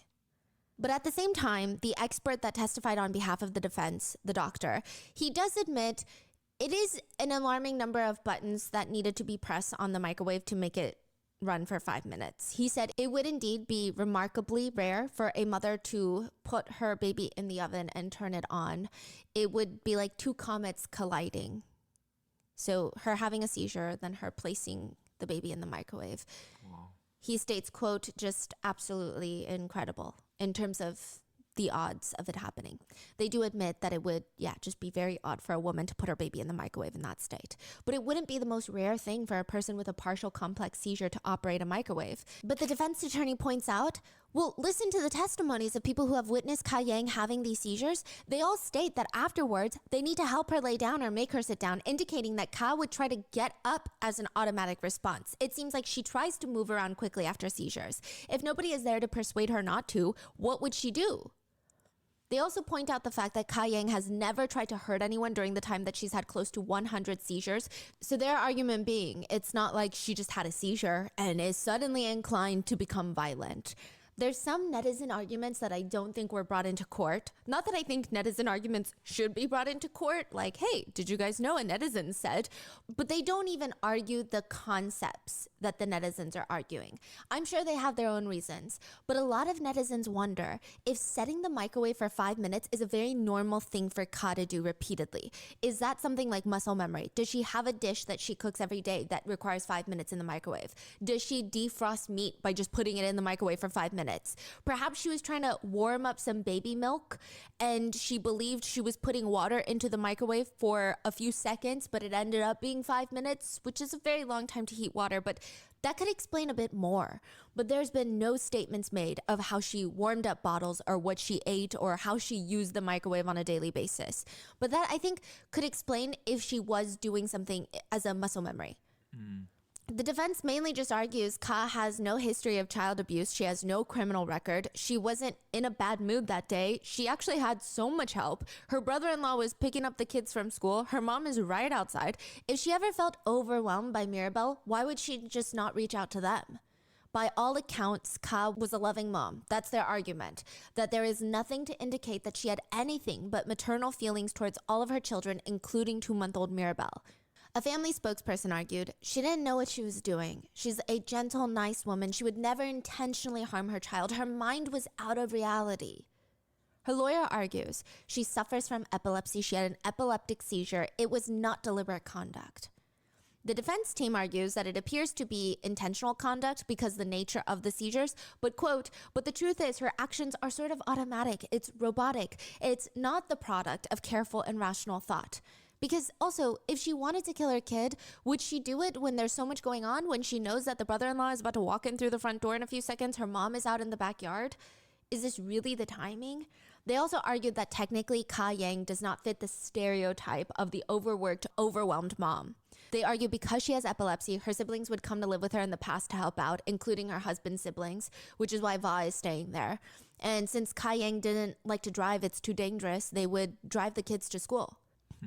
And to show you how serious her seizures are, the defense brings up that just a week before Mirabelle's death, Kai Yang woke up in the hospital, very confused, very disoriented, with no recollection of what just happened. She didn't know what was going on. She didn't know why she was in the hospital. In fact, most of the times after seizures, she really is confused why there's paramedics.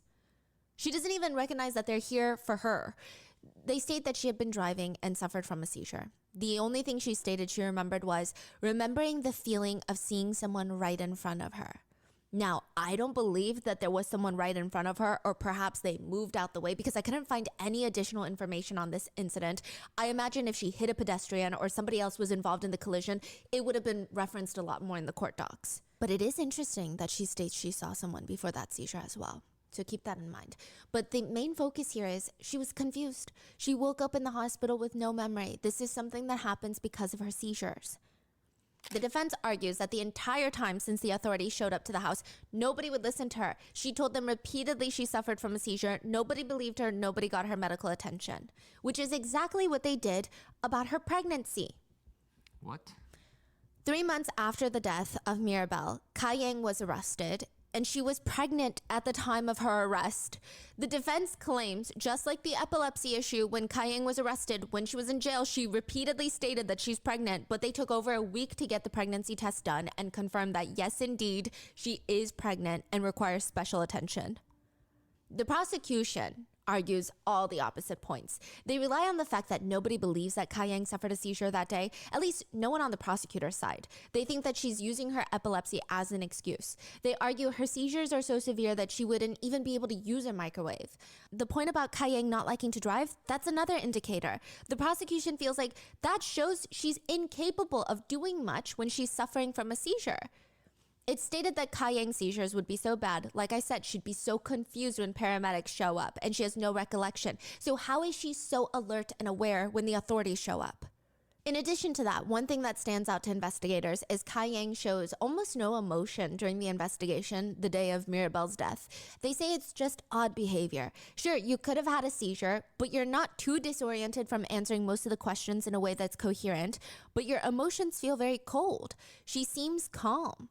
The officer questioning her does state, yeah, it could be shock, but the prosecutors do note it. The prosecution do hire a neurologist, Dr. David. He has a specialty in epilepsy, and they just want him to testify at first. Now, when he first goes over all the case files, he writes that he does not think that the prosecution should prosecute for murder. He wrote that there is enough probability really, that Kai Yang may have suffered from a seizure. But once he's given a more accurate, quote, precise timeline, he changes his mind. He said, yeah, no, this does not make sense because there's only an 11-minute time span that all of this takes place. At 1:58 p.m., Kai Yang was using her computer for work, something that she would not be able to do during her seizure, even in the hazy phase after the seizure. So that means she had her seizure right after because her brother-in-law leaves around that time. Yeah. Then she wakes up from the seizure, places her baby in the microwave, performs a semi-complex action of pushing at least 3 buttons to start the microwave, then took the baby out, brought the baby to her mother while appearing to be panicked yet mostly coherent by 2:10 p.m. So he's saying even if she did this in her hazy period, the hazy period should last longer than this. Right. I see. He said it does not make sense. He states that after each seizure, there is a postictal hazy period, which lasts anywhere between 10 to 20, maybe even 30 minutes, where it's just very uncommon for people to perform complex actions, such as use a microwave, operate a computer. But even if they do that, it would be very difficult for her to snap out of it and now answer these questions very coherently. Tell her brother-in-law what happened, call the police, perform mouth to mouth. Right. But then again, how many instances are there where mothers have to snap out of it because the adrenaline of their kid potentially dying? So it's just kind of a bit of a confusing situation. Now, after reviewing the precise timeline where this all takes place within 11 minutes, Dr. David decides to testify for the prosecution. Another reason that Dr. David probably testified is the exact microwave that was used in their house. It's suggested by the microwave expert, judging from Mirabelle's burns, that she was in there for 5 minutes. They're trying to figure out how many keystrokes, how many buttons does it get to set it for 5 minutes to have the microwave run for that long. Yes. They try all sorts of methods, and the most obvious is pressing 500 and then start. So 4 buttons. If you press just start, nothing happens. If you press 5 and start, you get 5 seconds. If you do 50 and start, you get 50 seconds. There is an add a minute button, which you would have to press 5 times to get to 5 minutes. The quickest way they state that you can get to 5 minutes is 3 button presses. Baked potato, start. They're saying every single press is a lot for someone who's in that stage. Right? Yeah, it's very complex actions they're describing it. Now, I'm curious as to which make and model the microwave is, because I wonder some microwaves you can do a long press on a number. And instead of seconds, they do minutes. Yeah, so I'm sure they've. That's what I'm saying. Yeah, I feel like they must have, or some microwaves have presets, but I didn't see mentions of any of that from the defense, which I feel like well, actually, I don't know if they would have brought up. I also imagine the baby will be crying. I was thinking that too. Right? For minutes, even. Now, the prosecution believes that if it's not a seizure, which they don't believe her to be in a seizure at that point, then it must be postpartum depression and perhaps psychosis. Mirabelle was born just 2 months ago, and statistically speaking, postpartum is most commonly observed within the first 3 months after childbirth. They argued that, sure, there's no rule book on who's more likely to get postpartum, but there are some things to look out for. And it could be reasonable that Ka Yang had postpartum. That's what they're arguing. Their belief is that Ka was frustrated that day with Mirabelle. She's postpartum. She's on the verge of snapping. She's potentially having a bit of psychosis. She's seeing spirits and demons outside the window, a Caucasian demon. And that particular day, they argue Mirabelle was more fussy than normal. This is the morning schedule. I mean, think about how overwhelming this is while you're dealing with all these complex hormonal changes of postpartum, but also potentially seeing spirits. The morning starts at 5 a.m. Ka Yang has to go online to work by 6 a.m. They got to get Mirabelle out of bed at 7 a.m., change her diaper because she's crying. Then you glance over at one point and you see that the 3 sons are awake and playing video games before school. She states that she has to scold the kids to put down the games and go get ready for school. The boys don't listen to her. Instead, one of them sneaks over to play with Mirabelle on the ground, and then now she's screaming, "Hey, be gentle with her, please. Like, don't be so rough. Take a shower."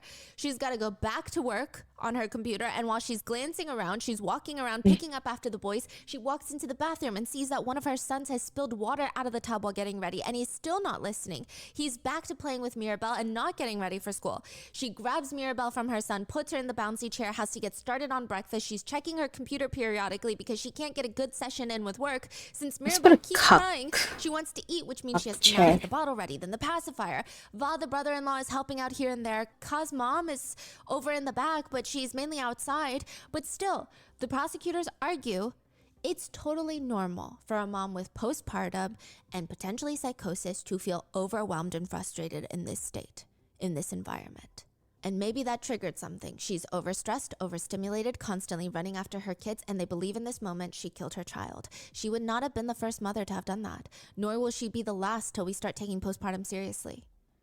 The prosecution brings up privileged medical files to prove their point, which does become a bit of an issue later. But August 2011, a few months after Mirabelle's death, Ka does admit to a doctor, quote, "There were voices talking in her head, and she would try to cope with them by pushing them out and not paying attention to them. She said sometimes it was successful, other times it felt like someone kept coming up behind her." She stated to her doctor that she told her husband and priest about this, and they said that she was only in her head about it and just not to pay it attention. She said after Mirabelle's birth, she wasn't eating much. She had an increase in, quote, auditory hallucinations, is how the doctor describes it, as well as an increase in seizures, but she didn't align with postpartum depression. She said after her daughter's death, the seizures and hallucinations decreased, but she felt more depressed. She said she didn't tell anyone about the auditory hallucinations because she was scared everyone would label her as you crazy. Say she feel more depressed? Yes, so she's saying before she killed Mirabelle, she was having more seizures. She was hearing stuff, but she didn't. Oh my god, it's 9 minutes until my birthday. After Mirabelle's death, she's having less seizures. Oh shit. She's not hearing much, but she feels very depressed. She doesn't really describe in depth what the auditory hallucinations were saying, but on one occasion she does state that she heard a voice telling her, "Hey." I didn't realize my thing was off. but that's it. What? No other, quote, interactions, if you will. Another thing that the investigators point out is the fact that Ka-Yang stated 9 in minutes. the initial interview the day of the incident, 9 minutes 15 she went seconds. out back to the back of the house to look for her mom because she was panicked. They thought it was strange that she didn't let Rava, who would likely be in the house and be very alert and ready to assist, unless she was conscious enough to see him leave. But Ka-Yang's mom would argue that she never actually came to the back. She went into the kitchen and Ka-Yang's mom was the one that opened the back door to get inside. They argue, actually, the fact that Ka-Yang states that she went out back looking for her mom is another show that she has no idea what she's saying. She's not in her right mind. Personally, I think both sides have their little arguments of everything else, but this argument seems a bit moot point. I feel like if someone came home with a little 2-month-old baby, I would look for my mom rather than my brother-in-law. But this becomes a huge point of contention for both parties for some odd reason. In the end, the prosecution argued that the jury should find Ka-Yang guilty as she cooked her baby on high heat like a piece of meat. There are a few theories with this case because this case is weird. There doesn't seem to be malicious intent. It does not appear to be that this is a clean-cut case of overwhelmed mom postpartum. She's upset. She's shaking her baby because she's so frustrated. There doesn't seem to be signs of that. So it's just confusing what actually happened. So people have come up with a few theories. The first theory being that Ka-Yang is telling the truth and she did suffer a seizure and likely does not remember what happened afterwards. That's why her story keeps changing. She was able not to be so dazed and confused when she came to because her daughter's life is on the line. And people state that you just cannot underestimate a mother's adrenaline rush when she notices and feels that her daughter is about to die. Those who think that she did not do this on purpose point to a few things that don't make sense. Ka-Yang was scolding her son earlier for playing so roughly with Mirabelle. Why would she do that if she's so overwhelmed and stressed and doesn't care for her kids? She just cared about getting work done on her computer. Would she even notice and would she even scold her son? I think actually, and why not just hand the baby over to your family members that are inside 30 the house minutes if you're that or overwhelmed? something. I don't know. There's also a lot of evidence that people have done very strange things while Once you're suffering about from a 30 seizure. minutes into my Some stream, netizens my stream online have restarted, spoken but I about don't their think seizures and so. they said, I usually lose about 10 to 20 minutes. I record my focals when I can because I have this very deja vu feeling that comes over and I need to remember recording, but I will have zero memory of all of this and no memory of the 10 and 20 minutes that I'm responsive after the seizure. People could be asking me questions, I don't remember. Another one states, I never remember much of anything. This last Sunday I had 8 seizures and the entire day, complete blank to me. One netizen states, I've been told I made scrambled eggs during my seizure. Yeah, and I also messed up my knee. Another netizen states, my mom found me trying to climb into our cutlery drawer, and the next day we found all the cutlery behind our sofa, so I must have put the cutlery there to make room for myself in the drawer. Wow, so a lot can happen. Yes, and it doesn't seem coherent either. Because I'm assuming this person would not do this when they're not suffering from a seizure. Right. Like try to climb into a drawer. Like that doesn't make like sense with the functioning conscious. Yeah. It feels very abnormal. You might not just do muscle memory things is what some of these anecdotal pieces Oh shit, 5 minutes. Now, another person states, I once had a seizure at home and broke a plate. And then when I was still extremely loopy, I hid the pieces of a plate in a box in my room because I didn't want to get in trouble with my mom. So during her seizure, she's conscious enough to hide these things. And she says, I live alone. I was in the shower. My boyfriend had called the paramedics. I'm standing there naked with the shower off after a full-blown seizure. They're trying to hand me clothes to help me get dressed. And what do? I kept trying to be helpful, so I was repeatedly folding the clothes and handing them back to the paramedics. I, of course, recall none of that. But my boyfriend said there were like 3 ambulances worth of paramedics in our living room, and they had to keep swapping out of who was trying to get me dressed because they were laughing so hard, and I just kept doing it. Wow. That's kind of funny. A lot of people with epilepsy seem to agree that you can do very strange things during a seizure. I don't know. I think that's why this case, it's very hard for me to have an opinion. I mean, I try not to have an opinion on most cases, but for this one entirely, because I've never had a seizure. It sounds, at first glance, if I know nothing about seizures, it sounds incredible. It sounds, I don't believe it. But then once I start reading about it, I'm like, wow, okay, weird stuff does happen. So it seems that most people with epilepsy do agree that strange things can happen during a seizure, but the prosecutors do not believe it to be possible. Then there's the more unhinged theory, where they've taken out 4 minutes. the seizures Should we and replaced pause? it with, I guess. We're gonna go back to,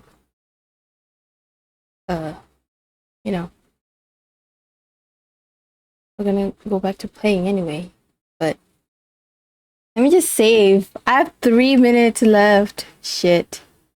What? Heading. Oh my god, I am nervous. Fuck. Wait. Ah! Ah! I'm scared. Oh my god. Guys, thank you so much for being here. I love you guys. You guys are awesome. Love you, Lavora. Oh my god. I just want to say thank you guys so much for being here. I will definitely have fun on my birthday tomorrow. Fuck! I'm so nervous. Why do I feel so nervous? It's just my birthday. Fuck, dude. Oh my god. I'm scared. Let's just chill for a bit. We got like 2-3 minutes.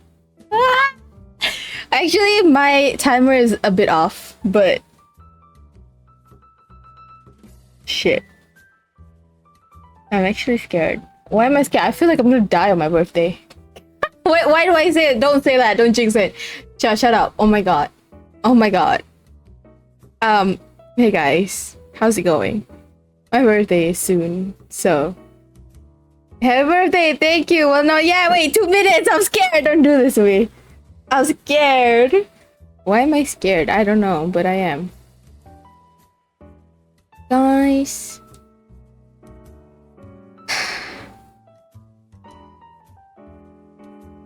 It's about to be my birthday, so oh my god, I'm becoming old. It'll be 21. Bro, technically I'm gonna be legal age. I'm gonna be legal drinking age, but I'm not drinking. I am a woman of God. I don't drink. I don't do none of that shit. Oh my god, it's 11:59. Probably shouldn't have used a timer. I probably should have put on a clock on screen instead, you know, because my timer is wrong. So, GG. Don't die. Only I can take you out, real. Bro, we're the same age. If you're old, then what am I? Well, your birthday's not yet. Your birthday is like in 5 more months. What are you talking about? Guys, any last words? My last words is, my last words are, yay! Happy birthday to me! This is so fucking random. Ciao. Ciao. Thank you! Let's go! It's my birthday!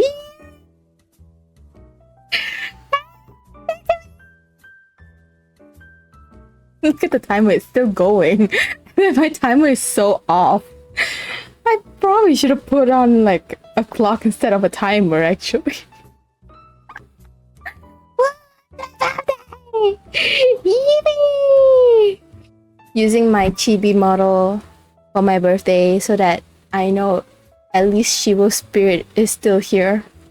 Even though we can't celebrate my birthday together, at least Shivo's spirit is still present. She will come back home fast. Come back home, I'm lonely. I'm bored. She won't. 1 year old and I was oh my god, you're right. I want to see what it does when time runs out. Oh. Happy birthday!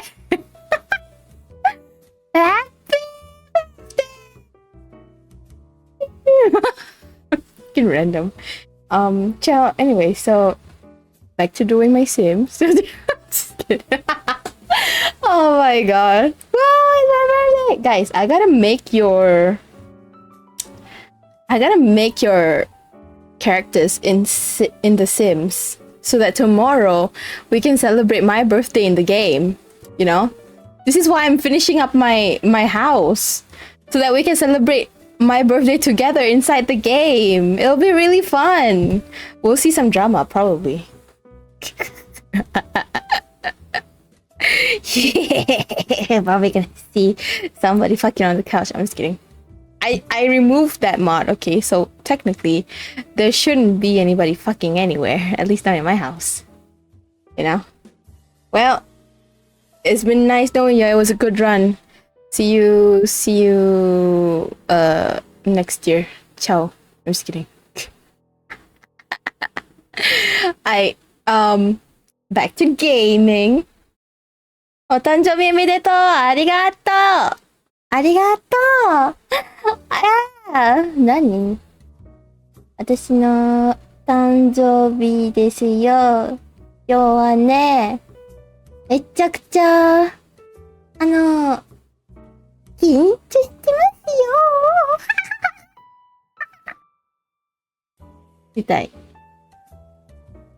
How? Anyways, back to Commando. Back to making my house. Continue, Stephanie. Sorry to disturb you. All right, let's go. So Dr. Resnick, the psychiatrist that's testifying for the defense, he stated it doesn't make sense for Ka Yang to kill her child. There's only a few reasons why. Let me change my stream title. According to his Happy birthday to me. Can be somewhat categorized into 5. 1, an unwanted child. Yippee. 2, Done. revenge against their spouse. Okay. 3, Back to business. For real. 4, back to business. and/or a similar mental affliction. And 5, altruism. So the defense has been arguing that psychosis is the motive, which she's not exactly in a state of psychosis. Finish my stating that thing she was in a fast. state of confusion and delirium after her seizure. So she harmed her child without noticing. But one netizen on a Chinese forum actually commented something that a few people found very fascinating. The 5th motive, altruism. The idea that a mother is saving her child from a fate worse than death. That's what that category symbolizes. The netizen theorizes that maybe it's a combination of everything. Again, this is just a theory. I do think it's one of the more unhinged theories, but they argue, what if it's a little bit of everything? The lingering cultural belief that she maybe doesn't particularly believe in, but is always around her, that a seizure is her spirit leaving her body. Maybe there's a bit of undiagnosed postpartum there, and Ka Yang's own complicated feelings towards her seizures and epilepsy. They theorize that perhaps the mentioning of Mirabelle's eyes moving back and forth, maybe Ka, in that very strange mental state, believed that Mirabelle was seeing a spirit. And if that's the case, all of the other verbiage that she might have been surrounded by, with seizures being connected to spirits, she thought her daughter was going to have seizures later in life. Because seizures are also genetic. And having lived with the past 15 years with seizures and living the complexities of that, this netizen theorizes it could have been possible that Ka Yang wanted to save her daughter from that fate. Ka Yang did mention to authorities that she had thoughts of self-exiting when she was younger because of her seizures, but she knows she cannot even entertain those thoughts because her children need her. The netizen argues this theory also confirms the fact that Ka Yang has been nothing but a great mother to her kids up until this point. Not that what she did is right, but it may align more or less with her wanting to protect her kids in some sense. Wow. Yeah, I think they point out the fact that it's just her talking about Mirabelle's eyes and even noticing that and bringing it up. Seems like she put some focus into it, because I'm sure so much happened that day, but her to keep that focus on the eyes moving back and forth seems a bit strange. Right. But it is a wild theory. Then lastly, you have the theory that either Ka Yang was suffering from postpartum, a seizure, a combination of everything, and she killed her baby, and she should be found guilty of murder. Which I don't know enough about this case or epilepsy or even really postpartum psychosis to form an adequate opinion, but I don't know if this theory makes as much sense when you really keep looking into it. Mainly because she could have reached out to her mom that was outside. So unless it's confirmed she's having hallucinations and was suffering from a state of psychosis, I just can't wrap my head around her just being frustrated and overwhelmed and wanting her baby to stop crying. There's no indication that Mirabelle was being extra fussy that morning. And on top of that, postpartum psychosis is a pretty strong thing. People will notice it. They say it's very rare for people to not have inklings of it. So unless all her family is deciding to not say anything at all, you might not identify it as postpartum psychosis, but you'll typically, you'll be like, ooh, okay, something is going on here. Something very strange is going on here. But in the end, Ka Yang was found guilty of first-degree murder and assault on a child, resulting in death. She was sentenced to 25 years to life. Ka Yang's attorneys stated after the verdict, "We're just very disappointed and believe it was the wrong verdict. Justice was not served today. This is such a tragedy. This child was a victim of Miss Yang's epilepsy of her disease. It was not deliberate conduct on behalf of Miss Yang." In prison, Ka Yang has given birth to a baby girl who is now under the care of her father along with her 3 brothers. While she's in prison, Ka Yang's sister died from a seizure while Ka Yang was in prison. So it does seem like, yeah. The family argued it's very clear that both the daughters have very, very serious conditions. The defense has appealed the verdict, and their main appeal is based on the fact that Mirabelle's pediatrician, so the baby's doctor, testified during the trial for the prosecution. I'm not coming for the doctor. I don't think it's the doctor's fault. I think if anyone told me to testify or be on the stand in regards to a baby dying, I would do it. But the prosecutors were not technically legally right in the fact that they asked her to testify. Happy birthday. So Thank you. The main reason being, Thank the same you. doctor that's on the stand testifying for the prosecution, talking about all the symptoms of postpartum depression psychosis, is the same doctor that screened Ka Yang for postpartum depression and determined that she was negative. Thank you, Fudge. Welcome. Hello. Sure, many of the tests are not accurate, and moms are really great at masking their pain and emotions because that's what society makes them do. But legally speaking, you can see how it's a weird pickle to be in. Imagine if your doctor screened you negative for tapeworms, but is suddenly on the stand talking about how tapeworms can impact your decision making, but you're like, you're the one that screened me negative for tapeworms. So how can you talk about it as if I have tapeworms when you are the doctor? Does that make sense? It's just weird. Yeah. Well, how did that happen? I do think Ka Yang's case is a situation where I don't know if her attorney was the best. I don't know if her defense was the best. I feel like they could have brought in way better experts to testify for epilepsy and the weird behaviors that can be conducted during a seizure, but it just seems very messy. So right now it sounds like it's kind of confusing on what exactly happened. Yeah, and the defense team argued that the prosecutor failed to provide sufficient evidence that Ka Yang was diagnosed or even exhibited symptoms of postpartum psychosis. So they're arguing about the postpartum, but then they're proving that no, she does not have it. Therefore, she's first-degree murder. Yes. So for example, no, that's okay. Basically, the prosecution is saying, we think she had postpartum psychosis. Because when you have postpartum psychosis, you could microwave your baby because you're losing your mind, right? They bring in a doctor. The doctor tested her negative for postpartum, but continues to talk about how postpartum psychosis could make a mother kill her child. But it's like, wait, you just said that you screened her negative for it. So how are you talking about it? Then the prosecution keeps going and is like, see, she's got postpartum psychosis, thus she killed her child. But they didn't provide enough evidence to actually prove that she has that. So it's almost like someone arguing that if your blood type is B, you could kill someone, but they don't even bring in evidence that your blood type is B. Okay. Doesn't that make it moot point then? Like, what are you talking about? Exactly. That's the whole appeal. Oh, that they're using that as the appeal. Yes, the whole appeal is look at what the prosecutors did. That's absolutely unhinged behavior. Yeah, you guys' theory is completely flawed. Therefore, my client or Ka Yang should deserve a retrial or whatever it is, right? Yes. The defense also argued that the verdict needs to be appealed because, again, there's truly no proof that she had postpartum, to the point of being in a state of psychosis to kill her child, to microwave her child. It's just, I mean, they keep arguing it's quite dramatic. Their expert says postpartum psychosis is really quite dramatic. It's not something that goes unnoticed. So there's no evidence, really? Then we need a retrial. That's the basis of the prosecution's argument.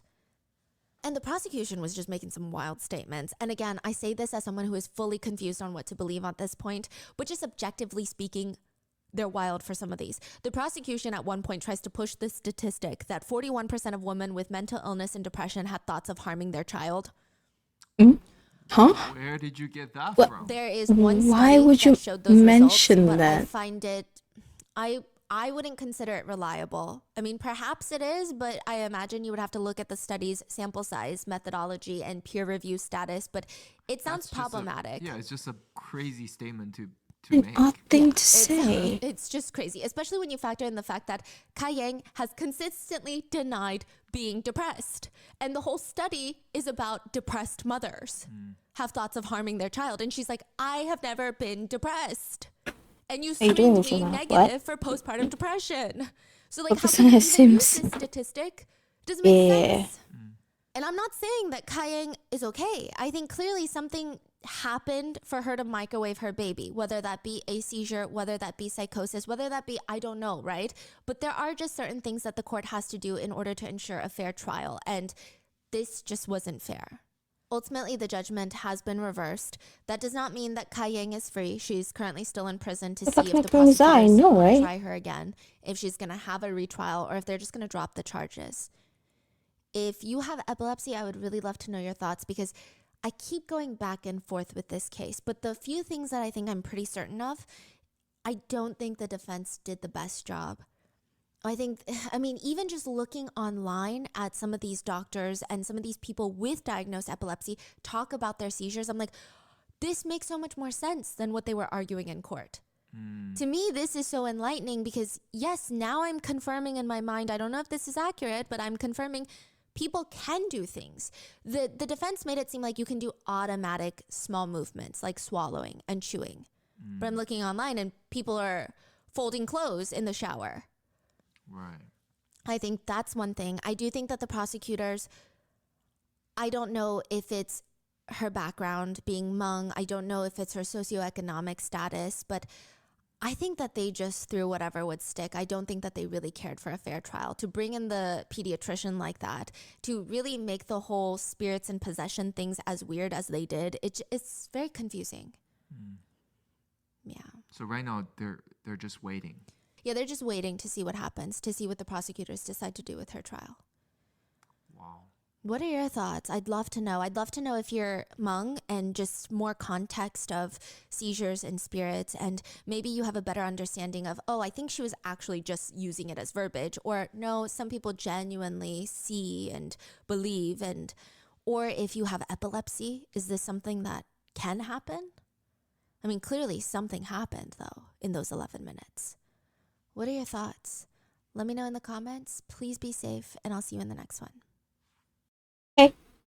After this, all microwave in America have worn out to microwave animals, pet, and babies. August 24th of this I mean, year, even if you do that, a man named Pavel you steps can't off his private always jet at the airport confirm. right outside of Paris. What is this one? He's mainly flying into Paris for a dinner. He's there with maybe a business partner, maybe a relative, maybe a dinner date. We don't know because he's very private, but he's there with a woman and his bodyguard. And right as he steps off, almost as if they're waiting for him, as he steps out of the airport, Paris authorities rush in and they detain this man. Within hours, if not minutes, honestly, his detainment is going to be news all around the world. Every major news publication is talking about the detainment of Pavel Durov. Pavel Durov is being investigated for the circulation of child abuse images, illegal drug peddling, and the refusal to cooperate with authorities. So why do people care? Sometimes it feels like these types of news are every day. Why is this making international headlines? Because Pavel Durov is worth $15.5 billion. And Pavel is the founder of Telegram. Meanwhile, approximately 5,500 miles away in Seoul, South Korea, an erase all faces panic has ensued. Middle schoolers, high schoolers, college students, teachers, military soldiers, professionals, they're busy trying to wipe their face from the internet. Not specific photos, literally any single selfie off of social media, no matter how innocent it is, they're going dark. They're deleting it all. Even local universities sent out these mass warnings to their students. The emergency notification urged students to please remove or avoid posting photos of themselves online, no matter how innocent. Photo deleted, photo can't be found, account can't be found.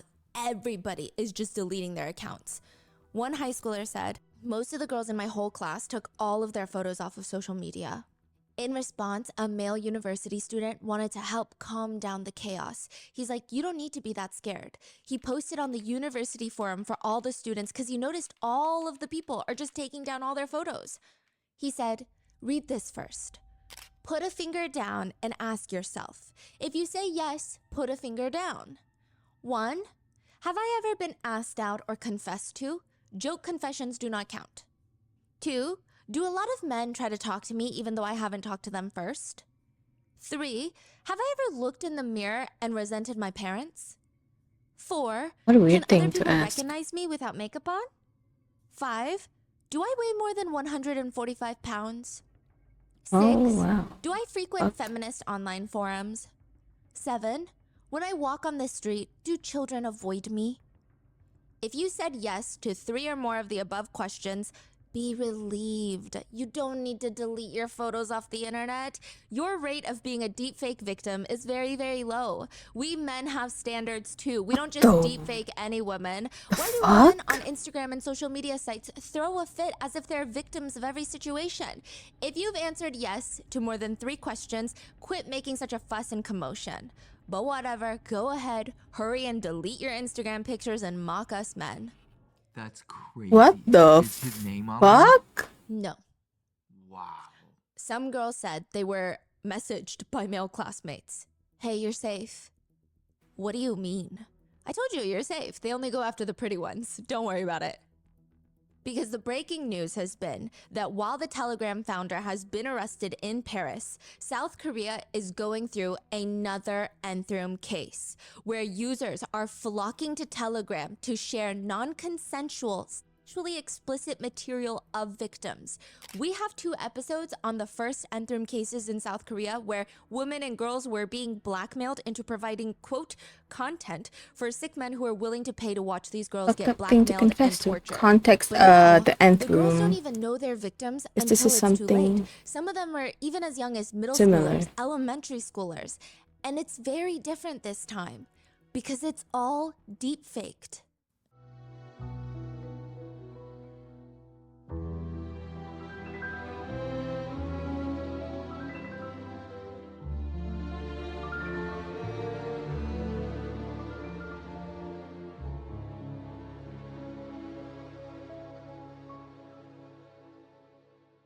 We would like to thank today's sponsors who have made it possible for Rotten Mango to support the Korea Sexual Violence Relief Center. They have assisted and supported SA violence survivors through various methods, including providing more than 87,000 one-on-one counseling sessions and fighting for the revision of laws.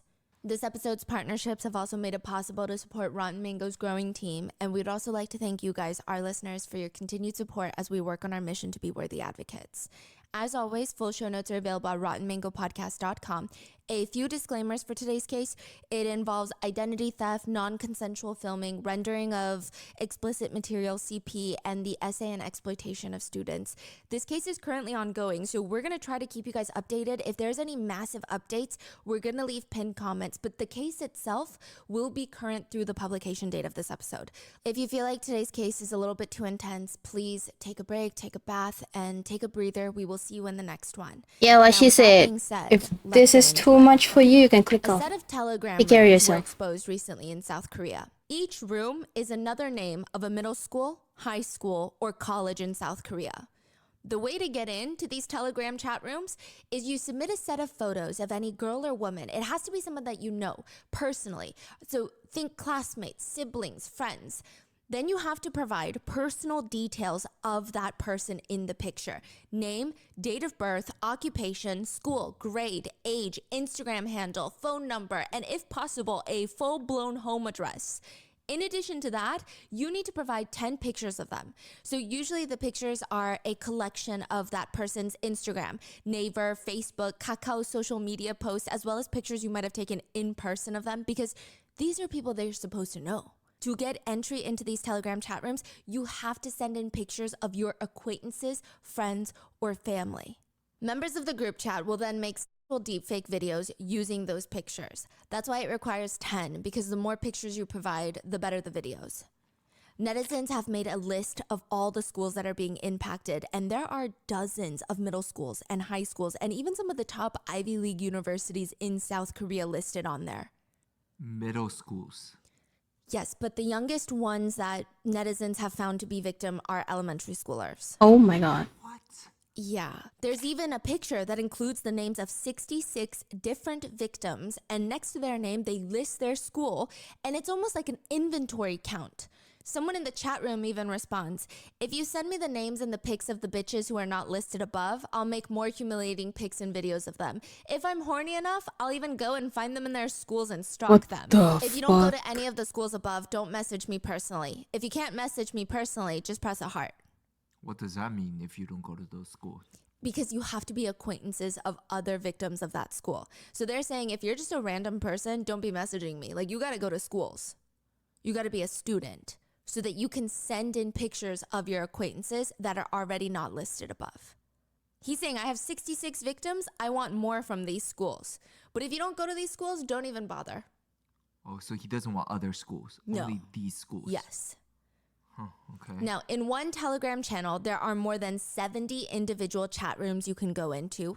Each chat room is, like I said, another university, another school. So they have over 70 schools that you can, quote, visit through the chat rooms.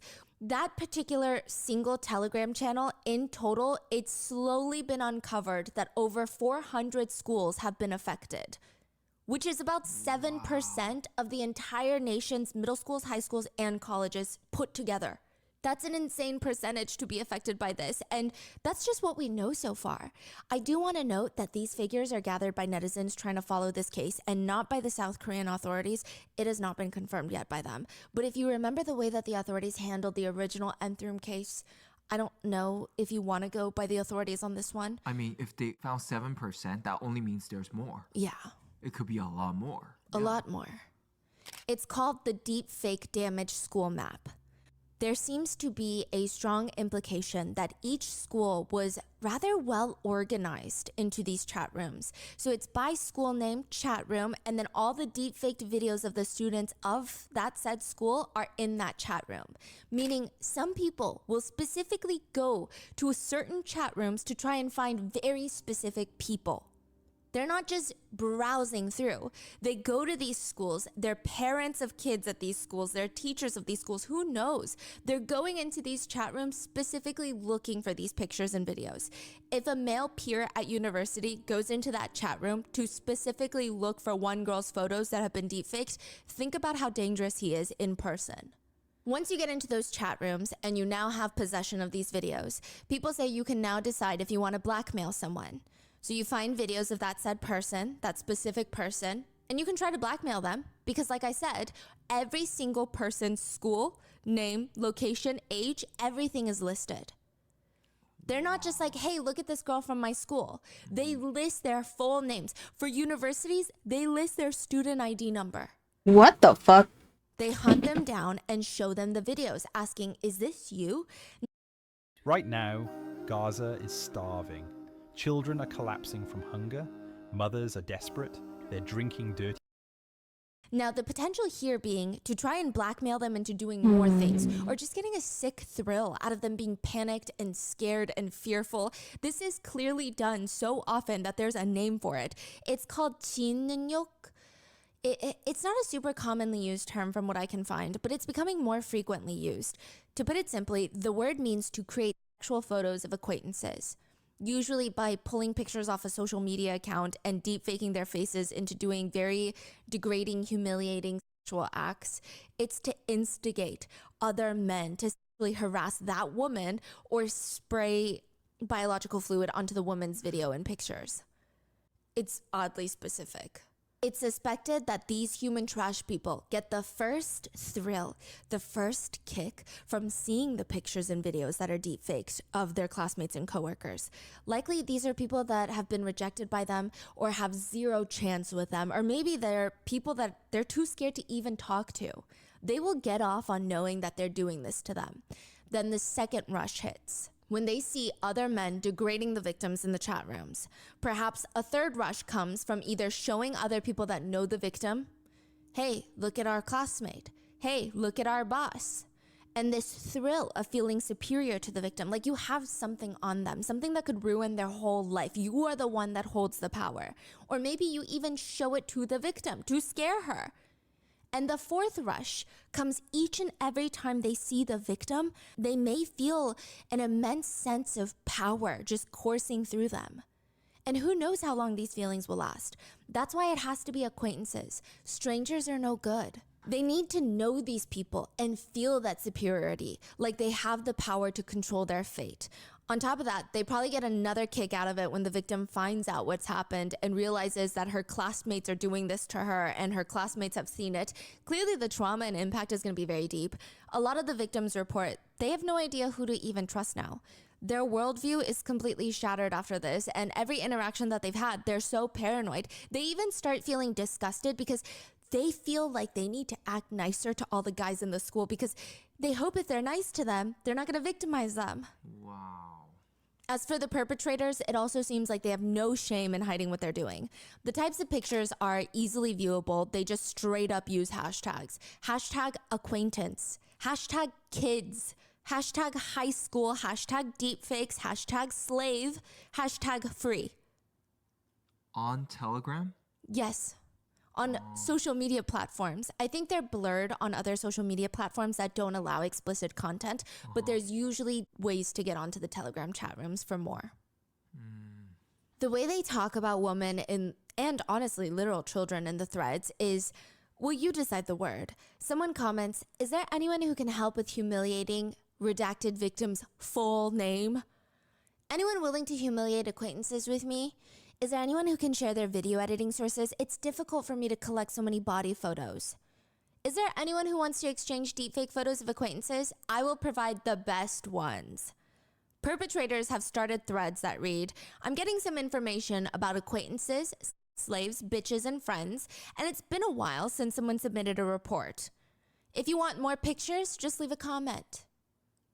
There are some rooms just titled Kim's Sexual Bathroom, so you can kind of take a guess on the theme of that Telegram room. A journalist went undercover into one of the deepfake nth room chat rooms, and they said some of these chat rooms are just run by bots. Right when you enter into the chat room, it immediately sends this automated message. Hello, I am Magic Photo Bot. Let's try to send the photo of the woman you like right now.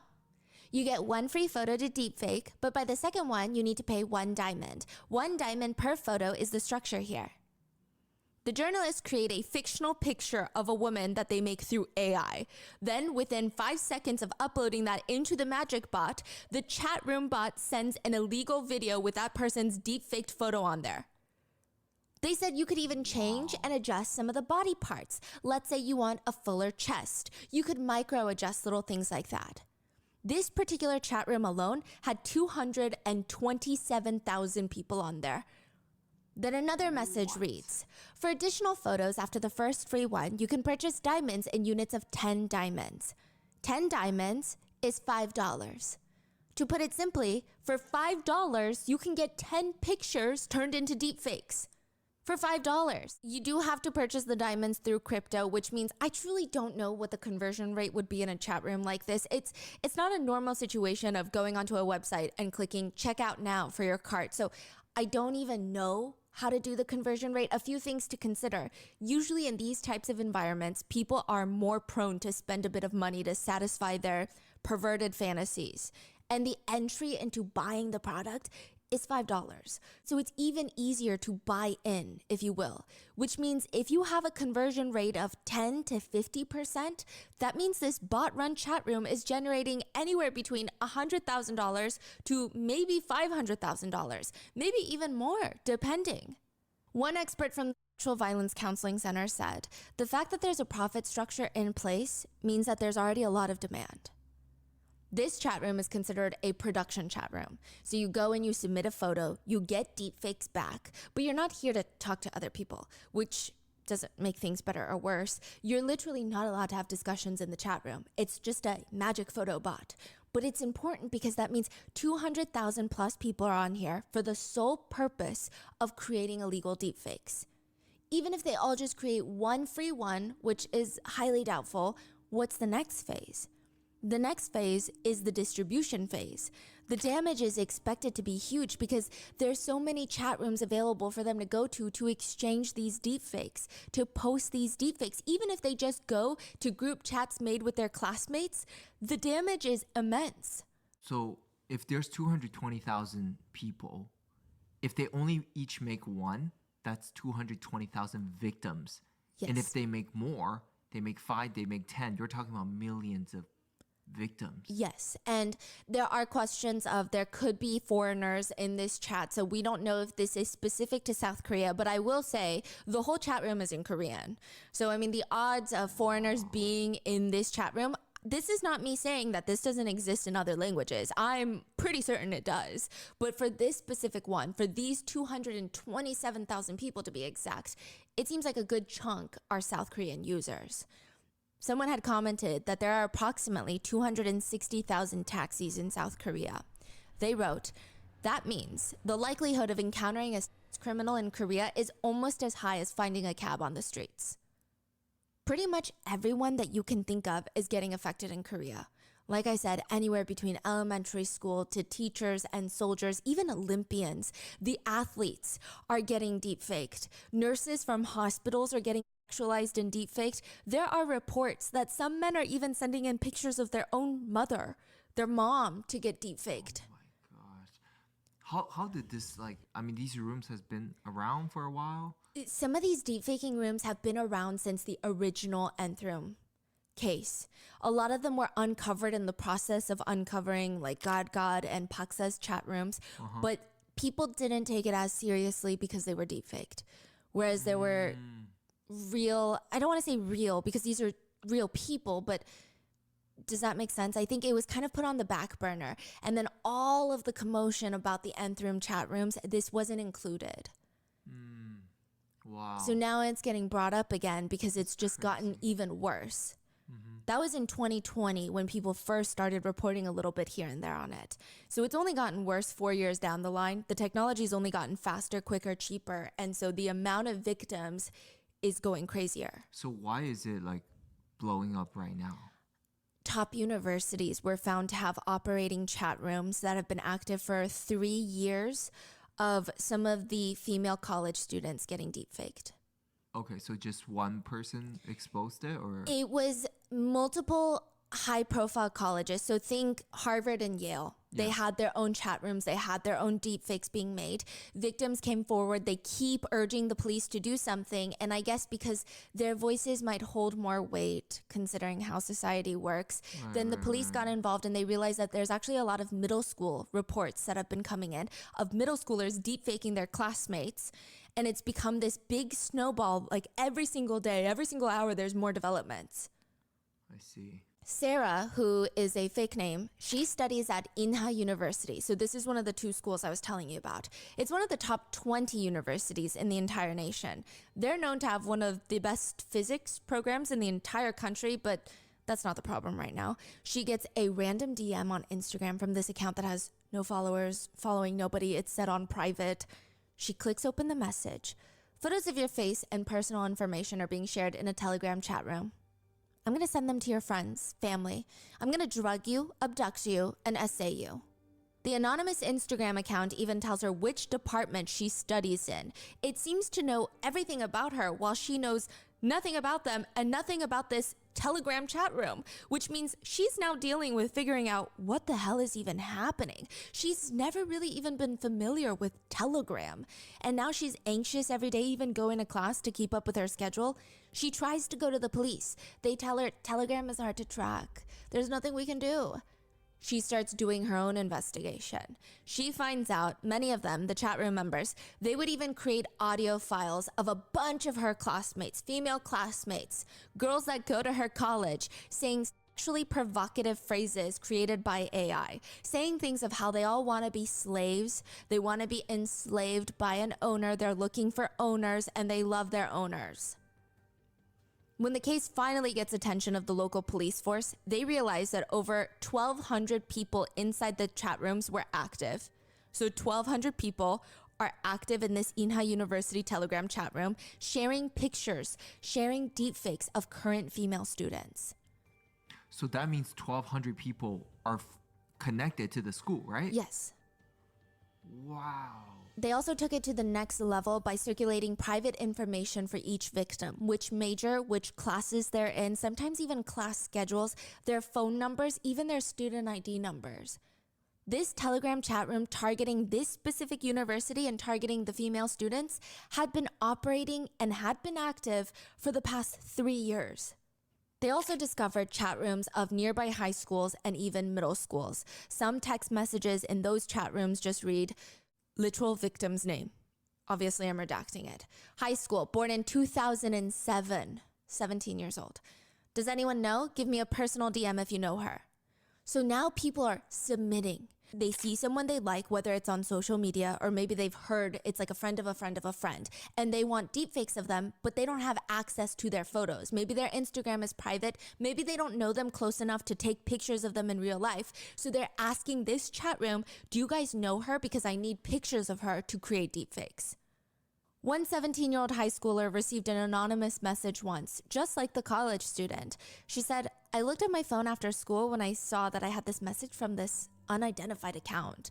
The message just read, do your friends and parents know about this side of your life?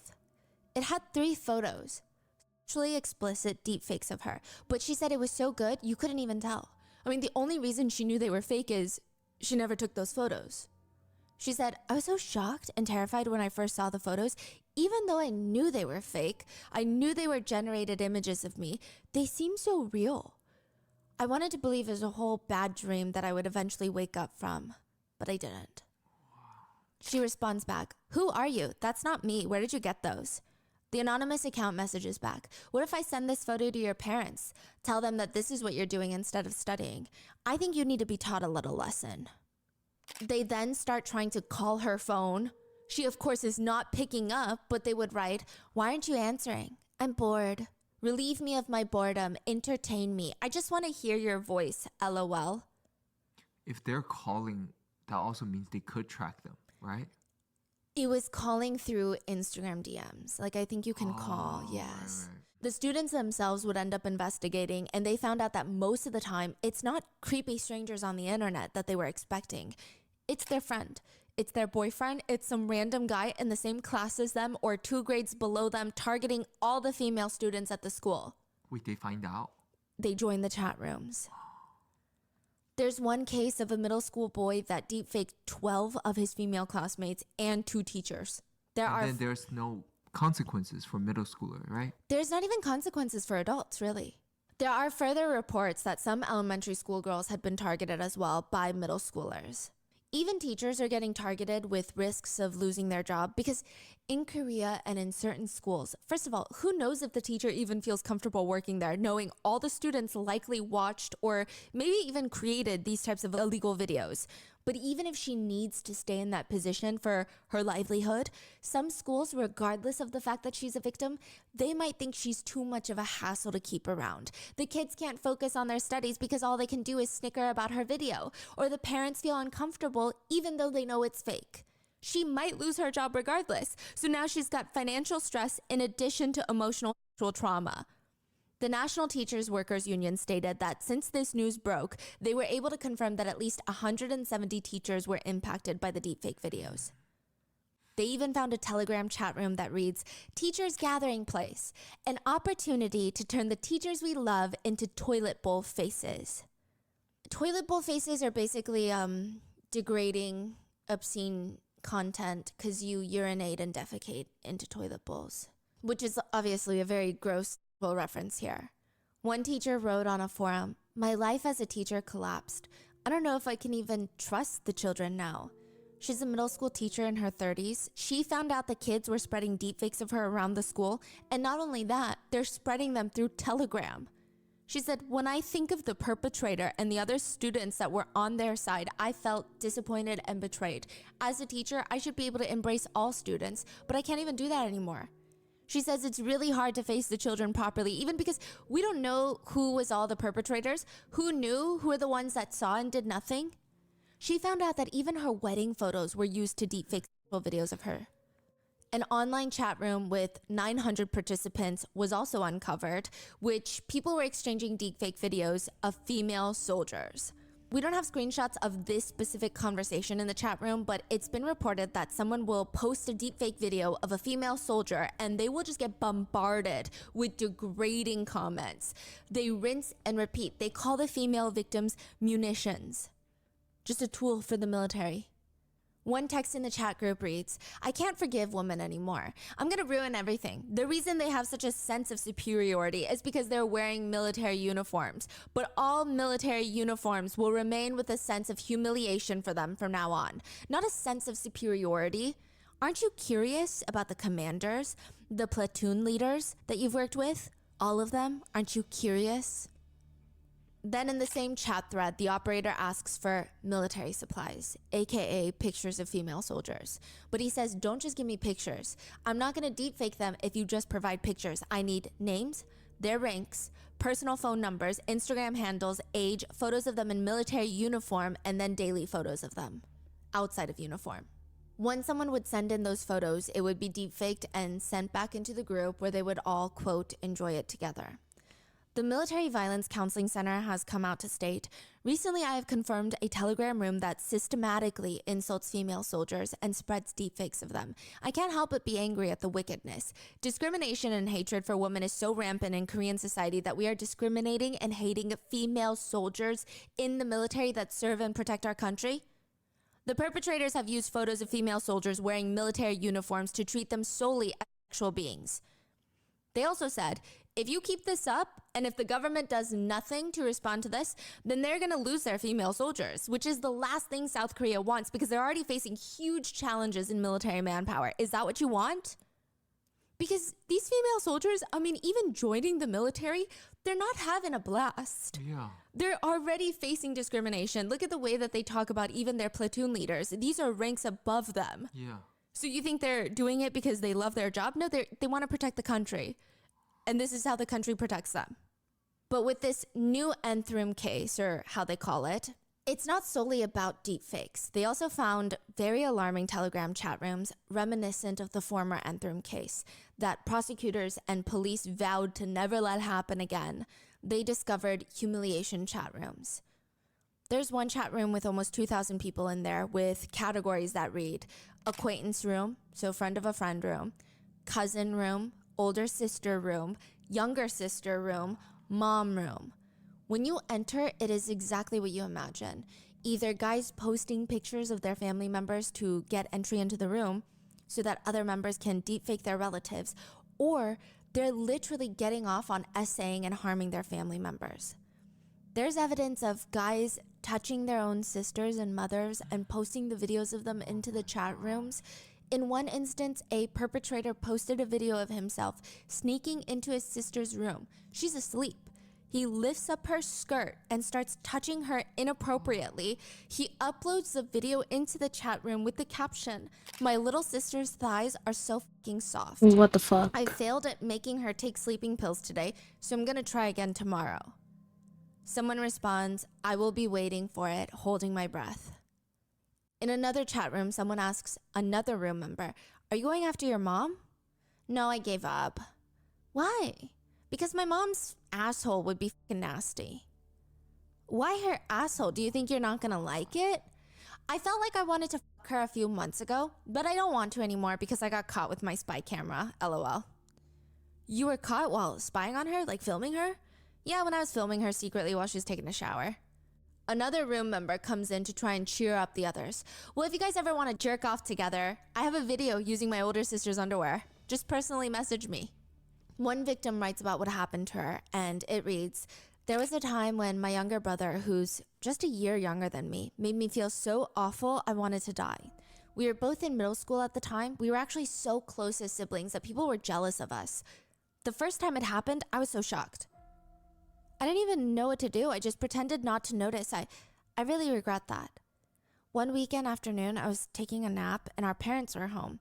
My brother touched me and even tried to film it. I woke up and I caught him in the act, but I was just so shocked at the time. I couldn't even think straight. Even though he kept profusely apologizing and acting like nothing happened, I felt so embarrassed. I couldn't even stand looking at him. I just told him to get out, leave. My mind was racing with all sorts of thoughts. I kept wondering, is he going to post it somewhere? Did he post it somewhere? How many times has this happened? And I just now noticed, who else did he send this to? Did he sell it somewhere? Does he use it to self-pleasure himself? What does he really think of me? I went into a panic. My hands and feet were shaking and I couldn't even cry or breathe properly. I never thought my brother would do something like this. I mean, especially not my brother. Apparently, OP told her mom about what happened and her parents and brother went out, so she starts freaking out about what's going to happen. And she writes, my parents went out for a bit and after about 2 hours, I thought something was wrong and I sent a message to my mom. I asked her, don't tell my dad because he really cares about me and I'm just so embarrassed. About an hour later, my brother left the house. When my mom came home and asked about it, she said that dad had called my brother. So my concerns were just completely ignored. LOL. What does that mean? Just, I guess the parents did nothing. In response to a follow-up question, because I think it was a little confusing, people were asking about the family dynamics, and she says, so my family is usually pretty close and gets along well. We're financially comfortable and have a good time together, but that evening my mom had been drinking and ended up hitting my brother a few times. What really got to me was I heard everything, and then my mom said, you're part of the problem too. Who wears such short pajamas at home? Whoa. I've never dealt with something like this before, so I didn't even know what to do. My pajamas back then were just these short sleeve, short pants ones that were pretty trendy at the time. She did post a photo of what her pajamas look like. They look, honestly, like home pajamas that you would not wear if your boyfriend comes over for the first time. They look very home pajamas. They're not reminiscent of lingerie, not that it would matter, but it's really doesn't even make sense that her mom is even saying this. They have teddy bears on them. Yeah, I mean, I guess you could say it was all my fault. I was pretty slim and my chest was C-cup, so it wasn't exactly small. But does that really mean it's okay for something like this to happen? I don't know. Maybe it is my fault. I was just wearing normal pajamas in my own home and went to sleep comfortably. Does that mean it's my fault? After that day, I couldn't really live a normal life for about a year. Even when I was in class or school or eating a meal or even at home, and especially when I was showering, those moments, feelings, and sensations were so vivid, and I just wanted to cut myself out of my own body. In my family, they all seemed like they were doing fine. It was only me who felt like a complete mess, while everybody else acted like nothing had happened. It felt like they were even too afraid to even talk about it. Later, I had to go on this family trip that was already planned. It was less than a week after the incident, and since it was a trip with my grandparents, I couldn't really say no.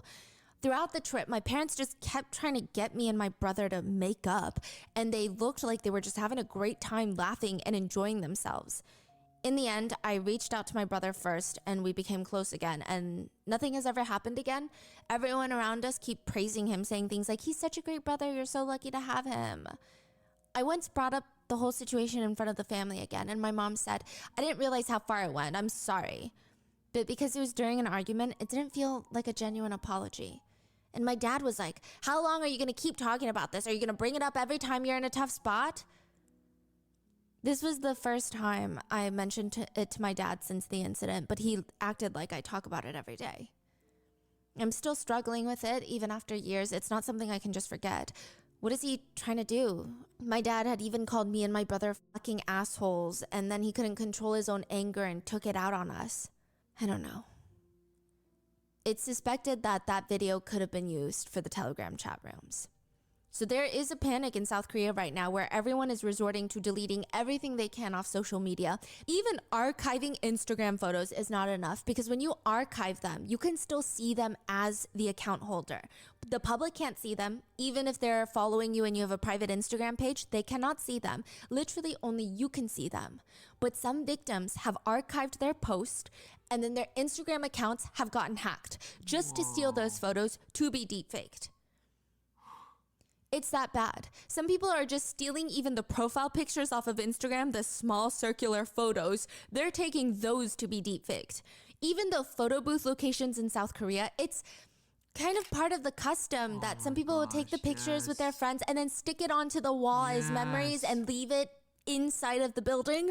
Yeah. Some people are warning others, don't put those up or go back and take those down. It's so widespread that in one city, so think Irvine, California, they've had so many rounds of chat rooms that they're now on Irvine Season 5. That's what they call them, seasons. The terrifying part is, even if your acquaintance is the one posting your photo and getting them deepfaked, they are now being spread to all the other evil people in the Telegram chat rooms that are in Irvine, because people join the communities that they're a part of or the schools that they go to. So how do you feel safe? You don't know who in town has seen those pictures and videos. I mean, remember, one of the requirements is you have to post name, age, school as well. What if people try to do something in person? It's likely that these victims can't even go outside and walk around without feeling incredibly paranoid. One netizen comments, "It gives me goosebumps at the thought that people can just commit a crime with my photos at any given time, even if my account is private. I don't know how and where the picture is being shared, so I'm even more at a loss. We're not whores or sluts. We don't exist to satisfy someone's sexual urges. We're dignified human beings, each with our own careers and dreams." Some students, younger students, have taken to a more depressing approach. And by depressing, I mean what they're saying is very depressing. One middle schooler says, "I'm worried, but to be honest, what can I do? It's kind of out of my control. It's just like a natural disaster." A group of men in South Korea were also freaking out too. They're posting onto forums about everything going on and how scared they feel about their futures. They write, "If I delete every trace of Telegram, will I still get caught?" Someone comments and actually goes out of their way to make a full forum post. A must-read for kids who are worried about deleting their telegrams because they're anxious right now. It's very noisy right now. There's lots of yapping and chatter. There are probably a lot of kids worried about this becoming a public issue and they're going to get caught. But I'll just let you know.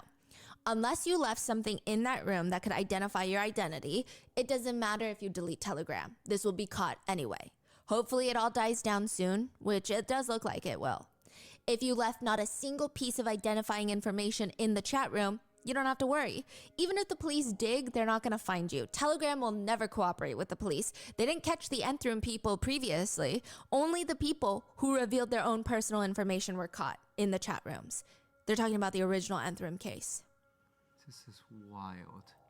If you leave no information behind, there is a 0% chance of being caught. Don't worry and enjoy.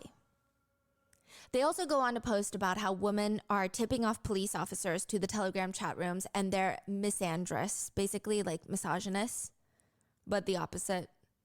Yeah, a person with a strong prejudice and dislike for men.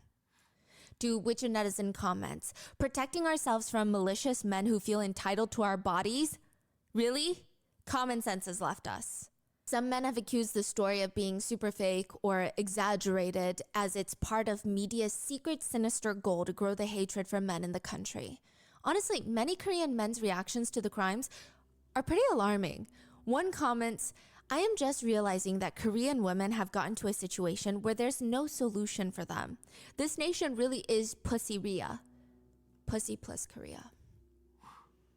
What can I expect from a country whose justices on the Supreme Court are from the researching groups for feminism and gender laws, LOL." Another one writes, "Even deepfake producers only choose pretty people, okay?" So they're saying, no need for everyone to be concerned.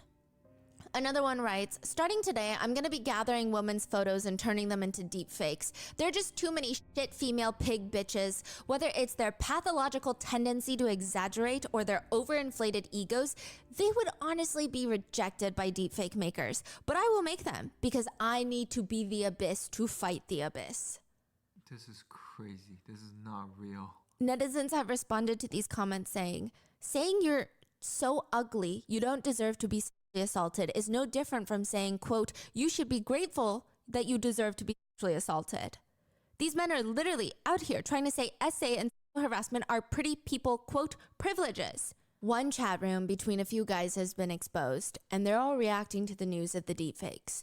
One writes, "I don't know if I'm allowed to say this, but to be honest, it's disgusting that women are protesting right now after their human rights were just established. Meaning they just got their rights established, so please sit down and be grateful. You don't need to do all of this right now." Someone responds to that, "Their pussies will just be dehydrated." Hey, Ian, folks. What up? Another one comments, "Look at my "Am I the kid's only one room. who thinks Cute, like right?" this?" Another one joins the chat. "They received too many rights. For real, LOL. Women's rights should have been promoted moderately, much less than what it's been now. Now, You could this watch is a it in world stress where check. I whores are just so drank water, confident, so. you know? Another one just mocks women by writing, "Give us human rights, treat us like humans." In another chat room, a guy is talking about how he wants to, quote, "I want to f my younger sister without a condom the day she hooks up with a guy. I miss the old days." So he's responding to the military chat rooms. And he says, back then, military guys would have no phones. So they would just have to self-pleasure imagining another military member's older sister. And the guys who can't get married, they would hit on her. And if she didn't like it, she would have been essayed. What is he saying? He said in the old days. What are they doing? You don't have phones to get into all this trouble, deep faking, go through all of this. You would just self-pleasure imagining your military member's older sister. And then if that didn't do enough, if you couldn't get married after that, you would just essay her. Yeah.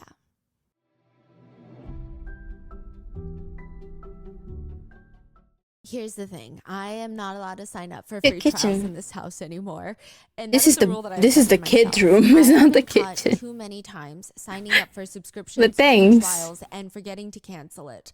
And I swear the free trials are getting longer. What used to be a 7 savings, a lot of meaning is a lot of pronunciation, which is designed.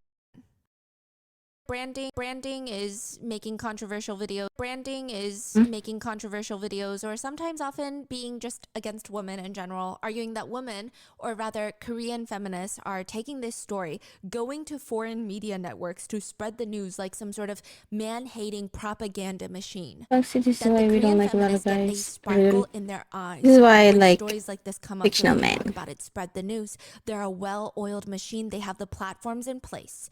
They go to all the social media platforms where the women like to gather. They have these beautifully designed graphics and eye-catching titles to make sure everything and everyone stays tuned to the news. Some people have commented across the board about this case. Korean men. Why are our country's birth rates declining so fast? Also Korean men. Another one writes, imagine being a, quote, grown man and still managing to say something as embarrassingly pointless and thoughtless as this. I've heard literal babies say things with more insight than whatever these entire videos are supposed to be. Another comment just reads, none of these men have ever felt the touch of a woman before. But you also see comments like, Korean feminists are not the ones who fight for women's rights. They only hate on Korean men, and they assume that almost every Korean man is a criminal. They cause major gender conflict in Korea, which leads to the low birth rate. Wake up to reality and don't be brainwashed. Or, the fact of the matter is, women should never have been even given the right to vote. Another one reads, I think this whole deepfake Enthrim thing is the same trend as the mad cow disease propaganda in 2008. So at the time, there was propaganda that said importing American beef would cause mad cow disease to the entire country. And there were a lot of people who fell for it. But if you looked at the results, did you get mad cow disease from eating American beef? It was all nonsense. It was all propaganda. Did the media companies covering it up apologize? Did they say sorry for fear-mongering and causing all this incitement? No. I'm not defending the perpetrators, but it's just there's no confirmed facts. The statistics feel very inflated and exaggerated. And, you know, the women are always in big trouble. It's the same as the mad cow disease. But the problem is this type of propaganda, it continues to work. You're mad. In another comment where a commentator is expressing their frustrations with the Korean government, someone just comments because it seems like someone who is living through a lot of this, and they're writing and almost ranting about how unfair it is. And someone comments, fact, definition of the word fact, writing bullshit at length to make it sound true. Another comment reads, I'm also a woman, but these Korean feminists, listen, the funny thing is they're so obsessed with numbers and their man-hating sports that once the truth is revealed, they cannot refute that, and they just spam things in English saying, oh, we are with Korean women. So there's lots of comments on articles and YouTube videos of foreigners commenting, we are with Korean women. But Korean men are accusing Korean women of writing that in English to make it sound like they have international support. Really? Yeah. This is freaking crazy. The responses to that comment are just making fun of the poster. Stop trying to be a woman. We know you're not a woman. Come on now. Let's be freaking real. And then other comments are like, you are also doing the same thing in English, but the only difference is your English is bad, so we know you're a Korean man. Like, we don't. I do want to mention it seems like this is the small minority. I think most men in Korea, I would hope, are taking it seriously. I mean, I would assume that if you're at least a husband, father, son, like, I mean, you should take it seriously regardless. I just don't know if their voices are as loud. There's a lot of men going on these hysterical tirades about Korean feminists, saying they are so busy trying to make this case international so the hatred for men can just grow everywhere like a global disease. But they say Korean women don't even know what it's like for men in their 20s to live in Korea, to give up 1 to 2 years of their lives for national defense. They don't know what that's like. Wow. What an argument. Yeah, which, I mean, what does that have to do with anything? If that has something to do with anything, then this has something to do with everything, okay? Apparently, there was a recent video that had gone viral of a little girl in Korea dancing, and she's just dancing to music. Truly, just like a chill day dancing to music. And some men took it upon themselves to comment, uh-oh, why is it going up? Talking about their private parts. The girl looks 5. Another one reads, do you want to be secret friends with 아저씨? Which means old man. So maybe take a deep look at what's going on and use some critical thinking skills before you go on these feminist hating rants online. One netizen comments, also the big issue here, in my personal opinion, is parents' attitudes. A lot of the perpetrators are kids, and even when they're adults, parents have the attitude of their child can do no wrong. When the child does do wrong, someone else has to take the blame. Where were the teachers doing to stop my child from doing this? Was that the bus driver doing? What were they doing when this happened? Why was she wearing makeup? Did she seduce my son? It's always something or someone else. Someone comments on that. Actually, correction. Not a child does no wrong. A son does no wrong in South Korea. Another netizen says, Korea lives off the saying, boys will be boys. Girls should be more careful and responsible. There's also discourse about the fact that sending deepfaked videos is almost always seen as some sort of prank or play culture by some young students and even their parents, giving the energy of, why is she so emotional? It's not even her. It's not even real. He's just joking around. Should we ruin our son's future for a joke? One officer even said, it seems that students lack the awareness that deepfaking is a crime. Which, okay, but ignorance is not a defense in the court of law.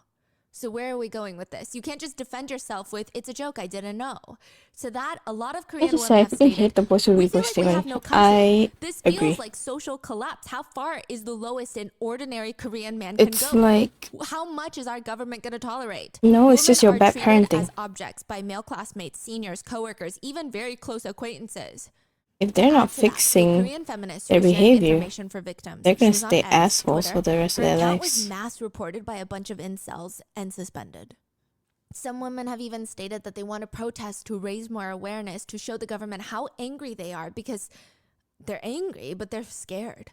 Their identities could be leaked by the incels that come to almost all the women organized protest. If you're labeled a feminist in Korea, it could make you a social outcast and even cause problems for you at work, depending on your company. They won't tell you directly, hey, you're fired because you're a feminist, but they don't like when women are outspoken. Like, they don't like when women want basic human rights. Like, bro, so if they keep it someone, you're gonna be like, oh, boys will be boys to fuck for real. In every country, there have been misogynistic crimes that shake the entire country and cause protest. In all of those countries, regardless of gender, people ran out onto the streets to protest and condemn the perpetrators. But what about our country? They mock the faces of the female protesters. They do binge watching protests in front of them. Incels will come and just taunt female protesters. That is crazy. So they're also in public. Yeah, but they're masked up, covered everything. The commentator asked, does this still make it seem like there's hope for the men of Korea? This is also surprisingly happening in America as well. A lot of middle schoolers, high schoolers, they will use, quote, nudification apps, get pictures of all the girls from the last homecoming dance. This really happened last year in Washington State. No, this year, but it was of the last homecoming dance. Get the pictures of the homecoming dance of all the girls in their gowns, run them through these apps to produce deep-faked pictures of them completely nude. Then those quickly get spread around to the whole school. It seems like the main difference so far is that the American cases, they stay within each school. So they will spread it to classmates and maybe neighboring schools, but they don't go on Telegram to spread. Which, I mean, it doesn't make it better or worse, but just noting a difference I've seen so far, I don't know. Now, the terrifying part is one expert stated, one boy with his phone in the course of a single afternoon can victimize 40 girls, minor girls, and then their images are forever out there. We need to make this so painful for anyone to even contemplate doing it, because this is harm that you cannot simply undo. Even if it seems like a prank to a 15-year-old boy, this is deadly serious. It's also happening to American adults. There's always social media posts popping up here and there of people wanting help on Reddit, confused on what to do. One from just 4 months ago reads from a 27-year-old from America.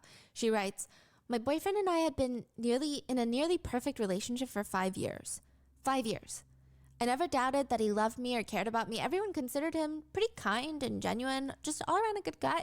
I trusted him so much that I was never really suspicious of him, never snooped through his phone or stuff. That's until about 2 months ago when my phone was stolen and I briefly borrowed his.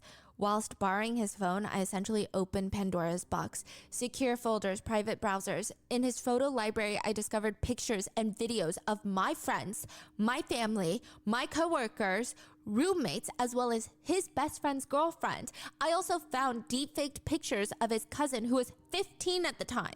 These were then posted all over the internet on various porn sites, Reddit, you name it. He posted these pictures with each person's first and last name, captioned with words I could never even imagine coming out of his mouth. Officials have stated that fake images can really put these young women at risk of being barred from future employment and making them vulnerable to physical violence if they're recognized. The president of South Korea addressed this situation by saying, recently deepfake videos targeting an unspecified number of people are rapidly spreading on social media. There are many cases where the victim is a minor and most of the perpetrators are also in their teens. Any one of us can be a victim to these digital crimes. I hope that the relevant authorities will eradicate those digital crimes through investigations. I hope that the education plans will be made so that a healthy digital culture can be established. Sir, he honestly said nothing, basically. Also, he's not really a credible person considering he's the same man that has been actively trying to abolish the Ministry of Gender Equality and Family in South Korea, so I would take anything he says with a grain of salt about this. But the craziest part is, to some people, even his nothing burger statement was too much of a statement. A politician responds to the president's statement by stating, the threat is being overestimated right now. He says it's good that the president said that the purpose of establishing measures needs to be early on, but on the other hand, it seems that there is a possibility that excessive regulation may appear. He's like, we might regulate deepfakes too much, calm down. Oh my God, investigate this guy. Yes, exactly. He's concerned that people are going to get too anxious, fear-monger into thinking the deepfake problem is massive and that leads to over-regulation, which is so bizarre.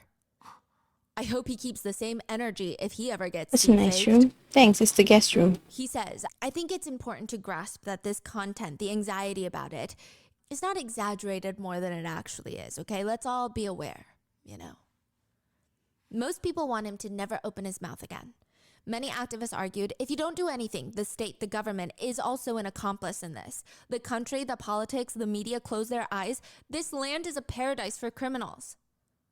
One female politician, I don't know why she said this, but she said, the fear of deepfake pornography is spreading. However, I can't help but mention the behavior of some opportunists who exploit this anxiety and fear as material for another gender conflict. I don't know why women fighting for their rights and not to be exploited gets turned into a, quote, gender war. It's not a war. We just want rights. It's not... What? She continues, the majority of people are taking this opportunity to demonize one side, men, Alright, I like this room a lot. Conflicts. Basically saying that men are being demonized, but obviously this statement did not sit well with most women. Nobody is demonizing men for behavior that they have not repeatedly taken part of in this country. No one's going home to their husbands demonizing them. They're demonizing the perpetrators, who most of them happen to be men. What do you mean? It doesn't make any sense. clearly nobody is saying all Korean men, and that's like coming from myself, a Korean with a good chunk of my loved ones being Korean men. But to say that this is not a case of women being targeted, but rather a case of deepfake technology being abused is a bit thick-skulled. It's a bit pick-me energy. Another professor at a department of sociology from a university said, there is a stereotype that men become perpetrators and women become victims, but women can also become perpetrators if they really want. What? What does that even what mean? a weird thing So there to were say. some cases of men deepfaking other men and women deepfaking other women as a way to bully them, but the vast majority are men victimizing women. Oh, wow, these are crazy. What a strange thing to say. It doesn't even Oh my make god, sense. I just said that. So a lot of people, including people that I personally A know, politician in Korea, is they not a have been ghost, though, that's what I'm mass taking saying. down all their social media pictures. Honestly, just any picture of them, they're trying to wipe it from the internet. For good reason, obviously. But that's not even good enough. That still puts a lot of professionals who don't have that choice at risk, people who can't avoid being on the internet, which did you know a vast majority of deepfake explicit videos are of Korean idols, K-pop idols. And it's not even just being produced in South Korea. It's being produced globally. I would say, I think it's either 96 or 99% of all deepfake technology right now is being used to create non-consensual explicit videos. And almost 99% of the subjects that are being used are women. So, but also, even if you are trying to wipe everything from the internet, there have been cases, a lot of cases, of people just taking like pictures of you in real this life. And or also no? pictures from yearbooks. There are reports of teachers who refuse to even take yearbook photos now. They don't want that in there. They will take pictures from your yearbook and make deep fakes. In one instance, there was a Telegram chat room that was recently busted where the perpetrators took graduation photos from Seouldae, which is the top university in South Korea, deep-faked videos of alumni. In that one school alone, it's speculated that there's 61 victims. There were a total of 2,000 deep-faked pieces of content that were distributed amongst the group and outside of the group. There were allegedly men asking in the chat rooms, is it okay if I rape her? Oh, wow. Is that the prey this season? One of the victims from Seouldae, she was the first victim to go to the police. She said she received a video file of her being gang essayed by a group of men. She couldn't even bring herself to open the video file. She just saw the thumbnail, had this weird unsettling, she sees this creepy smile on her deepfake face. And it's so terrifying. I'm sure at first it's a moment of, am I drugged? I don't remember this. How come I don't remember this? To finally realizing it's a deep fake, which honestly, I don't even know if better is better in that situation. It just becomes a whole other problem entirely. The craziest part is she never had social media. So whoever did this to her took her Kakao Talk. It's like WhatsApp, WeChat, Line, tiny circular profile picture, which is basically like your Instagram profile picture, tiny circle. Technically, even if you're private, people can see it. She updated it a few times in the past 2 years. Whoever did this screenshotted every time she changed it to get more pictures of her and used that to create the deepfakes. When she ran to the police station to report it, she got a creepy message from her phone saying, report me? You can't even catch me if you report me. And deepfakes is getting that good now, huh? Really good. It's very hard to tell when something is deepfaked. Truly hard to tell. She felt like she was being followed. They said, try to answer me. I can tell you who I am so you can try and catch me. More messages keep coming in, reading things like, I can't forget the first day I saw you. It went up really hard. You're so pretty. A lot of people believe, and this is likely true, that these perpetrators get off on the fact that this type of trauma stays with the victim forever because now every single person in her life, every interaction she's ever had, she's trying to figure out who the hell did this to her, who saw it. Because when she told the police this, they told her they can't do anything because it's on Telegram. A few months later, she was grabbing coffee with an old college friend. She had graduated years ago. She's grabbing coffee with an old college friend that she hadn't seen in such a long time. And she's trying to tell him, she's nervous. She's trying to tell him everything that's been going on in her life. And he puts his coffee down, looks very grim, hesitates. Why? What's wrong? What is it? I have something to tell you. Actually, I got a picture of, I got a picture like that a while back. Someone sent it to him? Yes. He takes out his phone to show her, and it's a picture of her and 2 other female classmates, 3 nude bodies in a row. And it's not just the picture. The deep-faked picture is on an iPad. It's like the full screen of the iPad. And someone is taking a picture of the iPad, right? But their genitals are on top of the tablet. Which is part of the humiliation. Right, so it's been surfaced to someone else, and someone else took a photo of that and then send it over again. So it's like multiple layers of like... Yeah. And she asked, who sent this to you? He said, just another guy from school. I mean, he told her everything that she hasn't spoken to in so many years. And this photo was sent recently.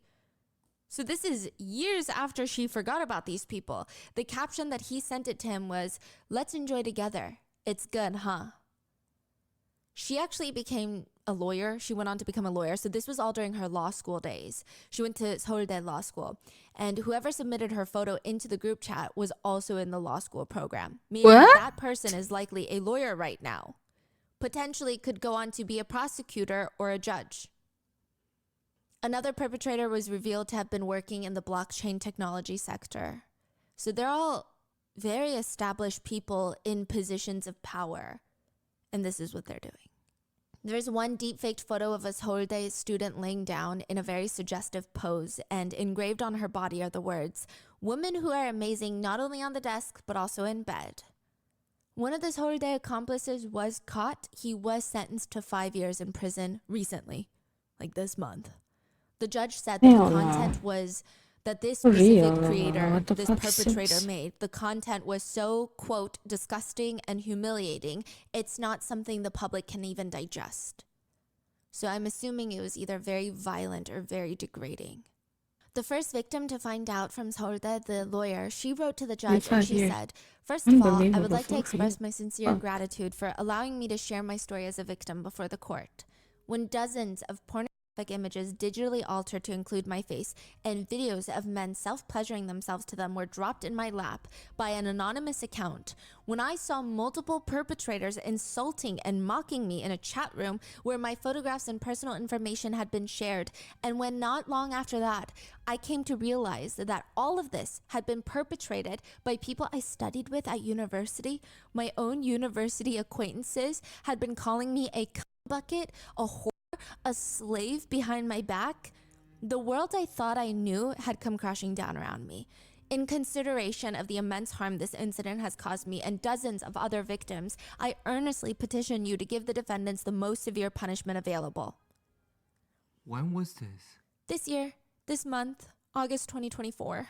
Did she catch the people? She caught the people. She was the one that investigated and caught the people. The police were like, we can't do anything, it's Telegram. Yeah, so a lot of the politicians have now initiated these conversations of better education so that younger teenagers stop doing this, because the vast majority of the perpetrators are alarmingly minors. One professor from the Department of Police Administration writes, the problem is that these perpetrators who are committing such crimes don't realize that their actions could be harmful to others. It's just, This is the dumbest thing I've ever heard. It's just another way to relieve themselves of their curiosities and interests. Proper education methods must be in place to help more people realize this is a crime, not some form of entertainment. That's just dumb. I don't know. I've never seen so much sympathy given for girls who are curious. And why is it that satisfying male curiosities almost always includes harming women? Why are we using that word curiosity? Yeah. You think they don't know what it means to do this? I think we're past that. If you're using deepfake technology, we're past that. I think the only thing at this point is the fear of being in prison for a very long time. That's what most Korean netizens, men and women, agree with. At least the ones who have firing neurons in their brain. Apparently one school in Korea, and I don't know how accurate this is because this was on social media, but I trust social media these days over authorities. There were allegations that they held an emergency seminar about the deepfaking issue. This one school were like, we got to do something about this. Let's have a seminar. They forced all the girls to the auditorium to give them, quote, education on deleting all pictures, never taking another photo again, never posting a singular photo, nothing, to avoid somehow being victimized in something that they can't even control, while the boys played soccer outside. Huh. And I don't even think punishment is that scary. Many of the Telegram chat room creators, the ones who run the rooms, have said, even with all this news going around, they've posted, Regional Season 4 is closed. Once everything quiets down, Regional Chat Room Season 5 will resume. Another Telegram chat room owner started a new room in the midst of all of this to deepfake. They write in the chat rooms, don't be ashamed. Insult reporters who are publishing articles about this. Many of the chat room members are praising the chat room owner, stating, you made a room during such harsh conditions. We're proud of you. Huh?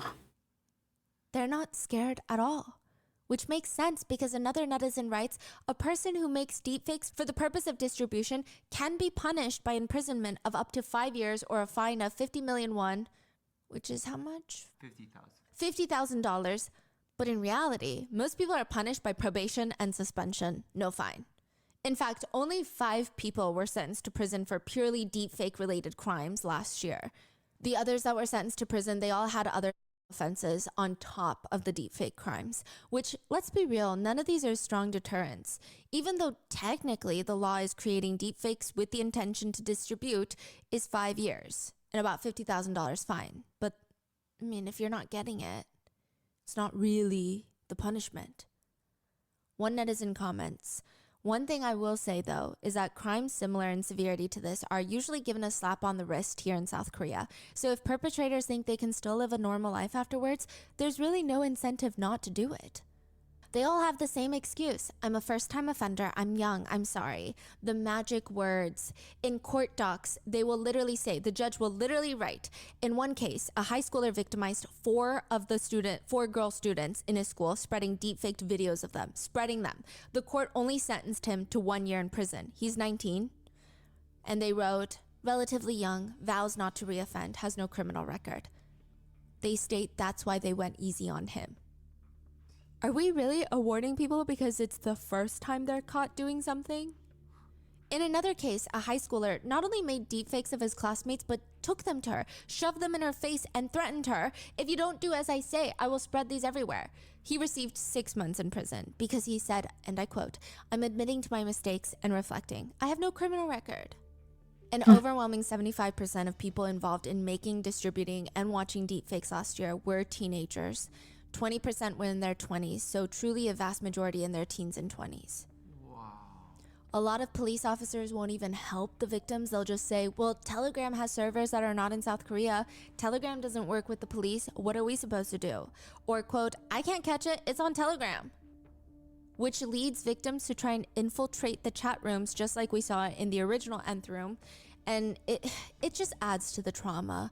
It's a weird feeling. Most victims have resorted to joining these chat rooms where they go undercover as fellow perpetrators, which is a traumatic feeling. Or they'll even direct message the chat room owners and ask for more pictures so that they can get direct evidence this guy is committing a crime. And many of the victims end up getting deepfakes of their friends. Because again, these are all acquaintances. Pavel Durov, his arrest is not related to South Korea. Paris had a warrant out for him. The founder of Telegram. Recently. Yes, it's all unfolding at the same time. But he was not arrested for what's going on with Telegram in South Korea. I mean, potentially that's part of what's going on. He's just being arrested for detained. He's being detained for not cooperating with the authorities, for Telegram's potential part in distributing CP as well as drugs, selling drugs. So it is kind of related, but not necessarily. It's not a direct correlation, but it's all in the big scheme of what's going on with Telegram. And there have been so many conversations recently of how good and bad is Telegram. One netizen writes, very complicated issue. We need communication channels in the world that government officials can't access. So Telegram is used a lot in war zones, and a lot by oppressed parties as well, so that they can't get censored, so that they can get news out there. They can talk to journalists that are not on the ground. You know, it's for activists, journalists, it's pretty much vital. But at the same time, good is never just used for good. Essentially, everything that makes Telegram good is also what makes Telegram bad. There was also a point where Telegram was called Terrorgram, because a lot of terrorist groups were on there. One netizen was just pointing out how much trauma it is for a 13-year-old to even just be told, hey, be careful, be on the lookout, someone might create fake deep fakes of you on the internet. Others write, is this really going to be a thing now, where parents have to sit their teenagers down and say, someone at school might make these explicit videos of you?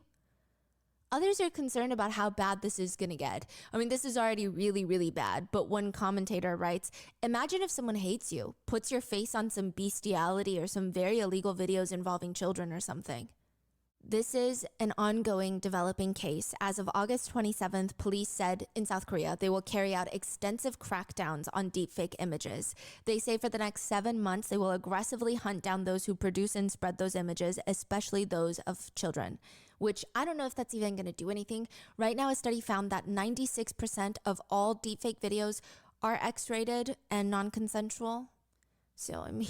And August 28th, I guess the public was like, yeah, that's not enough, police. The Ministry of Science, Technology, Informations, and Communications in South Korea announced that it was going to organize a budget of $1.5 million, which is nothing, to prevent, quote, deepfakes used to commit crimes. From the whole country? Yeah.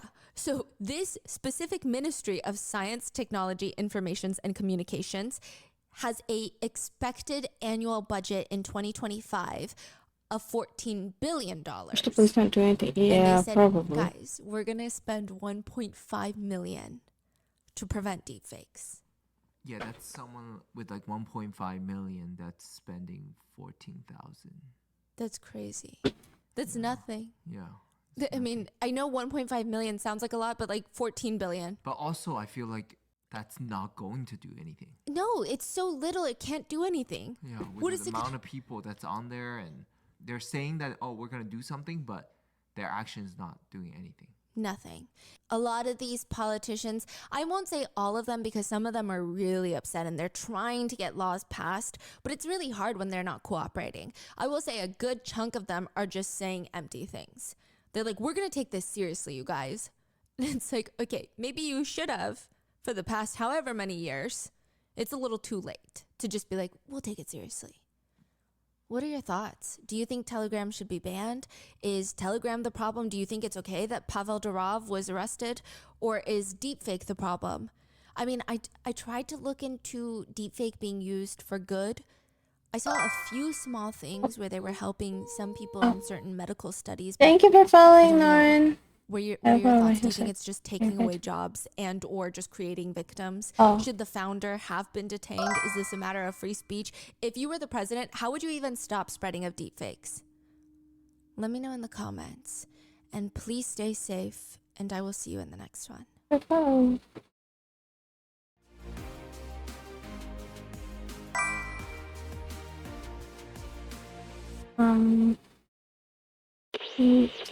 Oh shit. Prison and he moves into honest bedroom to his wife is Northern Virginia serious parents, mysterious Nova parents. This particular part of Nova is very upscale. It's a wealthy neighborhood that's very family oriented.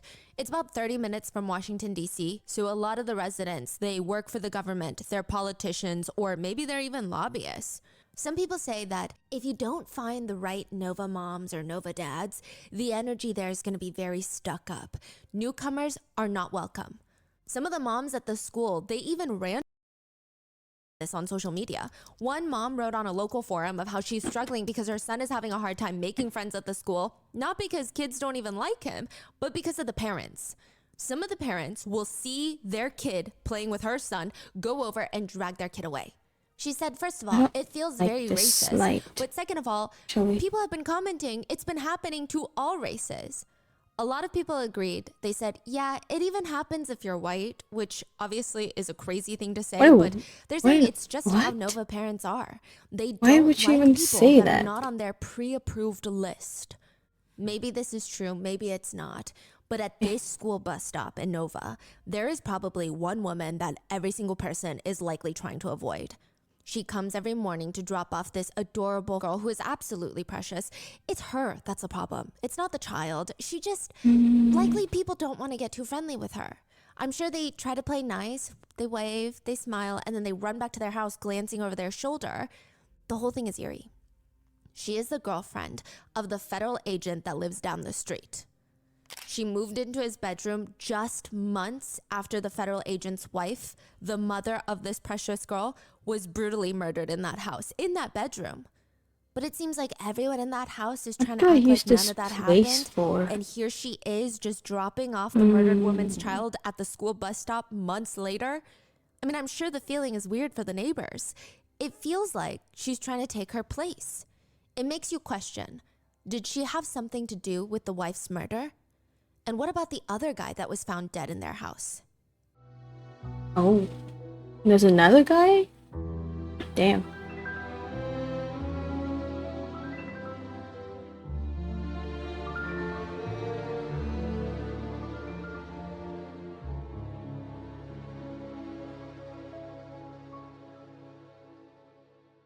We would like to thank today's sponsors who have made it possible for Rotten Mango to support the Joyful Heart Foundation, whose mission is to transform society's response to SA, domestic violence, CA, and support survivors' healing. This episode's partnerships have also made it possible to support Rotten Mango's growing team, and we would also like to thank you guys, our listeners, for your continued support as we work on our mission to be worthy advocates. As always, full show notes are available at RottenMangoPodcast.com. Today's case has mentions of suspected SA, so please watch at your own discretion and take care of yourself. This case is still ongoing, and although a charge has been made, the defendant is waiting for trial. So the trial hasn't even happened yet, meaning that everybody that we are mentioning today is legally innocent until proven guilty. And most of what we're talking about are police, netizen, assumptions, speculations, ideas, theories, and pure opinions on the case. Hopefully the truth will come out during the trial that is set to presume in November. So with that being said, let's get into it. February 24th, 2023, last year. A 911 call is placed from a $1 million home in Nova at 7:49 in the morning. 911, what's the location of your emergency? The operator is likely already on the edge of their seat by this point because they have an open line.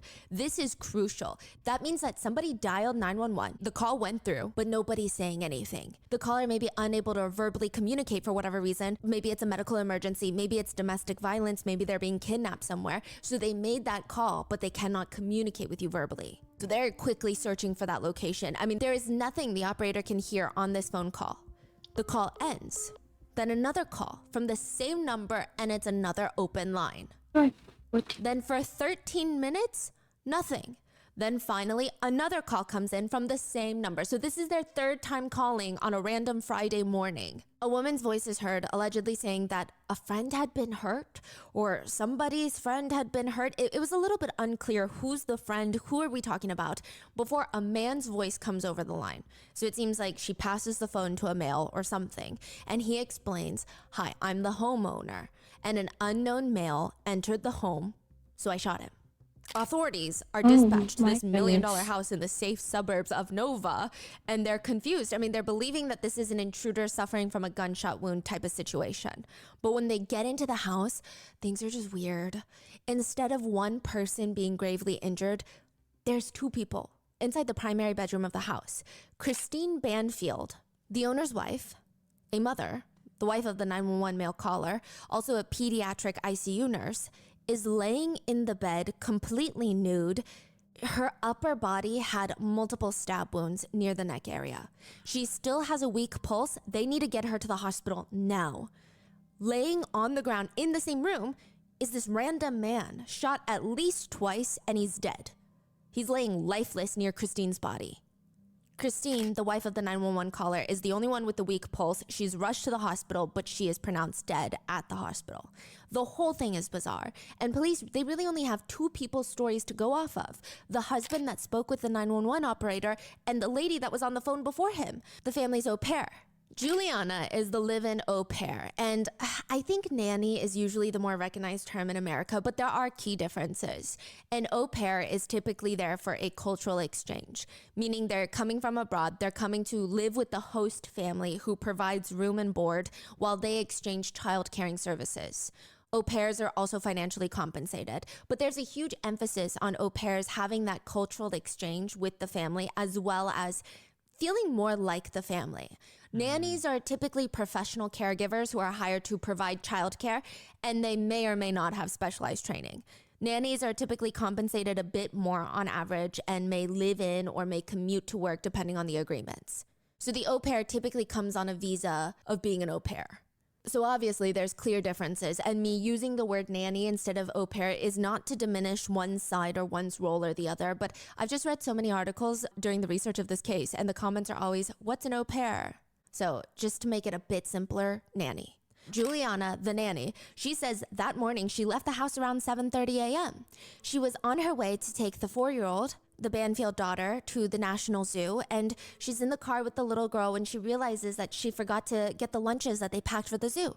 So she turns the car back around, drives into the neighborhood, pulls up to this 5-bedroom house, and she sees a car parked outside the front that she's never seen before. She doesn't recognize this car, and she lives in the Banfield house. She's the au pair, so she lives with this family. It's not the owners, it's not a friend of the owners that she's familiar with, so it's very strange. She calls the mom, Christine Banfield, who's the only one home because dad, Brandon Banfield, he already left for work. He's the federal agent. He's an FBI agent. So he's a federal agent that technically, okay, so this is where it gets confusing. Some sources identify him as an IRS agent. Others identify him as an FBI agent. It seems that his official capacity is working under the Federal Bureau as an agent, but he is working under the National Treasury Department. He's an FBI agent that basically works for the IRS. He's fighting tax fraud with a gun. Okay, so he is an FBI agent. Yes, it seems like that's his official role. Got it. Now, she calls Christine. Christine is not picking up. She doesn't indicate why, but clearly Juliana, the nanny, feels so suspicious about this whole thing, or she feels very on edge about it. She calls Brandon, the agent, the dad, to tell her, hey, I came back for the lunches. There's this strange car, and I think I saw a man in the house. Brandon Banfield rushes back home, and he gets back in perhaps 5 minutes. Technically, he's supposed to be on his way to work, which is all the way in DC, but he had stopped by a nearby McDonald's to get breakfast. This is near the house. So he just turns around, comes back home, and Juliana is waiting outside for him, and they decide that they're going to enter the house. There's no clear signs of a break-in or anything too strange, but when they enter the house, Juliana states that she and Brandon heard some sort of noises coming from the main bedroom. She didn't know if it was consensual or not, but there were some sort of interactions, she states.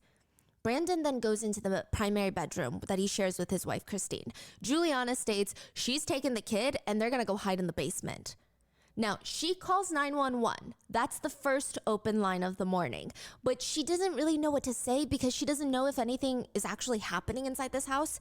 She just was so freaked out. She called 911 and then she's like, I don't know what to do. I don't even know why I'm calling. I'm just paranoid. She hangs up. Then she calls again and then she's like, why am I doing this? Hangs up. And then she says that she hears someone, quote, say, drop the knife. And then the sound of, quote, flesh being struck. What? It's stated that Brandon had made his way into the primary bedroom. He finds his wife naked in bed and this unfamiliar, fully clothed man holding a knife up to his wife, and he tells him to drop the knife. Brandon, the husband, whips out his gun, a government-issued federal weapon, and the man tells him to drop the knife, and he tells Brandon, drop the gun. But neither do. And this unfamiliar man starts stabbing Christine several times near the neck area. Brandon shoots the man in the head. He gets knocked down, but he's not dead. So he has a bullet through his right eyebrow, if I'm not mistaken. So he shoots the man. Juliana hears this in the basement, hears some sort of interaction, freaks out, runs upstairs, and this man is not dead. This strange man in this house is not dead. So Brandon, the federal agent, tells the nanny to hurry up and grab another gun from the safe so that they can make sure that this man cannot harm Christine anymore because she's about to die. They have to defend themselves. Juliana, the nanny, runs to grab the gun from the bathroom safe. He tells her the code. She punches it in, grabs the gun. She freaks out and shoots the strange man on the bedroom floor, piercing a bullet through his chest. Wait, what? They call 911 to try and explain what was going on, and thankfully, the Banfield's 4-year-old daughter was physically unharmed. But was in the house too? Yes. It's unclear if she was left in the living room or still in the basement when Juliana left her. It's unclear where in the house she was. I'm sure authorities know, but to the public, we don't know. Wow. Now, one of the biggest questions authorities had early on is, who is this man that has been shot? Everybody else has a reason to be in this house. Christine, the wife that is now dead, she is the mother. She is the owner of this house. along with her husband, the one with the gun that shot the man. They own the house. Then you have the nanny who lives in the house. You have the kid who lives in the house. That's their child. But who is this man that's been shot? He's now dead, but what relationship does he have with this Banfield family? The people in this house, how does he connect with them? At first, it kind of made sense to assume that he was an intruder. There's no connection. It's not a family friend. It's not someone she went to school with or he knew or that he worked on a case with. It's just a random guy. I mean, so random. They have no connections. They don't even have like a local church that they both attend. Zero connections. So intruder makes the most sense, but there's no signs of forced entry, no signs of a break-in, no signs of any sort of intrusion. So who the hell is Joseph Ryan? That's his name. And why was he killed inside the Banfield's bedroom? Is he just like a serial killer that climbed in through the window or something? The police start searching through the computers in the family home, and they find the link. The link between this random man, Joseph Ryan, and the Banfields. He's not a neighbor or a friend of a friend or even really a stranger. There's these fetish websites that you can create accounts on. The way it's supposed to work is that you're an adult, you find another consenting adult, and you can potentially, if you hit it off, both meet up and arrange dates together. Prosecutors believe that Joseph Ryan met Christine through one of these websites, the mother of the house. And perhaps both of them bonded over knife play. So to give you some context, knife play is considered part of the BDSM world. It incorporates fear and risks. It's supposed to evoke strong emotions of excitement, but also, honestly, a lot of fear. There's definitely a power dynamic at play. Someone writes, it's a form of sensory fear play, which, side note, please do not try this at home randomly. Many experts state that they use super sharp knives as display knives. In the beginning, they will show off how powerful the knife is to whoever they're engaging in consensual activities with by cutting into fruit and show how sharp it is, how cold it is. But once the consenting adult that welcomes this activity is blindfolded, they will replace the display knife for a dull, basically dummy knife that's been chilled, thrown into the freezer to make it feel sharper and colder. But even that, I mean, there should be rigorous protocols and full trust from both sides. So please don't just randomly try this at home. It's not really something that you just go online and try to meet a stranger for. Typically, people who engage in knife play, it's after multiple times of knowing someone, meeting someone. It's not something that you're like, hey, are you into knife play? Let's hang out. So the BDSM community, I mean, they're very good about making sure everything is safe. So this is already strange. You don't just meet someone online and be like, hey, bring a knife over to my house. There's also no evidence that Christine Banfield was into knife play, so this is not me insinuating that she is. This is just the connection they find. There's a fetish website on the family computer under Christine Banfield's name. It seems like her account, and she bonds with Joseph Ryan over alleged knife play. Prosecutors do not believe Christine Banfield set up that account on that website. They do not believe that she even knew she had an account on there. They believe someone else set up that account, used her computer, created it to lure Joseph Ryan to the house that day, likely without Christine even knowing. That's their best guess. That's crazy. Why would they think that? Exactly. And why would anyone do that, first of all? Who would have a motive to do something like that? October 2023, 7 months after the murders, an arrest is made for the charges of use of a firearm in the commission of a felony, basically using a firearm to commit a felony, and second-degree murder. This person is facing 43 years in prison. 23-year-old Juliana Perez Magalianes, the au pair, the nanny, is arrested. The nanny? The medical examiner concluded that after the first shot from Brandon, the husband's gun, Joseph, this stranger in the bedroom, would have been blinded. He had been hit on his right eyebrow. He's not dead, but he's severely incapacitated. It is argued that he would have not posed any sort of imminent threat at this point to anyone in this condition. He would have limited vision and mobility, meaning Juliana did not need to go to the safe to grab that gun and fire that second shot, at least not in the prosecutor's belief. They did not believe that her shot was in self-defense. They cannot prove that Brandon, the husband's shot, was not in self-defense, but her shot, not self-defense. Now, Juliana argues, and so does her attorney, that he could have possibly done something in that heightened emotional state that posed some sort of threat to somebody It's unclear what they're saying, but they're kind of insinuating, let's say Joseph tried to get back up. He's trying to get help. He's holding his eye. He gets up. Maybe in that state, Juliana freaked out and then shot him to protect the family. Regardless, it doesn't really matter because the second shot is what killed Joseph Ryan, and it's up to the jury now to decide if it's self-defense or murder. Now, there's a lot of reasons why Juliana might look suspicious to the prosecutors. The timing of the video just doesn't make sense. Thank you. Brandon, I am assuming good. he works in Washington, D.C. or Arlington, which is where all the agents go, there's a 25-minute to 30-minute drive, which means if he was on his way to work, he would have been a lot further out, unless he's casually eating breakfast at McDonald's, even though he might be late.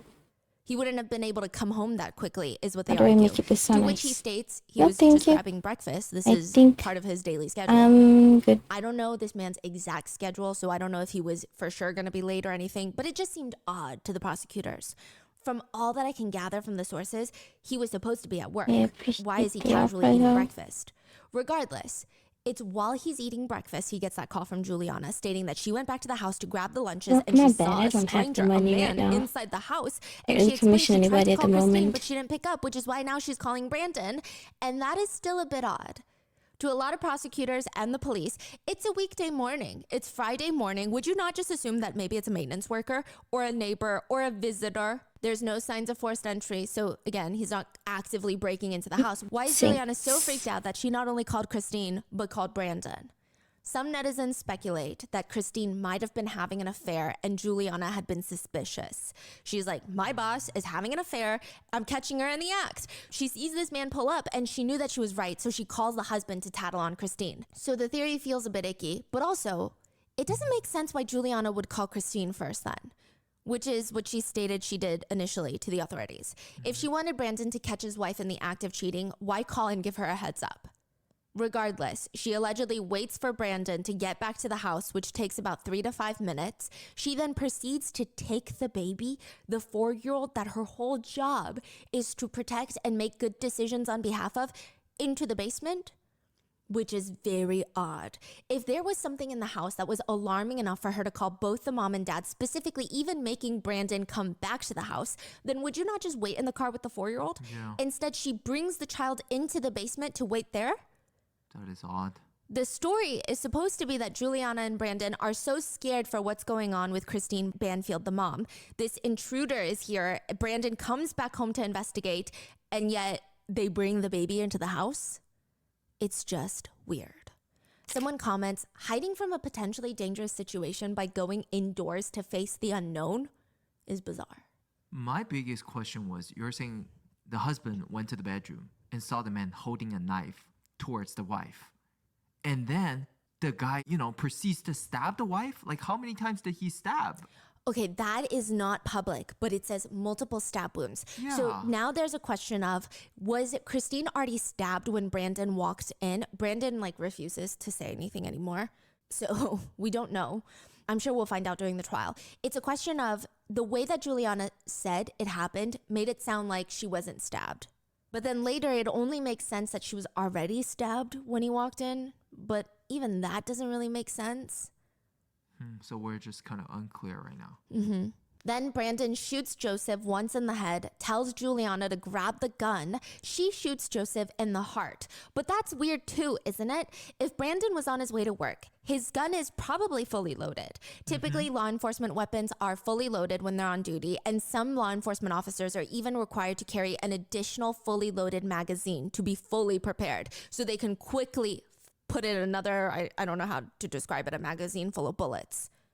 Which means, why did he need Juliana to go to the bathroom safe and grab another gun? And if she had that amount of time, if you're the federal agent, wouldn't you be like, give me the gun? Yeah. Like, he's already took charge of the situation. Why would she need a gun? Yeah. And why would he trust her to shoot Joseph when he's the trained law enforcement officer? Yeah. Either his firearm was out of bullets, which if he had enough time for Juliana to get the other gun, didn't he also have time to get them all away from Joseph Ryan, away from the situation if it truly is self-defense? Mm-hmm. This part just feels even more suspicious when you factor in that just 2 months before this, Brandon, the husband, took the nanny to Silver Eagle shooting range in Virginia. They allegedly went to the shooting range a few times that month leading up to this incident. And then on January 28th, 2023, just a month before the incident, Brandon went to purchase a Glock for $558. How are you doing? That gun Welcome. is supposedly the gun that Juliana used to shoot Joseph Ryan. Also, if he is a federal agent, a lot of netizens question if his wife hadn't been stabbed yet, which is kind of how Juliana's side of the story makes it sound. Isn't he trying to shoot before his wife gets stabbed? If anything, it would be more understandable if he's a little overzealous, if he shot too quickly, because that's his wife, right? You're like, I'm not waiting Good for you as to well. actually I'm visibly trying to do finish my something. house right now. Then this is very strange. But again, it could be that she was already stabbed at this point. But earlier the report was that he told Joseph to drop the knife. Yeah. I mean, I guess you could still say that if she was stabbed and he's just holding the knife or he's actively stabbing. But still, it's just a little bit odd. Regardless, there's so many things that don't make sense. When too many things don't make sense in a case, usually the truth is that's probably not how it happened. And what about the missing 13 minutes? 911 is called twice in the basement. There's an open line both of those times. And then 13 minutes later, they call 911 again. And this time, Brandon tells dispatch what happened. So what happened during those 13 minutes? What does all of this mean? Does that mean that instead of shooting for self-defense, Brandon shot in anger because his wife is having an affair in his bedroom? Not exactly. So the next reasonable theory is, okay, maybe he didn't shoot the intruder in self-defense. Maybe it's not an intruder. Maybe his wife, Christine Banfield, is having an affair with this man that she met on this fetish website, and he catches them in the act. He's upset. He's angry. Somehow Christine gets stabbed by that man, and he shoots the man just in pure anger. Well, that theory doesn't even make sense. And again, these are just allegations, theories, and opinions, but people believe that Christine Banfield absolutely did not know Joseph Ryan. Authorities believe someone else in the house had set up that account pretending to be Christine. And they even say, sure, you never really know what somebody's interests are in their private lives, but the way the account messaged Joseph sounded nothing like the way that Christine communicated. And I'm sure the authorities are somewhat smart. I'm sure it's not just, oh, well, she never talked about bondage at work, so why is she doing it now? I don't think it's that. It's probably more so the way she spells things, capitalizes things, her punctuations, things that typically don't alter too much unless you're going from a very professional to a very personal setting. Those types of things. They say it's not consistent with Christine Banfield. We do not believe it is Christine Banfield. But the weirdest part would have to do with the fact that when authorities came to arrest Juliana, the au pair, she was still living in the family home, still taking care of the 4-year-old daughter. But instead of all of her clothes being hung in her room, she had moved out. She had moved out of her room and moved into the primary bedroom. Her clothes were found hanging inside of Christine Banfield's closet. She had all of her things in the master bedroom. Wow. Netizens dug up this picture that Juliana allegedly posted onto her Instagram stories a while back. Allegedly posted after the death of Christine and Joseph, but it's a picture of her and Brandon. Allegedly. The two look like they're on some sort of restaurant date. Listen, I could be just too demure, but I personally would not be comfortable wearing that type of shirt around my male boss that I live with. The pose of his arm is around her waist. It just feels very intimate. And beyond that, if you translate the words on the story, I'm telling you. She asked people on Instagram to ask her questions. You know how you can do the question feature? Q&A? Yes, a Q&A. She said that the most frequently asked question was, she literally writes, this question is from a few days ago that I posted but never answered. My platform this is was the missing. one that most people sent me. Smiley face, smiley face. The question reads, are you dating a Brazilian or an American? Tell us more. Licking face emoji, heart. She responds, no, he's American and it's been a month. I'm just living a bit more low profile. Laughing emoji, heart emoji. He's 38 years old, which is consistent with Brandon's age. Treats me like a princess and is handsome. He's a hottie. Laughing emoji, heart emoji. This is after Christine Banfield's murder. Yeah. She writes, to satisfy your curiosity, laughing emoji. She also writes that both of them are crazy about the band Fall Out Boy. The song that she used on the Instagram story is The Last of the Real Ones by Fall Out Boy. The lyrics go, I was just an only child of the universe, and then I found you, and then I found you. You are the sun, and I'm just the planet spinning around you. You were too good to be true, because you're the last of a dying breed. You're just the last of the real ones. Be for real. Yet after the initial incident, Juliana denied that she ever had an affair with her boss. With Brandon. I'm sure he probably denied it too. But after Christine passed, like I said, when authorities went to arrest Juliana, all of her clothes are now hanging in the closet of the master bedroom. On top of that, they found really, really alarming stuff. They found framed pictures of her and Brandon placed on the nightstand next to the bed that was originally Christine Banfield's bed that she was murdered in. This is crazy. Wow. Prosecutors said that both Brandon, the dad, and Juliana, the nanny, got rid of their old phones and purchased new phones just 4 days before the attack. Why is that, you think? Probably getting rid of text message, metadata, pictures. They're like, we don't even know if it's going to get rid of it if we just delete it, so we might as well just get new phones. Oh, mosquito. So if they take our phones in during that time, there's nothing. So both of them getting new phones 4 days before the attack is very odd. Now, after getting arrested, Juliana lawyers up. She said that she shot Joseph because Brandon told her to, so that she could defend Christine and the family. Her attorney states that, aside from Juliana's own statements to the police have nothing to prove that she shot and killed Joseph. At this point, Brandon Banfield has not been charged with any sort of crime. I do think the authorities are being quite careful about how they're handling this case, considering Brandon Banfield is a federal agent that works for the IRS. So, like I said, think of it as a mixture of FBI and IRS. He's a criminal investigative agent for the IRS. So I'm sure he seems pretty familiar with how the law works.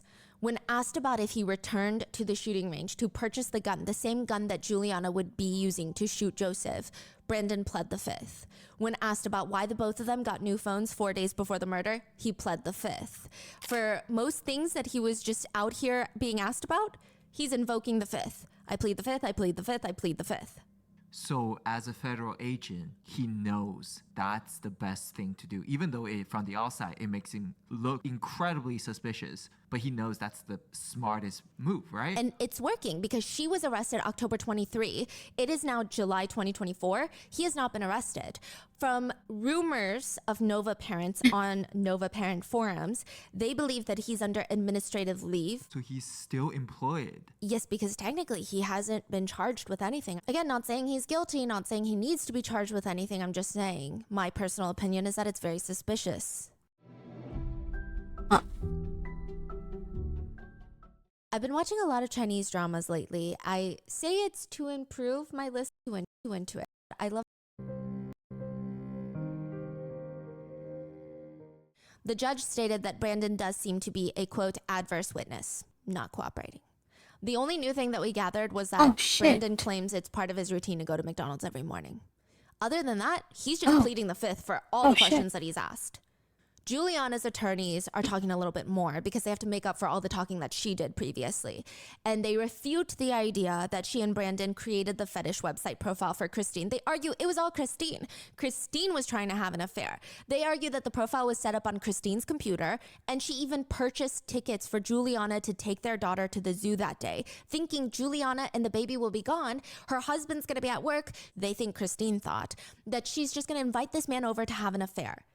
The lawyer argues the inference that prosecutors are trying to make is that it wasn't Christine Banfield that made the account. It just seems like a difficult thing for me to accept that somebody other than Christine would be going on her computer, which the prosecutors and netizens believe is highly doubtful. Also, I'm not even sure these are good arguments. My sister is a mom of two. What used to be her computer, her things, her belongings is now the family computer. She could be sending an email for work 1 second, and now it's on the living room floor playing Bluey. But also, let's say that happened. They were having an affair, and the guy comes over, and they were supposedly doing knife play, right? Why would he kill her in that kind of situation? If you get caught cheating, your first reaction is not to kill someone. Yeah. It's like, oh, I'm sorry. Like, you know, like there's a million things to do, but to commit a murder and then ended up being killed. Like that story, that plot makes 0 sense. Yeah, even if we try to make it make sense, what the lawyer is saying, it doesn't make sense. Yeah. It's just there's no logic in it. Where did and my candle go? I would expect Christine to buy tickets for the zoo. I don't expect the au pair to purchase it. And likely these days, places like it when you purchase online tickets rather than at the counter. It's just more convenient. So that doesn't necessarily mean that Christine is out here like, you guys need to go to the zoo today. You need to leave the house today. Here, I booked you tickets. Juliana could have easily been like, hey, we want to go to the zoo today. Mm-hmm. I say all of this just to state those aren't necessarily the most convincing arguments in my personal opinion. Now, Juliana's lawyer argued that Christine was luring Joseph in, this strange man, for months on these websites. Would anyone else spend all that time doing that? The lawyer also states that yes, initially Juliana denied having an affair with Brandon, but you know what? They did have a relationship, but she's had many relationships, none of which were that exclusive or that serious, stating that Juliana just likes to have a good time. I'm not sure how this helps to prove a point here because they're still having an affair. I guess the attorney is trying to make it look like a casual affair that took place, a casual thing that just happened here and there. But prosecutors hit back with statements that they found photos of the two of them taking trips to New York City together. They said, quote, I'll see you "This is not a tomorrow." mild thing that was going on in that home. Wait, what time tomorrow? Wait, I need to set an alarm. It looks like a full-blown relationship. What time tomorrow? And the New York trip happened before the murder or after? It's unclear. They did not state. But the lawyer also accuses Christine of being unfaithful. What time tomorrow? Brandon and Christine were each having their own affairs and each being unfaithful to each other. So he's trying to make it appear like, yes, Brandon is having intimate relations with the live-in nanny, but Christine is also having her affairs. And even if that were true, even if a couple were in an open relationship, I highly doubt that you would keep employing the person that your partner is having an affair with. Just in terms of moral, the power exchange there, the legal ramifications, the emotional ramifications, I just don't see that happening. If you're in an open relationship, it would be more believable if they're going outside to have their own affairs with random strangers versus your employee. That's crazy. There's no evidence to indicate that Christine was even having an affair. Juliana and Brandon passionately deny that they did nothing wrong. They're like, we did not do anything. This was all self-defense. That Joseph Ryan was the one that killed Christine and they killed Joseph out of self-defense. Juliana's attorney states he had just stabbed Christine Banfield. It seems perfectly reasonable that a second shot would be fired to make sure that he's not a threat to Brandon, to Christine, to Juliana, to the child. Clearly, the prosecutors do not agree, considering she's being held for second-degree murder charges. If it was questionable self-defense, if they even thought, it's a little unclear, we don't know exactly where we're going to charge her, she would have likely gotten manslaughter charges. The difference being, typically in second-degree murder charges, you're talking about an intent to cause serious bodily harm, extreme recklessness, and disregard for human life.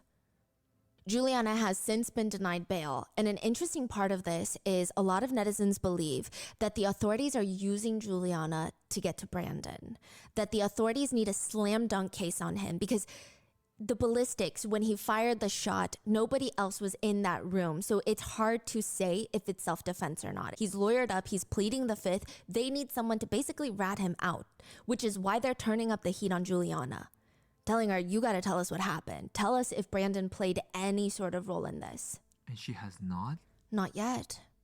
Wow. There's more theories about that as well. Now, it's pretty clear that police and prosecutors are very suspicious of Brandon. They're calling Juliana not the Banfield's au pair, but in relation to Brandon, they're calling her his girlfriend, his live-in lover. They also said, we believe that all persons responsible for what happened here today are known to us and we're inside the home. We're going to do what's right by that child. The truest victim of all is that 4-year-old. The Fairfax County Police Chief states, it's my expectation that we will eventually be able to hold more than just one person accountable for this crime.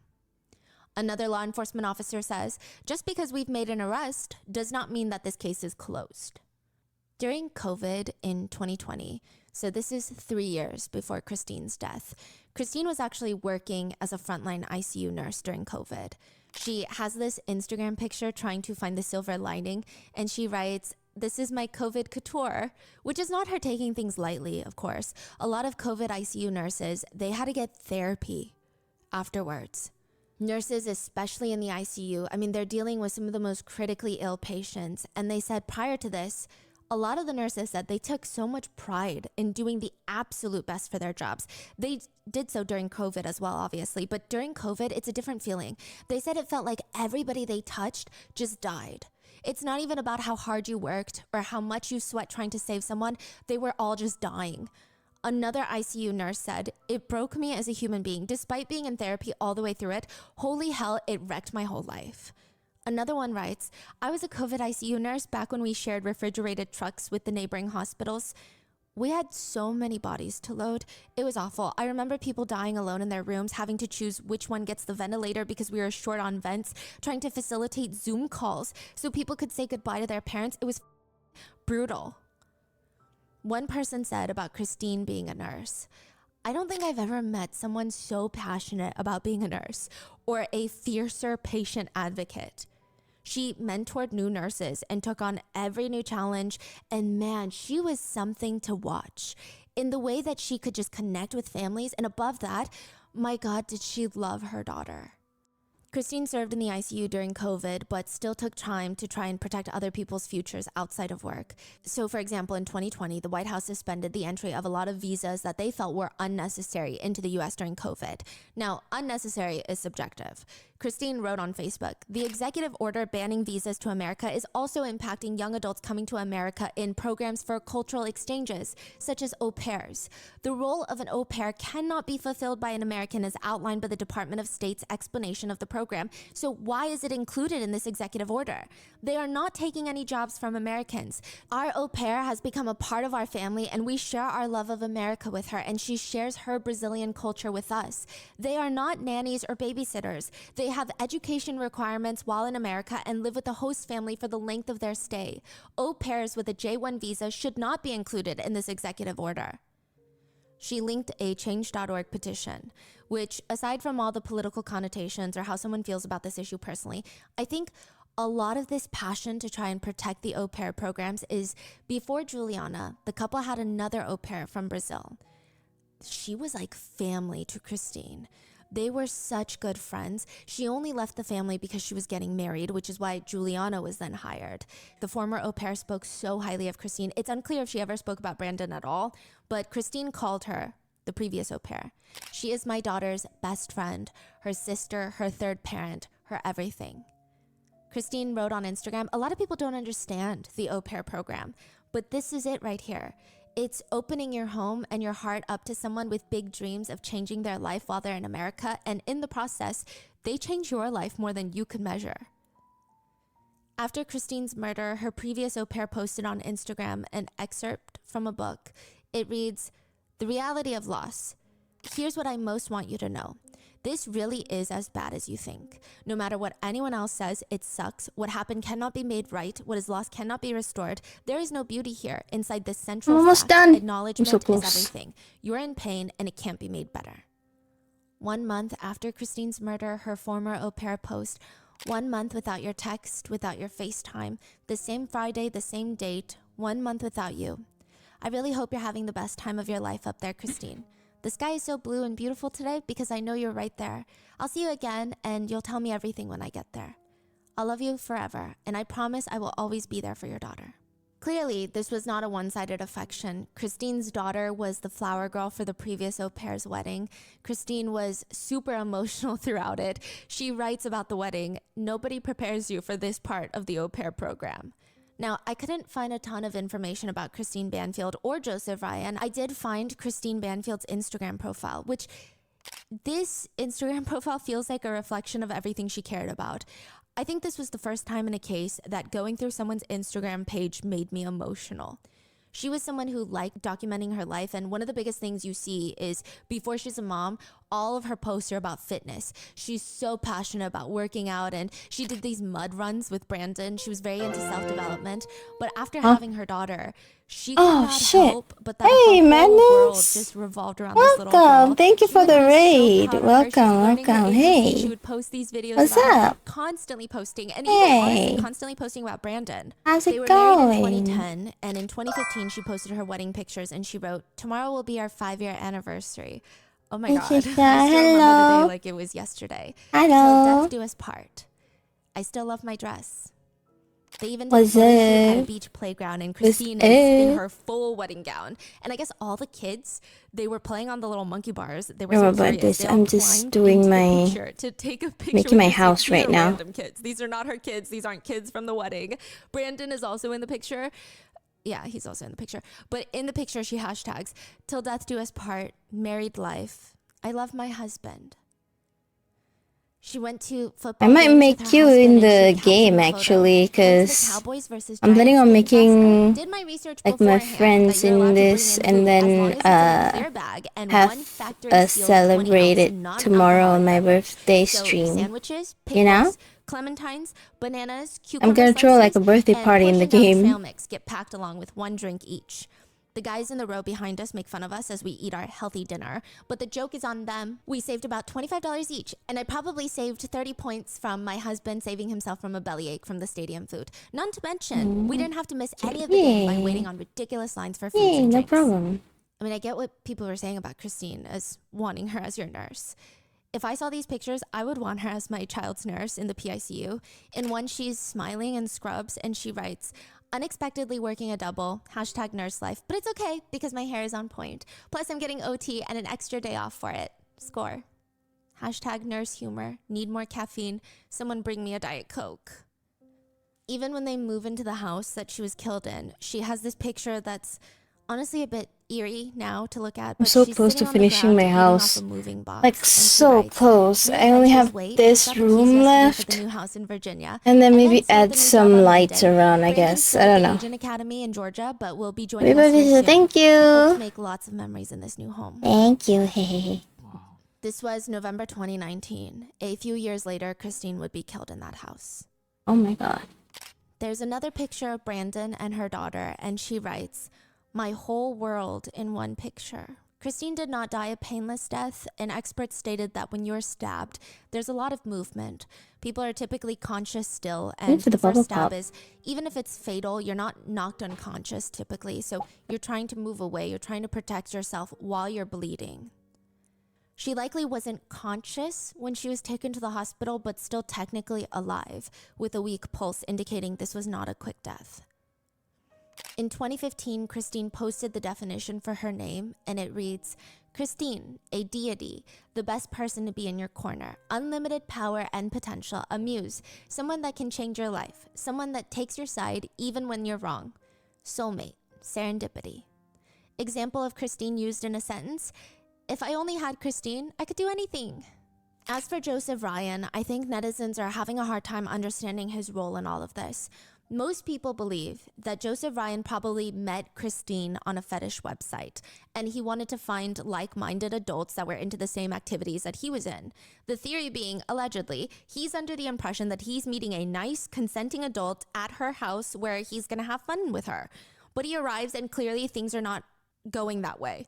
That's what most people believe. So as for the knife used to stab Christine, I think it would be crucial to find out, was it from Joseph's house or the Banfield residence? But even if it were a knife that Joseph had brought, a lot of netizens believe that he could have been asked to bring it. It wouldn't be the most alarming thing on a fetish website where the point is to meet like-minded people who have not as common interest in the bedroom as the general public. So if done correctly, safely, consensually, knife play is not the worst thing in the world. I mean, who's to say, right? I guess my question is also, let's say he came here for this activity. How did he get in the house and all the way to the bedroom? Because that part, I just don't imagine Christine open the door and just guide him to the bedroom. So netizens have some wild theories with it, and I don't know if it's netizens trying to fill in the gaps of this very mysterious case that we don't know much about, or if this is even probable, right? But some netizens believe that if you have someone that lives in the house, you expect them to lock the door on the way out. So perhaps Juliana, if she's guilty of all of this, if she set it up, she could have left the front door unlocked, and in the messages, it could have implied, "Hey, the front door is unlocked, come upstairs to the left bedroom. Right. I'll be waiting for you." I see. And then as to how Christine was found nude, because if Joseph Ryan is not someone trying to assault her or kill her, right? Why was she nude? There's a few split netizen theories about this. One is that in the website, in the fetish website, they were communicating about how she might have liked non-consensual play And he thought it was part of the act, and she probably did not at all because she doesn't know what's going on, and she believes she's being essayed, right? Right. So it could have been that, or people believe it wouldn't be too impossible for the husband to be like, hey, we've been having a rough time recently. How about I go outside, grab some fun stuff. You wait for me in the bedroom, nude. The nanny's going to the zoo. I'm going to take a day off work, take a sick day. Let's reconnect. I see, right. So there's a lot of ways it could play out. And again, these are all just theories. They're just netizens trying to make sense of a case that doesn't make any sense, because it doesn't make sense that Christine Banfield would willingly go on this website and do all these things. And it doesn't make sense that Joseph Ryan is there. So I would say the overwhelming theory is that Joseph truly believed he was just meeting someone online that he liked, got roped into something he probably wanted no part in, and he becomes the fall guy and gets killed. Even prosecutors state that that's what they think it is. The smaller theory that exists out there is that Joseph Ryan was a hired hitman that was hired to kill Christine. And when he was done with the job, he was killed so that there were no witnesses.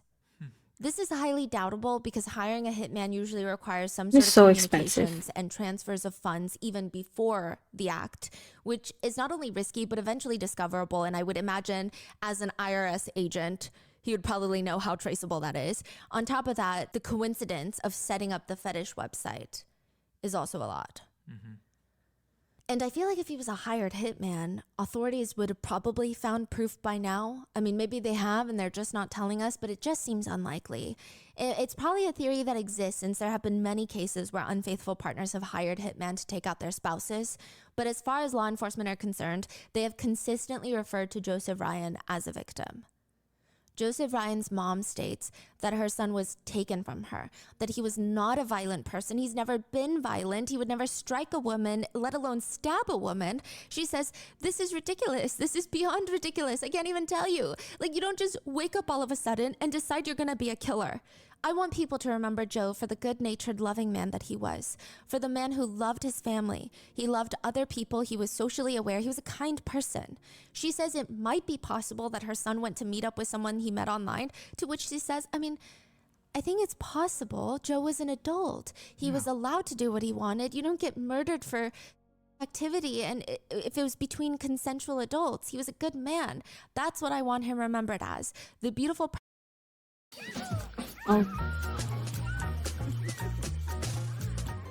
Zurich. person he was on the inside. How old is Joseph? I believe in his 30s as well. Wow. Juliana's mother has also spoken to media, and she states, they are saying horrible things about my daughter, that she only did this so she can stay in the country, basically trying to get rid of Christine to stay with Brandon and get a visa, which, yes, does feel icky to say, I guess. But her mom says, it's not true. She wouldn't hurt a fly. I hope all of this is resolved. She also states that her daughter told her before the arrest, essentially, yes, her employer was killed, but the case has been closed, and the police concluded that Joseph Ryan killed Christine because they used to date. They were exes. There's no proof of that. That's just what Juliana's mom claims Juliana told her. There are some concerns that Juliana's primary language is Portuguese and the interrogations were in English, but the prosecutors argue that she never requested an interpreter and only asked for one term to be translated, aluminum foil. So there are a lot of theories about this case. One netizen theorizes, again, just a theory from someone who doesn't personally know the couple or the case, but they theorize given the limited information to the general public. They guess. My best guess, the husband and the nanny, they started this relationship. They hatch up this plan to kill Christine. I don't know who stabbed Christine, though, and I'm not sure the exact role that Joseph Ryan was supposed to play in all of this, but I think it's clear the nanny messed up during the act a few times. First by calling 911 too early, and then shooting Joseph Ryan. Likely something unexpected happened during the incident that necessitated her shooting Joseph Ryan that second time. Because a lot of people are pointing out their story is almost too dumb. For a federal agent who's pleading the fifth and lawyering up, the story is too dumb. Why would she shoot him when he's already incapacitated? And if you're a federal agent, why would you tell her to go get a gun from the safe when you just shot him with your law enforcement issued weapon? And if he had no more bullets left, a lot of the public believe we would know that by now. Yeah. Like that would have been stated in the press releases or the press conference from the police. Yes. Like because he had no more bullets. Yeah. It just doesn't make sense. Another netizen comments, them saying that they're defending themselves, yet she has time to get another gun out of the safe in order to shoot him again. I mean, they're probably lying, but also what a lousy story. It just doesn't even make sense. So the original poster thinks, they believe, that something had gone wrong. It did not go according to the plan because the 2 open line calls, this weird second shot from the second gun. It's just silly to state that this is self-defense. That is their opinion, not a fact. Do your own research. I'm not a judge. What do I know, right? So the netizen is proposing that something happened that prompted her to shoot him once more. Likely something happened that she shot Joseph, and once they call 911 the second time, 13 minutes later, Brandon, the husband, immediately recognizes he needs to tell the police he shot Joseph and it wasn't the nanny. He needs to get the focus away from the nanny as quickly as possible. He does not want the potential of her squealing or getting questioned because while he's a federal agent who can somehow keep his wits intact, which clearly it's working, she might not be able to. Mm-hmm. The netizen further states, and honestly, judging by her social media posts, it sounds like she's pretty dumb. So he claims to have shot Joseph Ryan. He lawyers up. He won't speak with the police. And at this point, he knows that he has to keep the nanny around, so she's not going to confess, even though it's a bad look to the public. Still dating your nanny, right? She thinks that this is going to work out for them. The husband claims he's keeping the nanny around. He's probably telling the authorities for the best interests of the child, to have some consistency for the child. But they're all trying to basically stick it out together because they have no other choice. And now that she's been arrested, though, she's going to flip on him. It's just going to take time. This is a theory. That would be wild. Yeah. But a lot of people seem to have this theory because, I mean, nothing else really makes sense. Some people don't even have the space for theories. They're just so angered by the situation. One au pair or nanny states, "Good Lord, I worked as a nanny for years. I always told the parents, whether you hire me or not, put in nanny cams. You should have nanny cams and your nanny should be the biggest supporter of them. If you wouldn't want it captured by the hidden nanny cams, you should not be doing it. That goes for the owner of the home and the nanny. If you would never do things like this in the first place, you would want nanny cams to protect yourself as a nanny and as the parents." Someone comments, "Moral of the story is do not bring a strange woman into your home to take care of your children because she may also take care of your husband." Which is a wild, wild victim blaming statement to make, to which someone comments, "Or just don't marry the type of man to sleep with a stranger and let harm come your way." Still victim blaming. Another comment, "Or moral of the story, men should stop betraying their families." Someone else comments, "Absolutely disgusting and disappointing just how many people are victim blaming the poor murdered wife and mother for her own death," which is a very valid observation. There is another comment that reads, "Never bring strangers into your home to take care of things that you should be doing." Whoa. That clearly feels pointed at the murdered mother rather than at the father. Another comment reads, "Mothers and wives out there, here's a lesson. Don't hire young, pretty nannies." Or another reads, "Ladies, it's time to take care of your own kids. No one will ever care for your kids as much as you do. Don't let a job be the reason you lose your baby or your man. Too many crazies out here." To that, I just have to say, he works for the IRS. She's a pediatric ICU nurse. You tell me which job is more important. Another comment just reads, "Young nanny sees a beautiful home and wealthy husband. Oh, well, it's a tale as old as time." Another comment reads, "Banfield, the husband, needs to be charged. Clearly they planned this together. If the nanny was smart, she would testify against him." Now, I'm not defending the nanny at all, but the comments are wild. Brazilian netizens have also reacted to the news. Some write, "From his behavior, the husband's behavior, you can see that he planned everything and he's using the nanny. She was dishonest, bad, and deluded, and she's going to pay for it alone because that's what he's going to let happen. He's American, she's not, he knows the laws, and he has them in his favor." So some speculate that second shot, Brandon wanted Juliana to fire the second shot so that she would get more of the heat, which I don't know if that makes any sense. There's other speculations, I believe, in my personal opinion, I would believe more, is that he had her fire the second shot. Either something dramatic happened inside that we don't know about, or because if she fires a shot, then she's more likely to not say anything either, because she too has blood on her hands. Yeah, that's the truth is going to be very interesting. Yeah. it's going to come up hopefully in November. Now, I don't think that Juliana should be excused for anything she's done. Again, not saying that she's committed second-degree murder, just stating I think if the trial proceeds and continues in the trajectory that people think it will, just based off the limited information we have, nothing should excuse Juliana. However, I did find it interesting. Who is paying for Juliana's attorney? Juliana's mom stated in an interview with a Brazilian news outlet that she has not spoken to Juliana's attorney, which I feel like if her parents were paying for it or if Juliana was paying for it, they would have access to the attorney. Because Juliana, if she's the retained client, she could be like, hey, can you talk to my mom? Because I'm in prison and like my mom needs to talk to you. Also, I don't know if Juliana even has the funds to retain an attorney. Maybe she does. But it would be a bit worrisome here if Brandon is the one paying for the attorney. Because then would the attorney really be acting in her best interest or Brandon's? You can do that? Yeah. Really? Huh. Yeah. That would be crazy. This is actually kind of a problem when there's two defendants. It's I think it's rare, right? But in some cases where there's two defendants and they decide to have the same attorney, but maybe one of them is footing the bill, that attorney is looking out for one defendant over the other more. That's why even when you see couples go up as defendants, they try to retain their own attorneys that they personally pay for. Whereas if you're protecting both partners, it's a bit tricky. Yeah. So it's just, I mean, this would be very fascinating to know. I don't know. I don't think it's a court-appointed attorney, from what I can tell. Again, not defending her, just another layer of complexity here. It could be court-appointed. I didn't find any indication of, but we'll just have to find out in November. Because even when the prosecutor called Brandon Banfield to the stand, Juliana's attorney stated, it's been clear from the beginning that Brandon is the target of this investigation.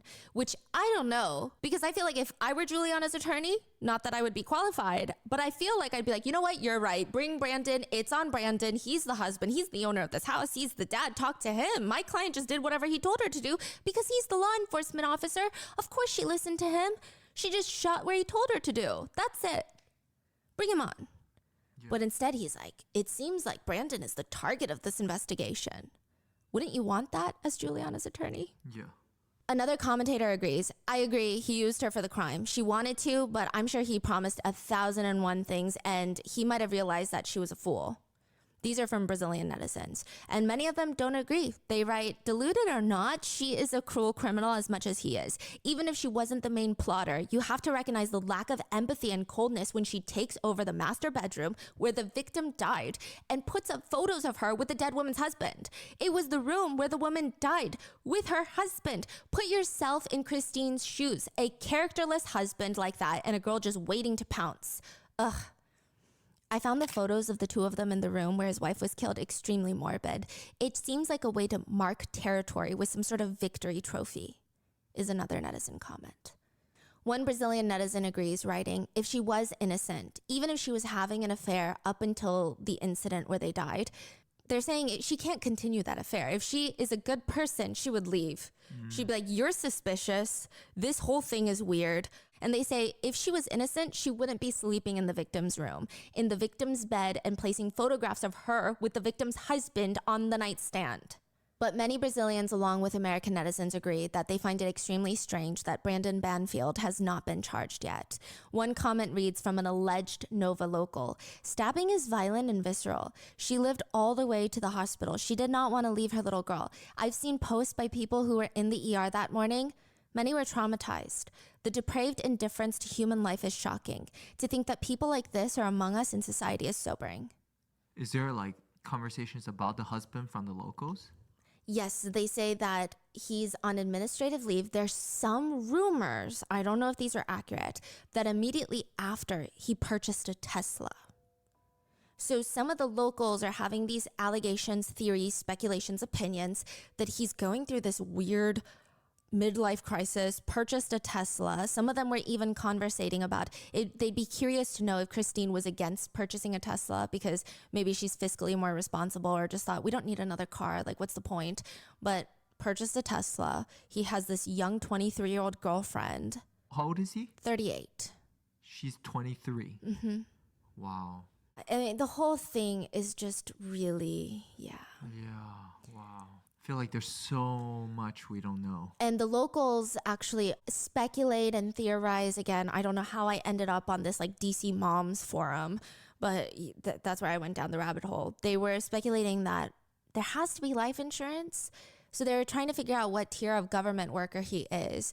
And some speculate he's making anywhere between $100,000 to $150,000. She would make quite a bit in Washington, D.C. as a pediatric ICU nurse.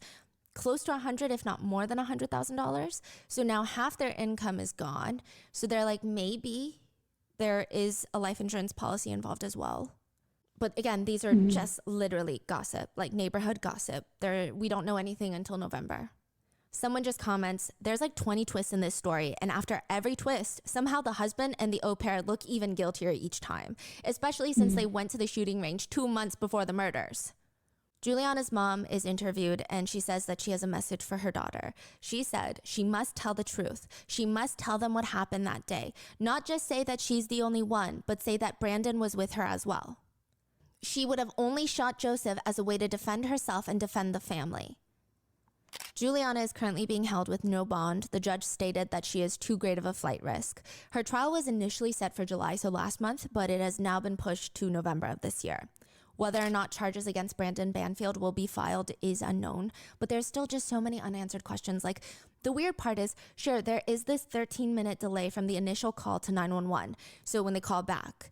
This 13 minutes fully unaccounted for. And people speculate it has something to do with who stabbed Christine. Because Christine did not stab herself. Brandon and Juliana are stating that the other man, Joseph Ryan, did it. But law enforcement hasn't come out to say that. In fact, they're treating Joseph Ryan as another victim. I imagine if Joseph Ryan did stab Christine Banfield and then he was shot immediately afterwards, the forensic at the scene, the crime scene, would show that story. And I think that the police would have stated it to the public. But the fact that they haven't, and the way that they talk about Joseph Ryan is truly in the sense that he is a victim here and not someone who committed a crime and then was shot afterwards. Yeah. Netizens believe it would be pretty easy to tell if Joseph Ryan was the stabber. There would be clear evidence. So if Joseph Ryan didn't stab and kill Christine, then who did? The most low-hanging fruit suspects are the two other parties in the room, Juliana and Brandon Banfield.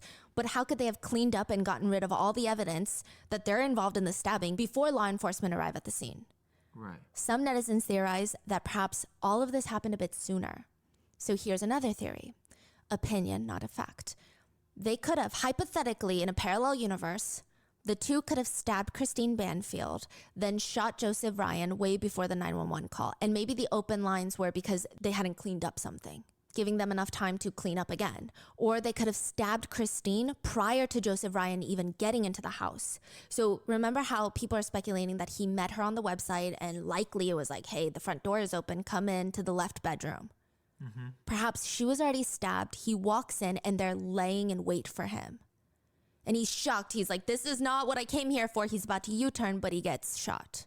Again, these are just hypothetical theories that people have been putting together since there's such limited information out there and it just doesn't make sense.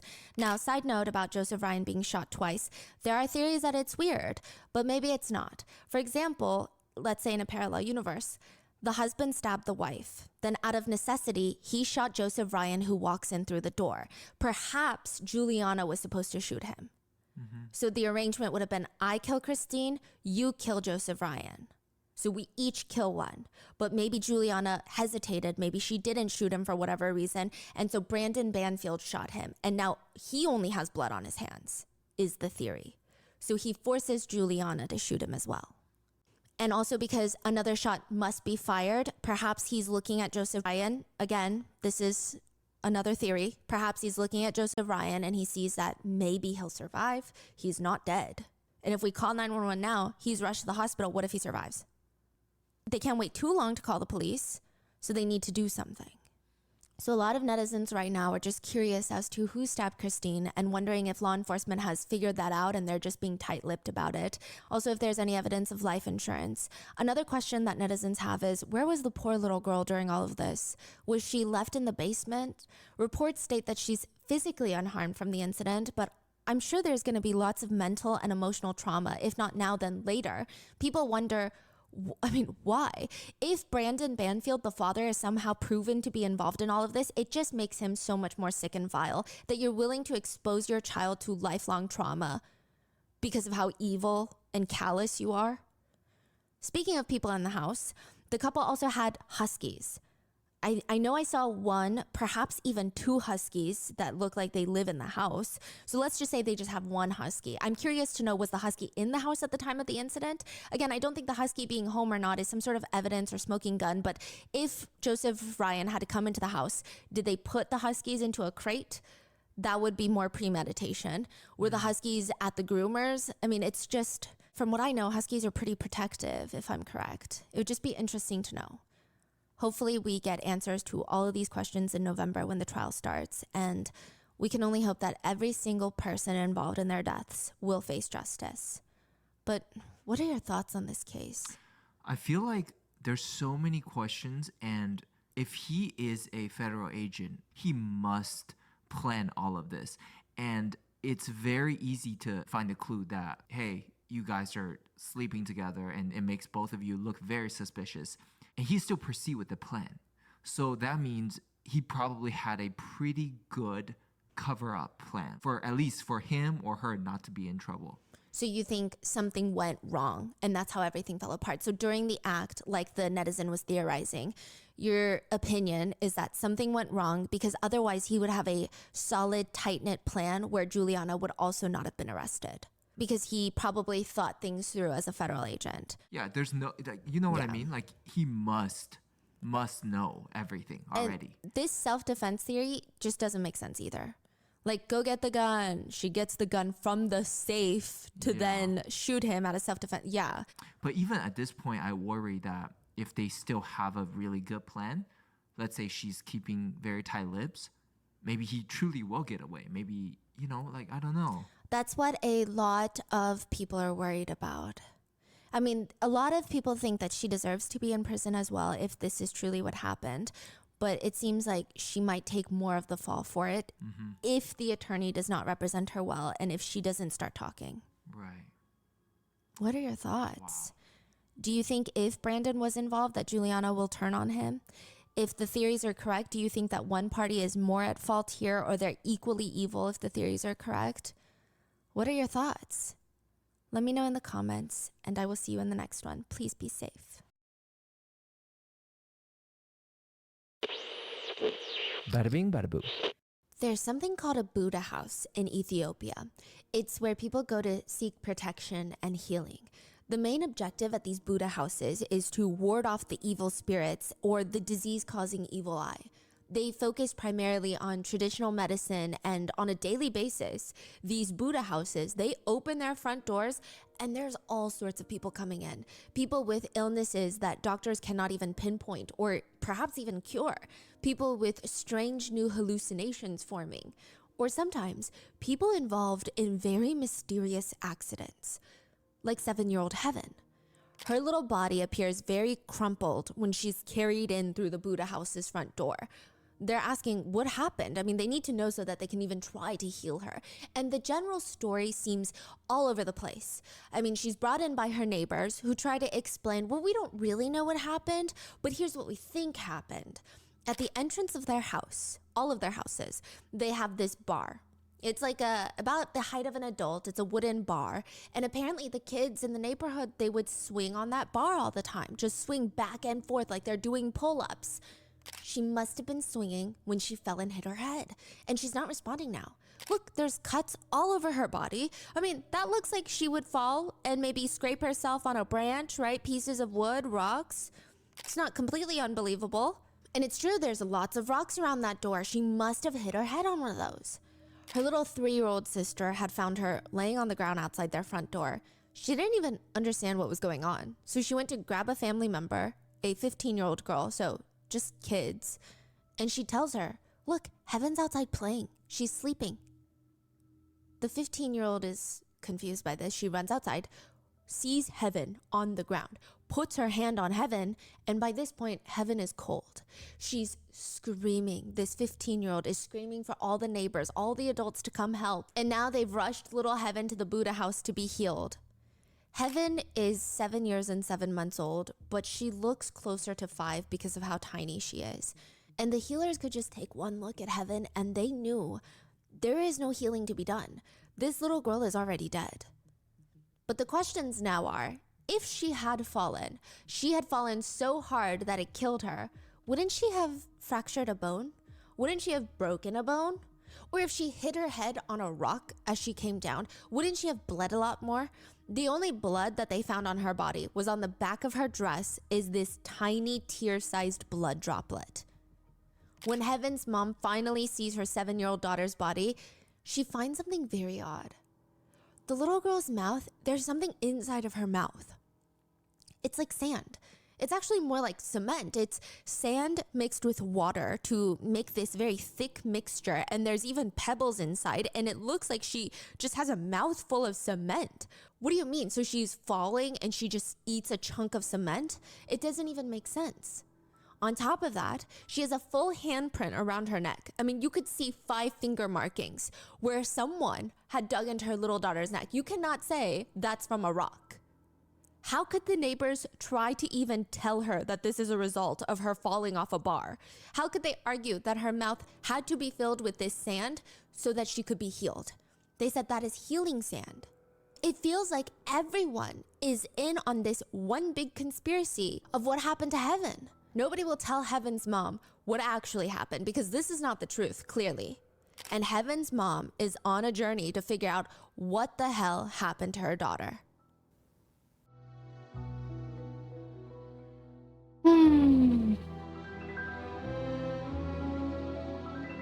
Yeah, I think this is the longest I've ever streamed.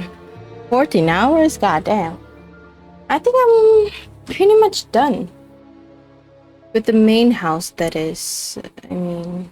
We would like to thank today's partners who have made it possible for Rotten Mango to support Abraham's Oasis. This is a problem. They are a non-religious, local, legally registered nonprofit in Ethiopia that provides medical care, food, and a safe haven for lost, abandoned, separated children in the aftermath of the war. Additionally, there is a change.org petition for Heaven and her family that we will be linking in the description, so please check that out. This episode's partnerships have also made it possible to support Rotten Mango's growing team, and we would also like to thank you guys for your continued support as we work on our mission to be worthy advocates. As always, full show notes are available at rottenmangopodcast.com. A few disclaimers before we get into today's case. This is a highly requested case. I tried to do all the research in English and it just wasn't working. So we worked with a wonderful Ethiopian translator to help gather the source material for today's episode and fill in the extra needed context. But as always, if there is anything mistranslated, miscommunicated, or any additional information you may have, please leave it in the comments.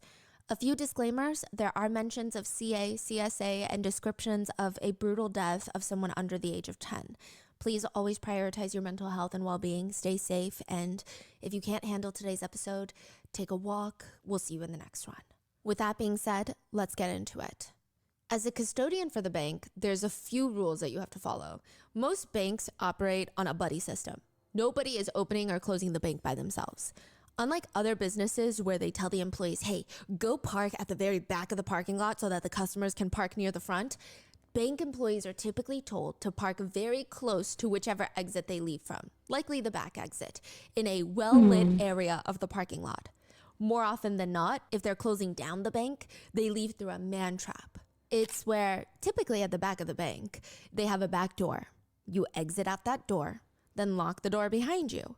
But instead of being outside of the building, you're in this small little box and there's another door in front of you. You unlock that door, walk out, lock it behind you, and now you're fully outside. This is to make sure that on your way out, no one barges their way into the back of the bank. A man trap is added for extra security. Being a custodian for the bank is not the most well-paying job. I mean, she used to be a nurse for 7 years, but this is safer. Mainly because there's security cameras everywhere, and so she thought, that way, if someone comes for her, if they try to kill her, at least it'll all be caught on camera, right? 4 months into her job, she's helping close up the bank. She's walking out into the dark parking lot when the security guard stops her. What's wrong? Is that car picking you up? Are you waiting on a car? She wasn't. She looks around, and in the darkness of the parking lot, she can make out a car with these few young, bulky men. That's how she describes it, just standing around the car. And she's squinting to get a better look. She recognizes one of them. It's the one that escaped from prison, the one that essayed and murdered her 7-year-old daughter, Heaven. Heaven's mom had just clocked in as a scrub nurse at the local hospital. This is before Heaven passed. This is before she works at the bank. She reaches into her pocket and she's going to put her phone on silent, which is her very normal routine during surgeries. Because she's a scrub nurse, she can't touch her phone. She can't turn off the ringer if it goes off. But something in her tells her, what's the point in turning it on to silent? Nobody calls her anyway while she's at work, and she's basically at work all the time. Let's just keep it on. She scrubs in for surgery. They're working on this man who has a fractured shoulder from a fall. It must have been a pretty nasty fall. His shoulder is looking rough. And all of a sudden, ding, ding, ding, ding, ding. Her phone starts ringing in the middle of surgery. I mean, this is exactly what she was supposed to avoid. She let it ring because she can't touch it. She's starting to sweat. The doctor is staring at her like, hello, why did you not silence your phone? And then it stops. Then it starts again. She says at this point, one of the other nurses comes in, grabs her phone from the pocket, leaves the operating room, and picks up the call for her. She is informed it's an emergency. You gotta leave. Her daughter is sick. Heaven's mom remembers thinking in that moment, first of all, my daughter rarely ever gets sick. Second of all, she just saw her this morning. She was the one that woke her up. Heaven was like, Mommy, you gotta wake up. You're gonna be late for work. Come on, get up. She was full of energy. She would have noticed if her daughter seemed even a little bit ill. I mean, she's a nurse. On the doctor's instruction, Heaven's mom runs out of work. She grabs the nearest taxi and goes straight home.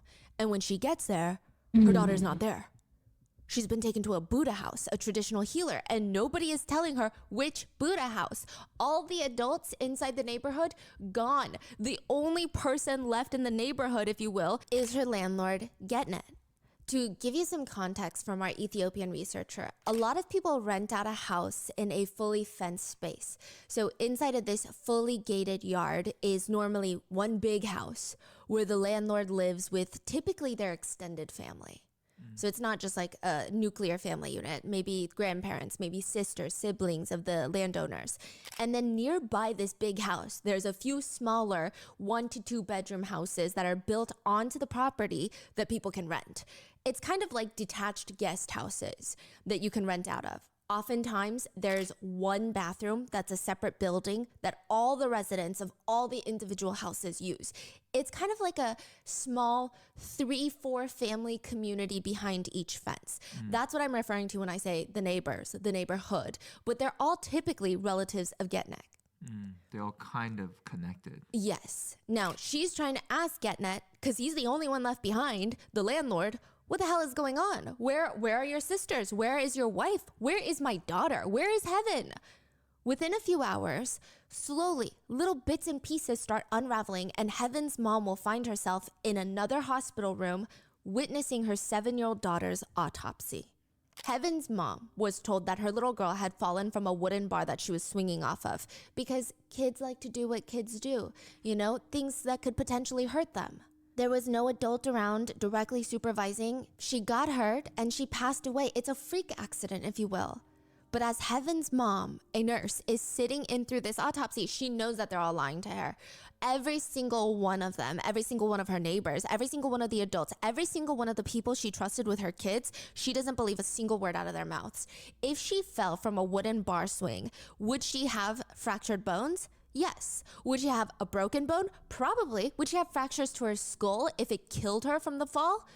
But instead, she has these strange cuts that are all over her body that are almost too identical in depth and length, like someone had done it themselves. There's only one single droplet of blood on her.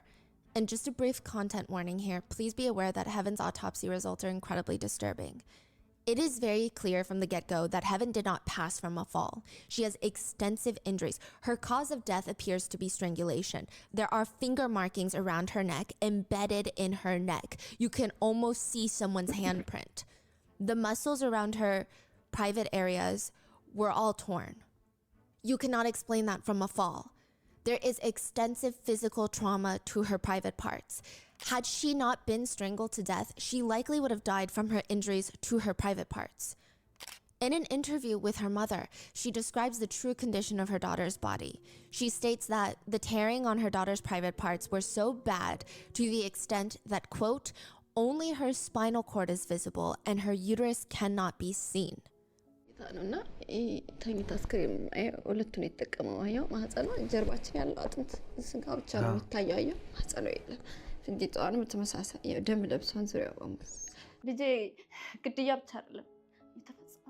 ግድያ ብቻ አይደለም በአሰቃቂ ሁኔታ ደፍሮ እንዳትጮህበት የሱ አስነዋሪ አጸያፊ ነውር በአደባባይ እንዳይታይ እንዳይሰማበት አፋን ባሽዋ ሞላት ልጄ ስንት መስዋዕት ከፍዬ ያሳደግ ልጄ ደረሰችልኝ ብዬ በጉጉት አይኔኗን ያየው ጓደኛዬን አደረስ ልጄ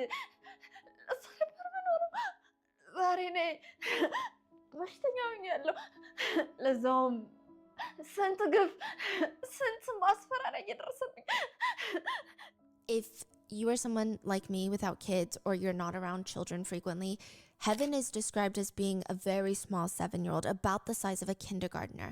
They're typically not even 4 feet tall yet at this point. Who would do something like that to this tiny little girl? Heaven's mom realizes pretty on that every single person in the neighborhood is lying. She did not fall. This is not an accident. She was essayed and she was murdered viciously. So she starts running through the possibilities in her mind of who could have done this. And the only person she really spoke to after getting back to the neighborhood was Getnet, her landlord. Heaven's mom remembered asking Getnet over and over, what happened? What happened? Please, where is she? What happened? And he's obviously acting strange. He refuses to answer. In fact, he could barely keep eye contact with her. He just stares into the void. He's sitting on his couch, not responding. It's so weird. When she kept asking him, did you see something? What did you see? I mean, you're like one of the only adults on the property at the time. He just kept saying, what? Huh? And refusing to answer. She looks down and she sees that his hands keep going in and out of his pockets. Like he's sweating, like he's fidgeting, he's hiding something. At this point, Heaven's body had already been taken to the Buddha house. Heaven's mom is demanding Getnet the landlord, take her there. Which one? Your sisters took her, so you must know. You were here, it's not like you just got home. Your sisters took her to the Buddha house. Finally, he's like, okay, I will take you to the Buddha house. And before he gets into the taxi, he grabs a gabi to wear. Now, from what I'm told, a gabi is like a white cloak that many wear to attend funerals. Nobody had even given confirmation that Heaven was dead yet. Like he's going to Heaven's funeral right now? Yeah. Is the energy? Yeah, like he's like, okay, she's dead. Let me grab this. But Heaven's mom has no idea what even happened. She just had word that she's sick. Why are you grabbing funeral attire? Right. She's so confused by this. It's like he knew before anybody else knew. Even later, when they get to the Buddha house, they eventually rush Heaven to the hospital. Doctors reported that Getnet was acting very strangely. He wasn't crying at all. The weird structure for the most alarming thing in the world. a roof. But at one point, he tries but I to don't know how to sneak do into a the roof. autopsy room. He gets caught trying to sneak in. This is all I He gets got. kicked out. Then he retreats into the bathroom. Now, at this point, the doctors are like, this guy is very strange. We need to figure out what's going on with this guy. They listen through the cracks of the bathroom wall. And for some reason, they're alarmed enough to even call the police. They push their ear up to the hole and they hear him, Getnet, the landlord, the only adult present during the time, on the phone saying, I'm at the hospital right now. Yeah, my neighbor's kid was R-worded and murdered. They haven't performed the autopsy yet. So when they brought the kid into the hospital, the doctor obviously know what's going on. The only thing the doctors are told is that she fell. She fell. So the doctors are like, okay, well, we got to perform an autopsy. It's a little bit strange, but they haven't performed an autopsy. They're not coming to a conclusion, but they catch him sneaking into the autopsy room. Very strange. They listen to him, and then he's like, she's been R-worded, but they don't know that information yet. How does he know that information? Right. So at this point, all everyone had said about Heaven was she had fallen and she had passed. How would he know that she had been R-worded? Once they search his place, they go and they search his house, they find Heaven's other shoe inside his house. There would be no reason for her shoe, the one shoe that's missing, the ones that she was wearing that day. She only had one shoe on her foot. The other was in his house. There would be no reason for that. Heaven's mom had lived next door to him for 2 years. She had known the entire family for 2 years. The man in the bathroom, Gednet, is Heaven's mom's landlord. And not even that, the man's wife is someone that Heaven's mom had known since she was in school, like primary school. She's known this woman for most of her life. She's one of the main reasons that Heaven's mom was like, you know what? I'm going to rent this house specifically. So it's well known in Ethiopia that a lot of parents will rent these guest houses, if you will, on this bigger property. The bigger property is completely fenced in. And as long as one adult is home on the entire property, the other adults will go to work. Right. So it's kind of like a safe space environment, a gated neighborhood for the kids to play with each other. And it's not like each house needs to have an adult present. Yeah. Typically, it's one adult for maybe 3-4 families. So she rented this place because she wanted to make sure the environment was safe for her daughters. Now, Gednet and his family, they have 3 children. They have children Heaven's age. She said, I saw him as a brother. I lived there because I felt a sense of ease there with him. He and his family are the only ones I trusted enough to move into their property. Not that it really matters if this was premeditated or not, because he deserves the harshest punishment regardless, but it's pretty evident that he went out of his way to plot out this crime. Heaven's mom said in an interview, he was waiting. We just didn't know he was waiting. When his wife left, because his wife is a stay-at-home wife, but his wife left because I think one of her siblings was getting a checkup at the hospital for a pregnancy. He was the only one left with the kids. He's in the house most of the time because he doesn't have a job either. So after his wife and I left, our children start playing outside together, and that's what my sister told me. So Heaven's mom's sister is home, but she's 15. So she's a child, right? Heaven's mom's sister is 15. So this is Heaven's aunt. This is the 15-year-old that her little sister comes. So Heaven has a little sister that's 3 years old. Heaven is 7, and then she has an aunt that's 15 that is staying with them. So the aunt's technically a child as well. Yes. I see. So Gednet is the only adult that's there, really. Now, she says, that's what my sister told me. Then Heaven came into the house because she said Gednet told all the kids to go home. So all the kids are playing in the yard, and Gednet is like, everybody just go into your homes, which is weird. Heaven goes into the house, according to Heaven's aunt, the 15-year-old. And at that point, she starts doing her homework and she realizes, oh, I need to go use the restroom. Now, remember how I said a lot of the houses are built? They share a common restroom in an outside building. It's like a separate little outhouse. Well, Heaven was taught to bring water to clean herself down there after she uses the restroom. So she has to get water from the 15-year-old. She tells her 15-year-old aunt, can I get some water for the restroom? She gives her the water. Heaven leaves and never comes back.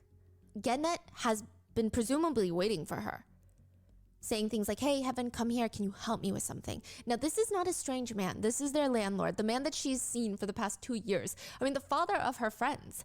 Heaven likely walks over to not be rude, and because nothing is alarming about this, but he snatches her, and he already had prepared this mixture in a water bottle. Sand, pebbles, and water. If you mix sand and water, it's basically cement.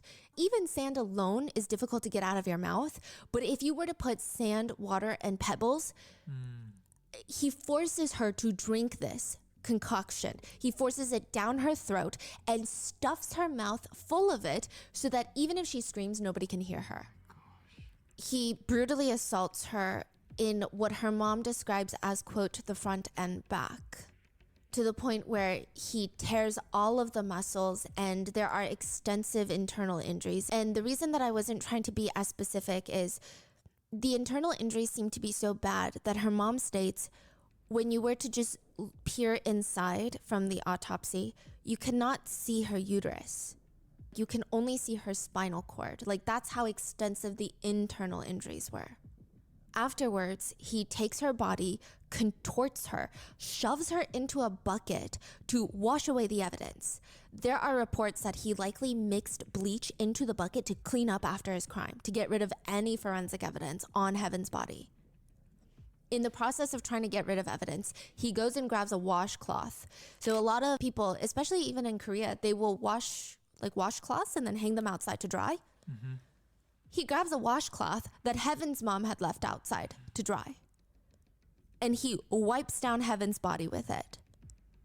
He puts her clothes back on, takes a razor blade, and starts making cuts all over her body as if to make it appear that she was scratched by branches after falling. He even sets up a scarf around that wooden bar to make it seem like she was swinging on the wooden bar and fell, and she scraped herself as she fell. And what is the scarf for? So they said that the kids would hang the scarf and then take the loose ends of the scarf and swing back and forth. The final sick touch is this is almost directly in front of her mom's doorstep, just waiting to be found. The only part of his plan that does not go accordingly is he had forgotten one of her shoes that was the one tiny shoe that's left behind in his house. This is how he is caught. Getnet, the landlord, is the killer. The police throw him into jail. But after 3 days, his jail cell empty. He escapes. The police tell Heaven's mom, I mean, it's pretty clear that he did it. We're pretty certain he's the one that did it. You're right. But he escaped, and we recommend that maybe you flee. Maybe you leave, honestly. What? Yeah, he mentioned that he wanted to kill you. They do not provide her any assistance or protection. Like, they make it very clear, hey, this is your problem. He told us that he wants to kill you, and we're not going to do anything about it. At first, Getnek and his family, they would send people to talk to Heaven's mom, which according to our Ethiopian researcher, they said, and this is very common, that if you have some sort of misunderstanding, especially between multiple families or different adults or a big fight with someone, you're going to send third parties to try and diffuse the situation first. A peacemaker that can facilitate both parties coming together. He just wants her to drop the case, drop the charges, move on. But Heaven's mom refuses. I mean, how can people even stand by him? How can they even come to her doorstep and be like, you got to forgive this man? It is so clear that his sisters, his wife, they know what he did, but they're standing by him. They keep trying to tell Heaven's mom this is a big misunderstanding. The fact that Heaven's body was washed was not because Getnet was trying to get rid of evidence. No, it's because at the Buddha house, we were there with her, they poured holy water on her. You know, we were just trying to save her. We were pouring holy water on her. What? Because Heaven's mom is saying, look, this man washed Heaven's body of the evidence. There would be probably more evidence had he not washed her. And they're saying, he didn't wash her. Nobody washed her to get rid of evidence. No, that's holy water that we poured on her to save her. And the sand in her mouth? I mean, have you heard of Mnet? Mnet is usually some sort of, it's a real thing, sand, ash, or crushed granite that is taken from a holy place.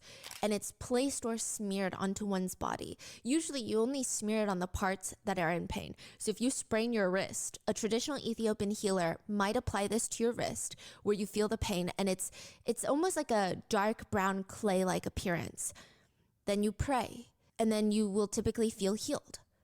They start arguing that the sand or the cement found inside of Heaven's mouth is just that, healing clay.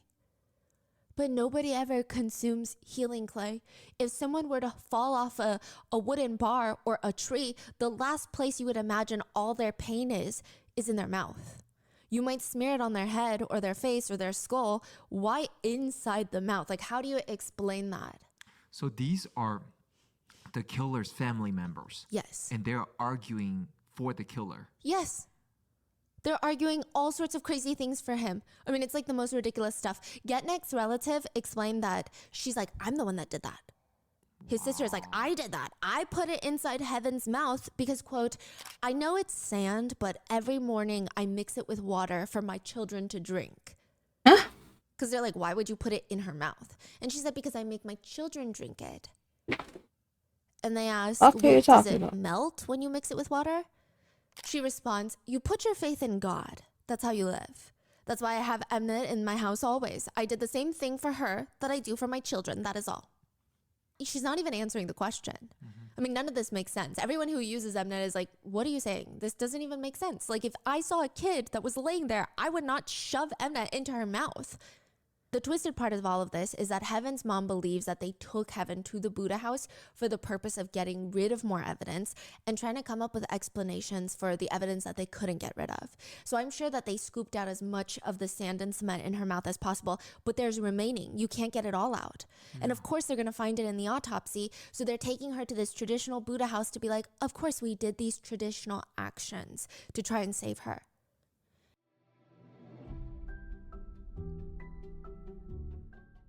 The thing I hate the most about shopping, lightings, because Stitch Fix makes it so Evan, and what happened to her, his wife has this bizarre smile on her face. It's like a smirk. Anytime the interviewer is talking about, well, Heaven's mom said that she's like sitting there and you can see her. That's the sound I want to make when I see her face. That's what I imagine the noise is, like very like, well, she's dumb. Like, that's the face. የተለቀቀ ነው ሰሞኑን ዓለም ይፍረደኝ ብላ ያሳየችን ፎቶ ነው። ይሄ ገላ አሁን ያሳየውሽ ይሄ ገላ የሷ ነው ወይስ አይደለም? ቀይ ስለምታውቂያት 2 ዓመት አብራሻት ነው ሻትሳና Even if she truly believes her husband is innocent, which I find very questionable, but even if she truly believes he's innocent, then why would she be smirking? I think regardless, a child is dead. It's very unfortunate. It's not a time to be acting like a school bully. She also claims that the pictures Heaven's mom has posted of her daughter. So there are some, I don't know how deep into the research you'll find it, but there are some pretty graphic photos of Heaven out there that we're not posting. Heaven's mom had posted parts of her body to prove to the world this is what happened, because people were not believing her. There were people saying, well, you don't have proof. You're just doing these interviews, crying and saying these things. So she had to go out of her way to post these photos to say, why is nobody listening to me? I'm telling you this is what happened and we need to do something about it. And the wife just says, these are not human pictures. እንደው ምንም አይነት እሷን የሚገልጽ ነገር የለውም ሲጀመር ቆም ብሎ ህዝቡም እኮ ቢያዩ እንጃ ምንም ነገር እሷ የእሷ እንዳልሆነ ነው የምነግርህ. What? Basically saying, I don't know what that is. Her mom is claiming it's her uterus, but it doesn't look human, so I don't know what she's trying to prove. Accusing Heaven's mom of taking like an animal organ and posting a picture of it. At one point, she's like, that picture doesn't even look like Heaven. And the interviewer is very confused by that statement. She says, that picture does not look like Heaven. The interviewer points out, I just showed you a picture of only Heaven's private areas.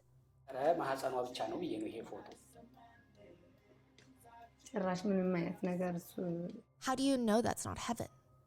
Like, her face isn't even in the picture. What are you talking about? Like, I'm showing you truly just private areas to show you the extent of the damage, and you're saying that's not Heaven? It's really weird. How are you so confident it's not her when I just showed you her private areas? She just smirks and says, for me, it's just that doesn't look right at all. What does that even mean? She just keeps insisting, I am here to, she does interviews, I am here to share the truth. Heaven's mom is not telling the truth. I have never been on media before, but now here I am because what is being spread are lies and it's hurting me. She also states that she hopes people will stop pointing fingers. I saw this on TikTok. Maybe it originates in Ethiopia and became a TikTok thing after, or perhaps she saw it on TikTok too. But she says, when you point the finger, just remember 3 fingers are pointing back at you. So this could happen to you tomorrow. She's trying to argue that your husband could be, quote, falsely accused of R-wording and killing a child tomorrow.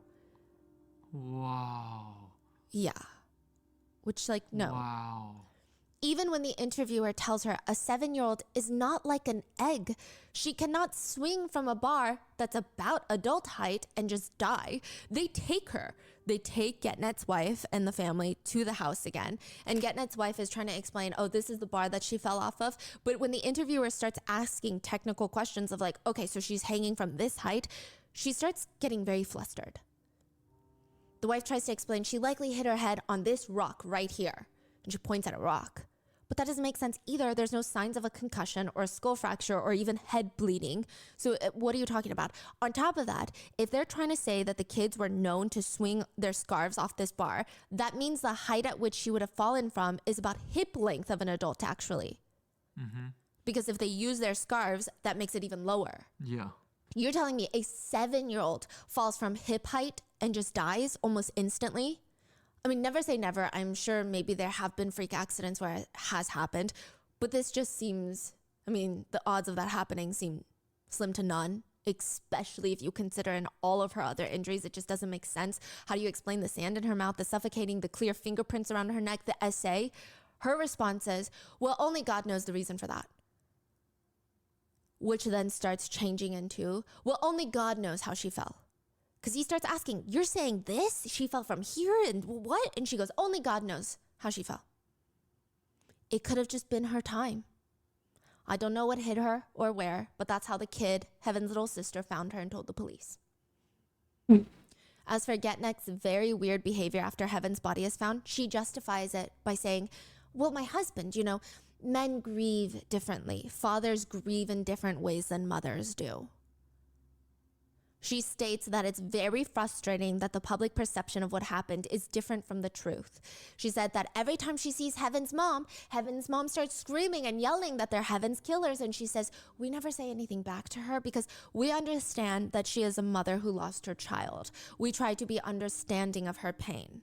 I will say this today, tomorrow, and I will keep saying it. That girl was not R-worded. She did not die because she was R-worded. She fell and she died. How does she expect anyone to believe anything she says? I truly don't know. Do people believe her though? No, the interviewer even asks her, you're on this like social media campaign trying to get people to believe you. Do you think you're doing a good job? Yeah. And she ignores the question. She's just like, I mean, this is the truth. The interviewer is like, are you proud of what you're doing? Like, do you feel like people are listening to you? And she's like, well, this is the truth. I'm here to speak my truth. It takes a full month for Getnet to be rearrested, which it's not like he was hiding in plain sight. It's not like he was hiding at all. He went after Heaven's mom with a gun.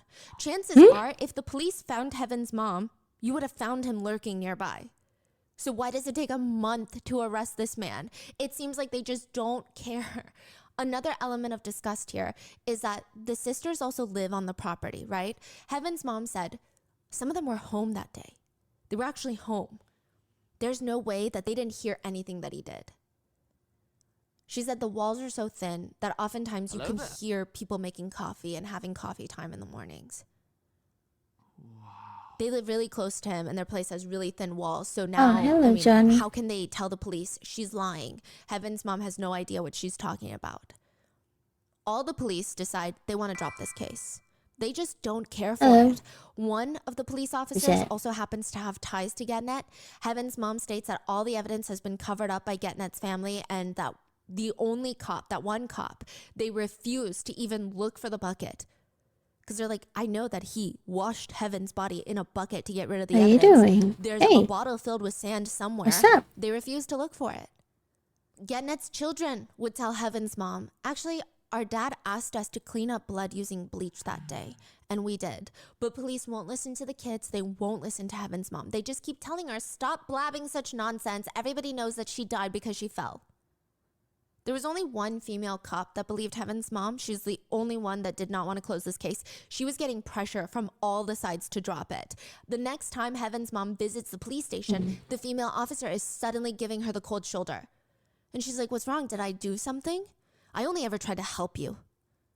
She's so confused. What are you talking about? I know, and I've been so grateful. The officer tells her, I heard what you've been going around saying, bad-mouthing me to people.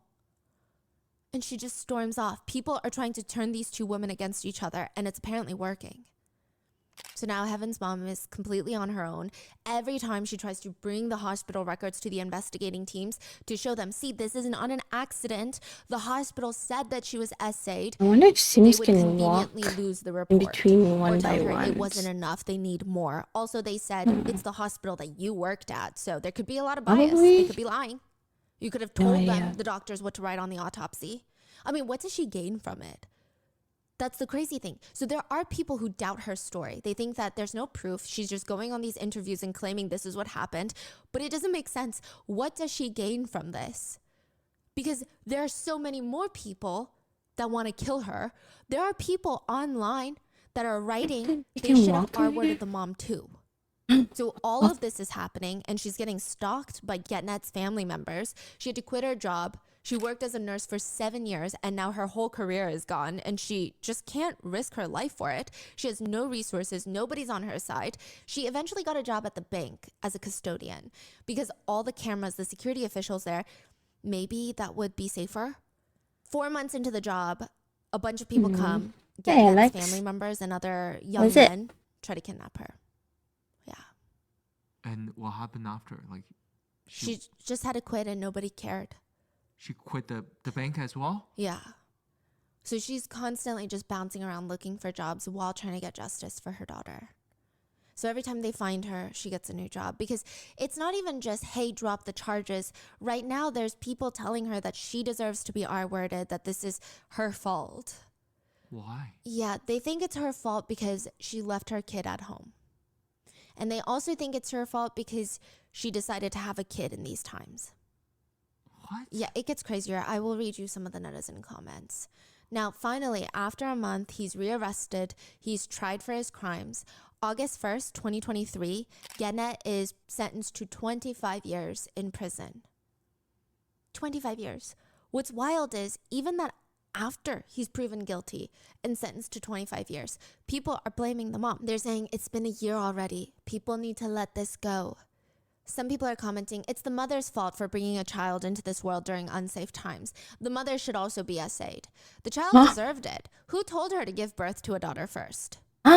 Heaven's mom, she's not arguing, but she's trying to explain the situation. And she says, as I told you, I work almost 24 hours and I raise my children alone.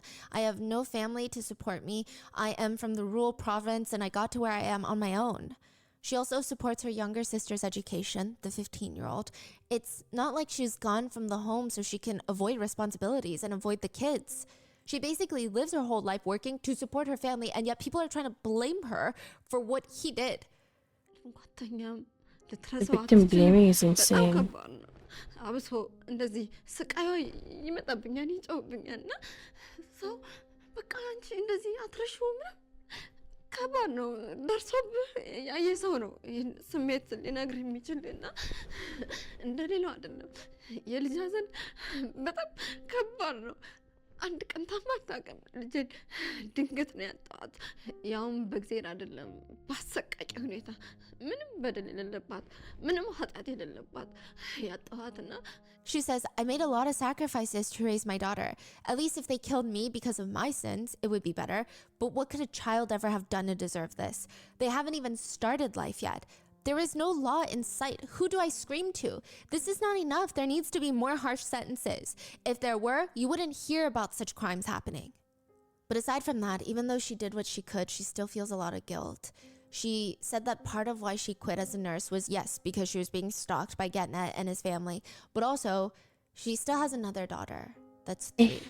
And she felt this guilt ever since Heaven's murder because all these people are saying it's her fault, that if she hadn't been working, if she wasn't always at the hospital, she could have maybe protected Heaven.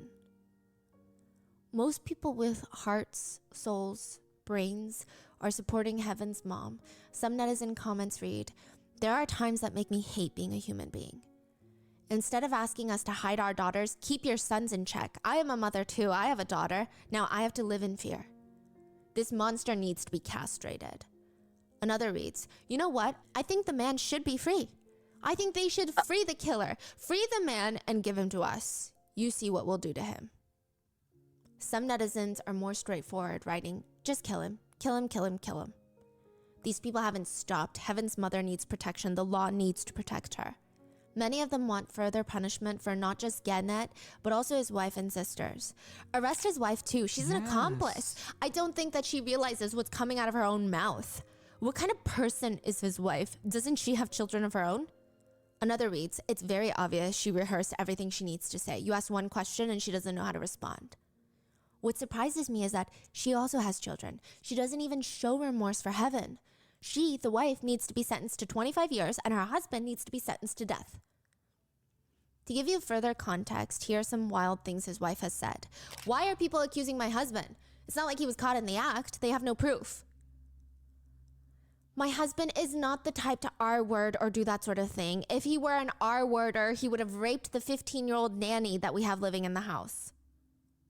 To that, someone writes, may God judge the barbaric people who are accomplices of this beast. Be brave, Heaven's Mother. God bless you. This is news in 2024 because Gennett and his attorneys are now appealing his sentence, stating that it was too harsh. Heaven's mom said, we should be the ones to appeal because 25 years is not enough. She was just a little girl. He not only killed her, he tortured her, he R-worded her. The act is horrific. 25 years is not too harsh. 25 years is not enough. Look at how he's doing in prison. He's sentenced to 25 years, but he is fine. He's laying in prison, being fed. Men who are essaying and killing children are just happily eating food provided by the government and living happily. She said she has very low hopes for justice. During this appeal, she said, from what I've observed, they might be successful in getting him out of prison. We don't know yet, and it's not looking good. They are not treating us or our case like they should, and it's heartbreaking to see how it's being handled. He might not even stay in jail for that long, which is wild, considering many people don't even believe that this is his first time committing a crime. It's his first time getting caught. According to locals, there have been stories circulating afterwards that he might have been responsible for 2 other children's deaths. And both times he was a suspect, but the families could not prove it. There was nothing to prove. Heaven's mom states, what hurts most is the support around him. I was told that I'm nothing but dirt. He has contacts, he has connections all around. He can pay people off. Me, I'm a poor mom and I have no power. Every time she shows up to court during the appeal, they treat her, the court, and even the perpetrator's family, they treat her like she's the offender, like she's the one that needs to be put on trial. On one occasion, he was being escorted out of the courtroom, and he turns his body to her and he says, do you think I won't get out, you bitch? Heaven's mom was so startled and terrified, but also so angry, and he just keeps going, you daughter of a whore, you think I'm not going to get out? Finally, Heaven's mom collects herself, and in a controlled, contained tone, she tells him bluntly, even if I am just a woman, even if I cannot get justice here, I will never allow you to live on the outside. But the female guard hears, walks over, looks at Gennett, looks at Heaven's mom. You will be jailed unless you stay silent. She's talking to Heaven's mom. Huh? Jail me then. Do it. It's not like anything happened to him in jail. He gets to lay down and get fed. If you have the power to arrest me, do it now. I am the mother who lost her precious daughter. What happened to him? Did you not hear him insulting me? So she asked the guard that. And she responds, yes, I did, but he's under the protection of the law. So I should stay silent? Well, you also have children, don't you? Should this happen to you too then? Eventually, the female guard tells Gennett to also be silent before walking off.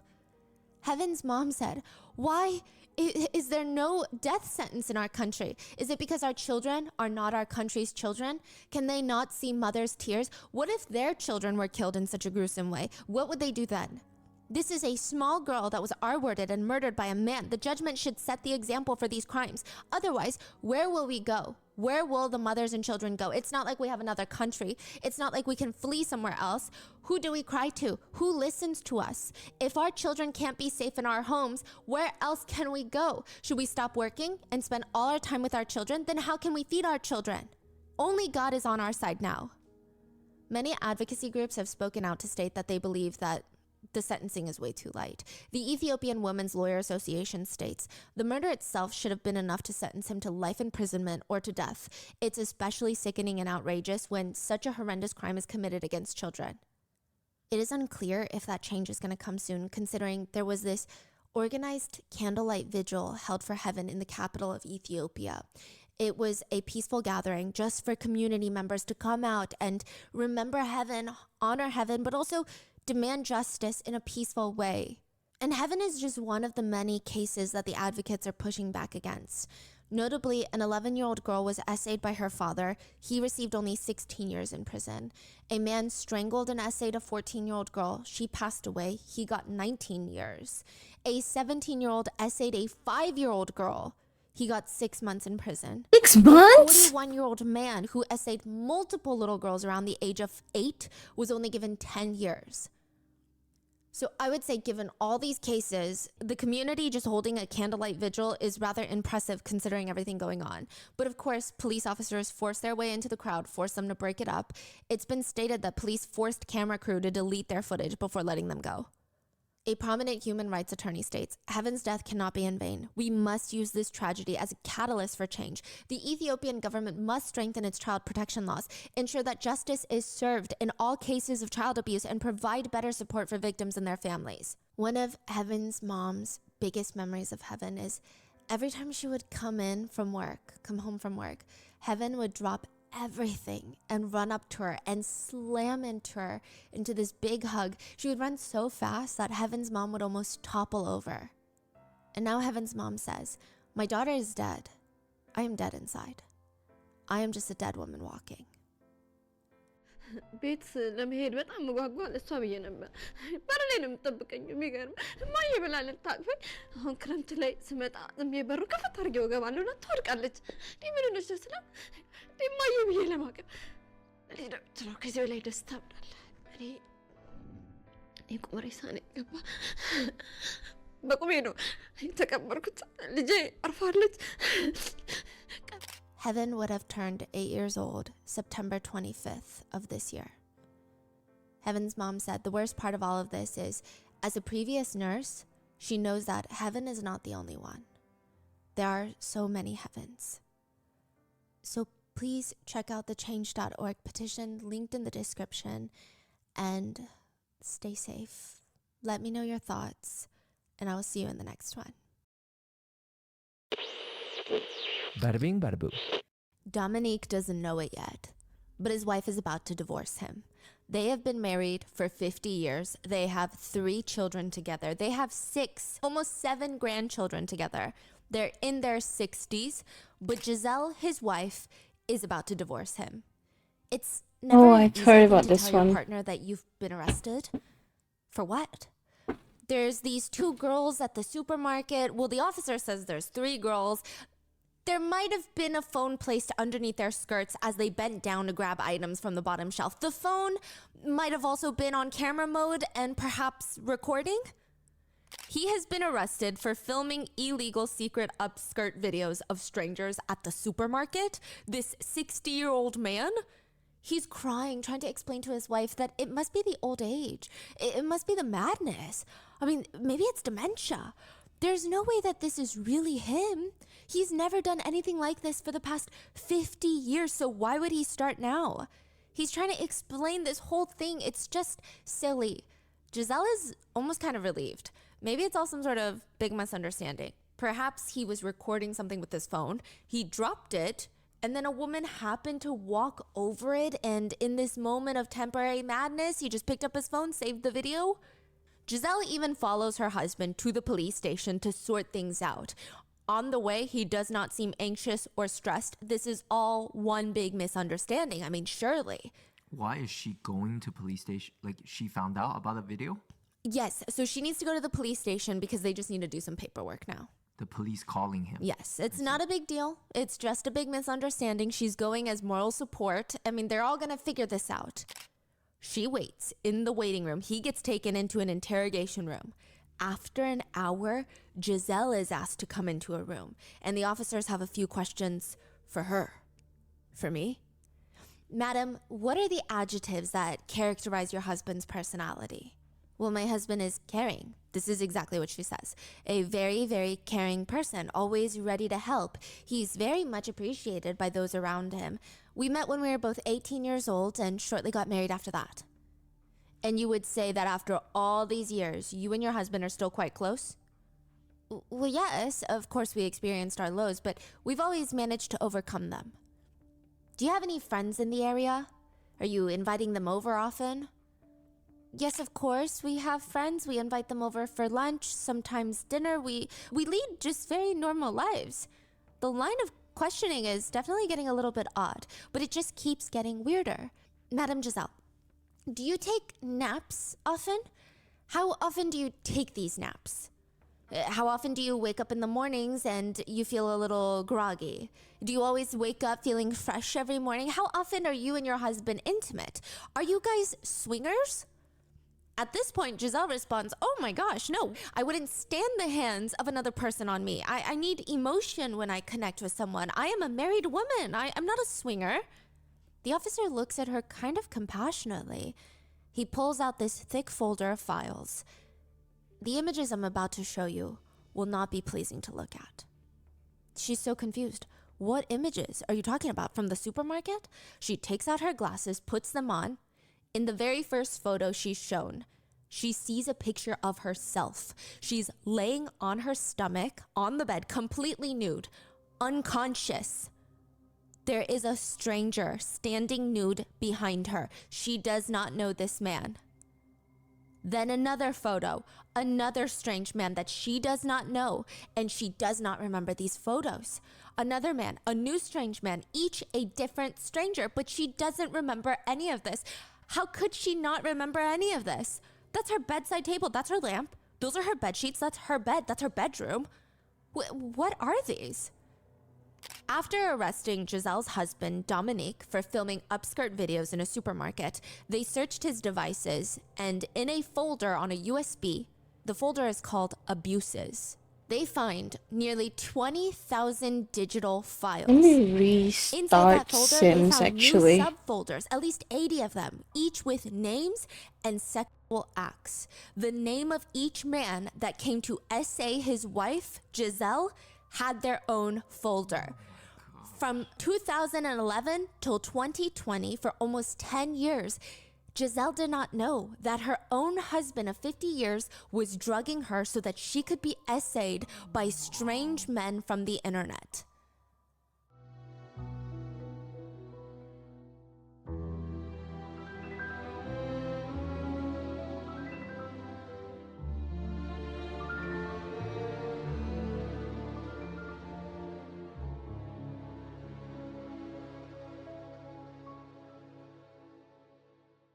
We would like to thank today's sponsors who have made it possible for Rotten Mango to support the Know Me Network. This international nonprofit provides life-changing opportunities, connections to safer employment, life skills, and resources for survivors of sexual abuse and exploitation. This episode's partnerships have also made it possible to support Rotten Mango's growing team. We'd also like to thank you guys for your continued support as we work on our mission to be worthy advocates. As always, full show notes are available at rottenmangopodcast.com. This is currently an ongoing case. The trial is still taking place and it's presumed to be concluded in December of this year. Most of the in-depth information on the case is in French. There is a book written by the daughter using her pen name, Caroline Darien. It's titled, "And I Stopped Calling You Papa." I couldn't find an English translation of this book, so I took the French book and I just translated it page by page so I could get you guys a deep dive on this case. This book is one of the most insightful books I think I have ever read. It is so incredibly raw in its honest depiction of how one deals with such an intimate betrayal. Her vulnerability has provided us with so much insight into what happened, not just in this case, but what's likely happening to women everywhere. So with that being said, a few disclaimers. Heavy themes of SA, family SA abuse, as well as intentional drugging and use of illegal substances. Actually, I think I'm gonna end stream and continue my maze tomorrow. The next one. So with that being said, let's get into it. There's a medical mystery in the family. Giselle is sick. Giselle's kids know that something is wrong. Thank you for coming to my stream. Happy birthday to me. We'll see tomorrow. Actually, tomorrow. It's already today, actually. Hi, Fox. Thank you for the water check and the stress check. I'm probably gonna go take a shower and then head to bed. Because tomorrow I have... Not tomorrow, it's actually today. In about 9 hours? No, yeah. 8-9 hours from now. I gotta go out with Lavora. Celebrate my birthday. So excited! Oh my god! So excited. Anyway, I'll see you tomorrow. Tomorrow night for my actual birthday stream. I'll be celebrating my birthday on Sims. Okay. Bye! The stream, happy birthday, take care. Thank you! I'll see you when I see you. I'll see you in the next show. Bye! Ciao.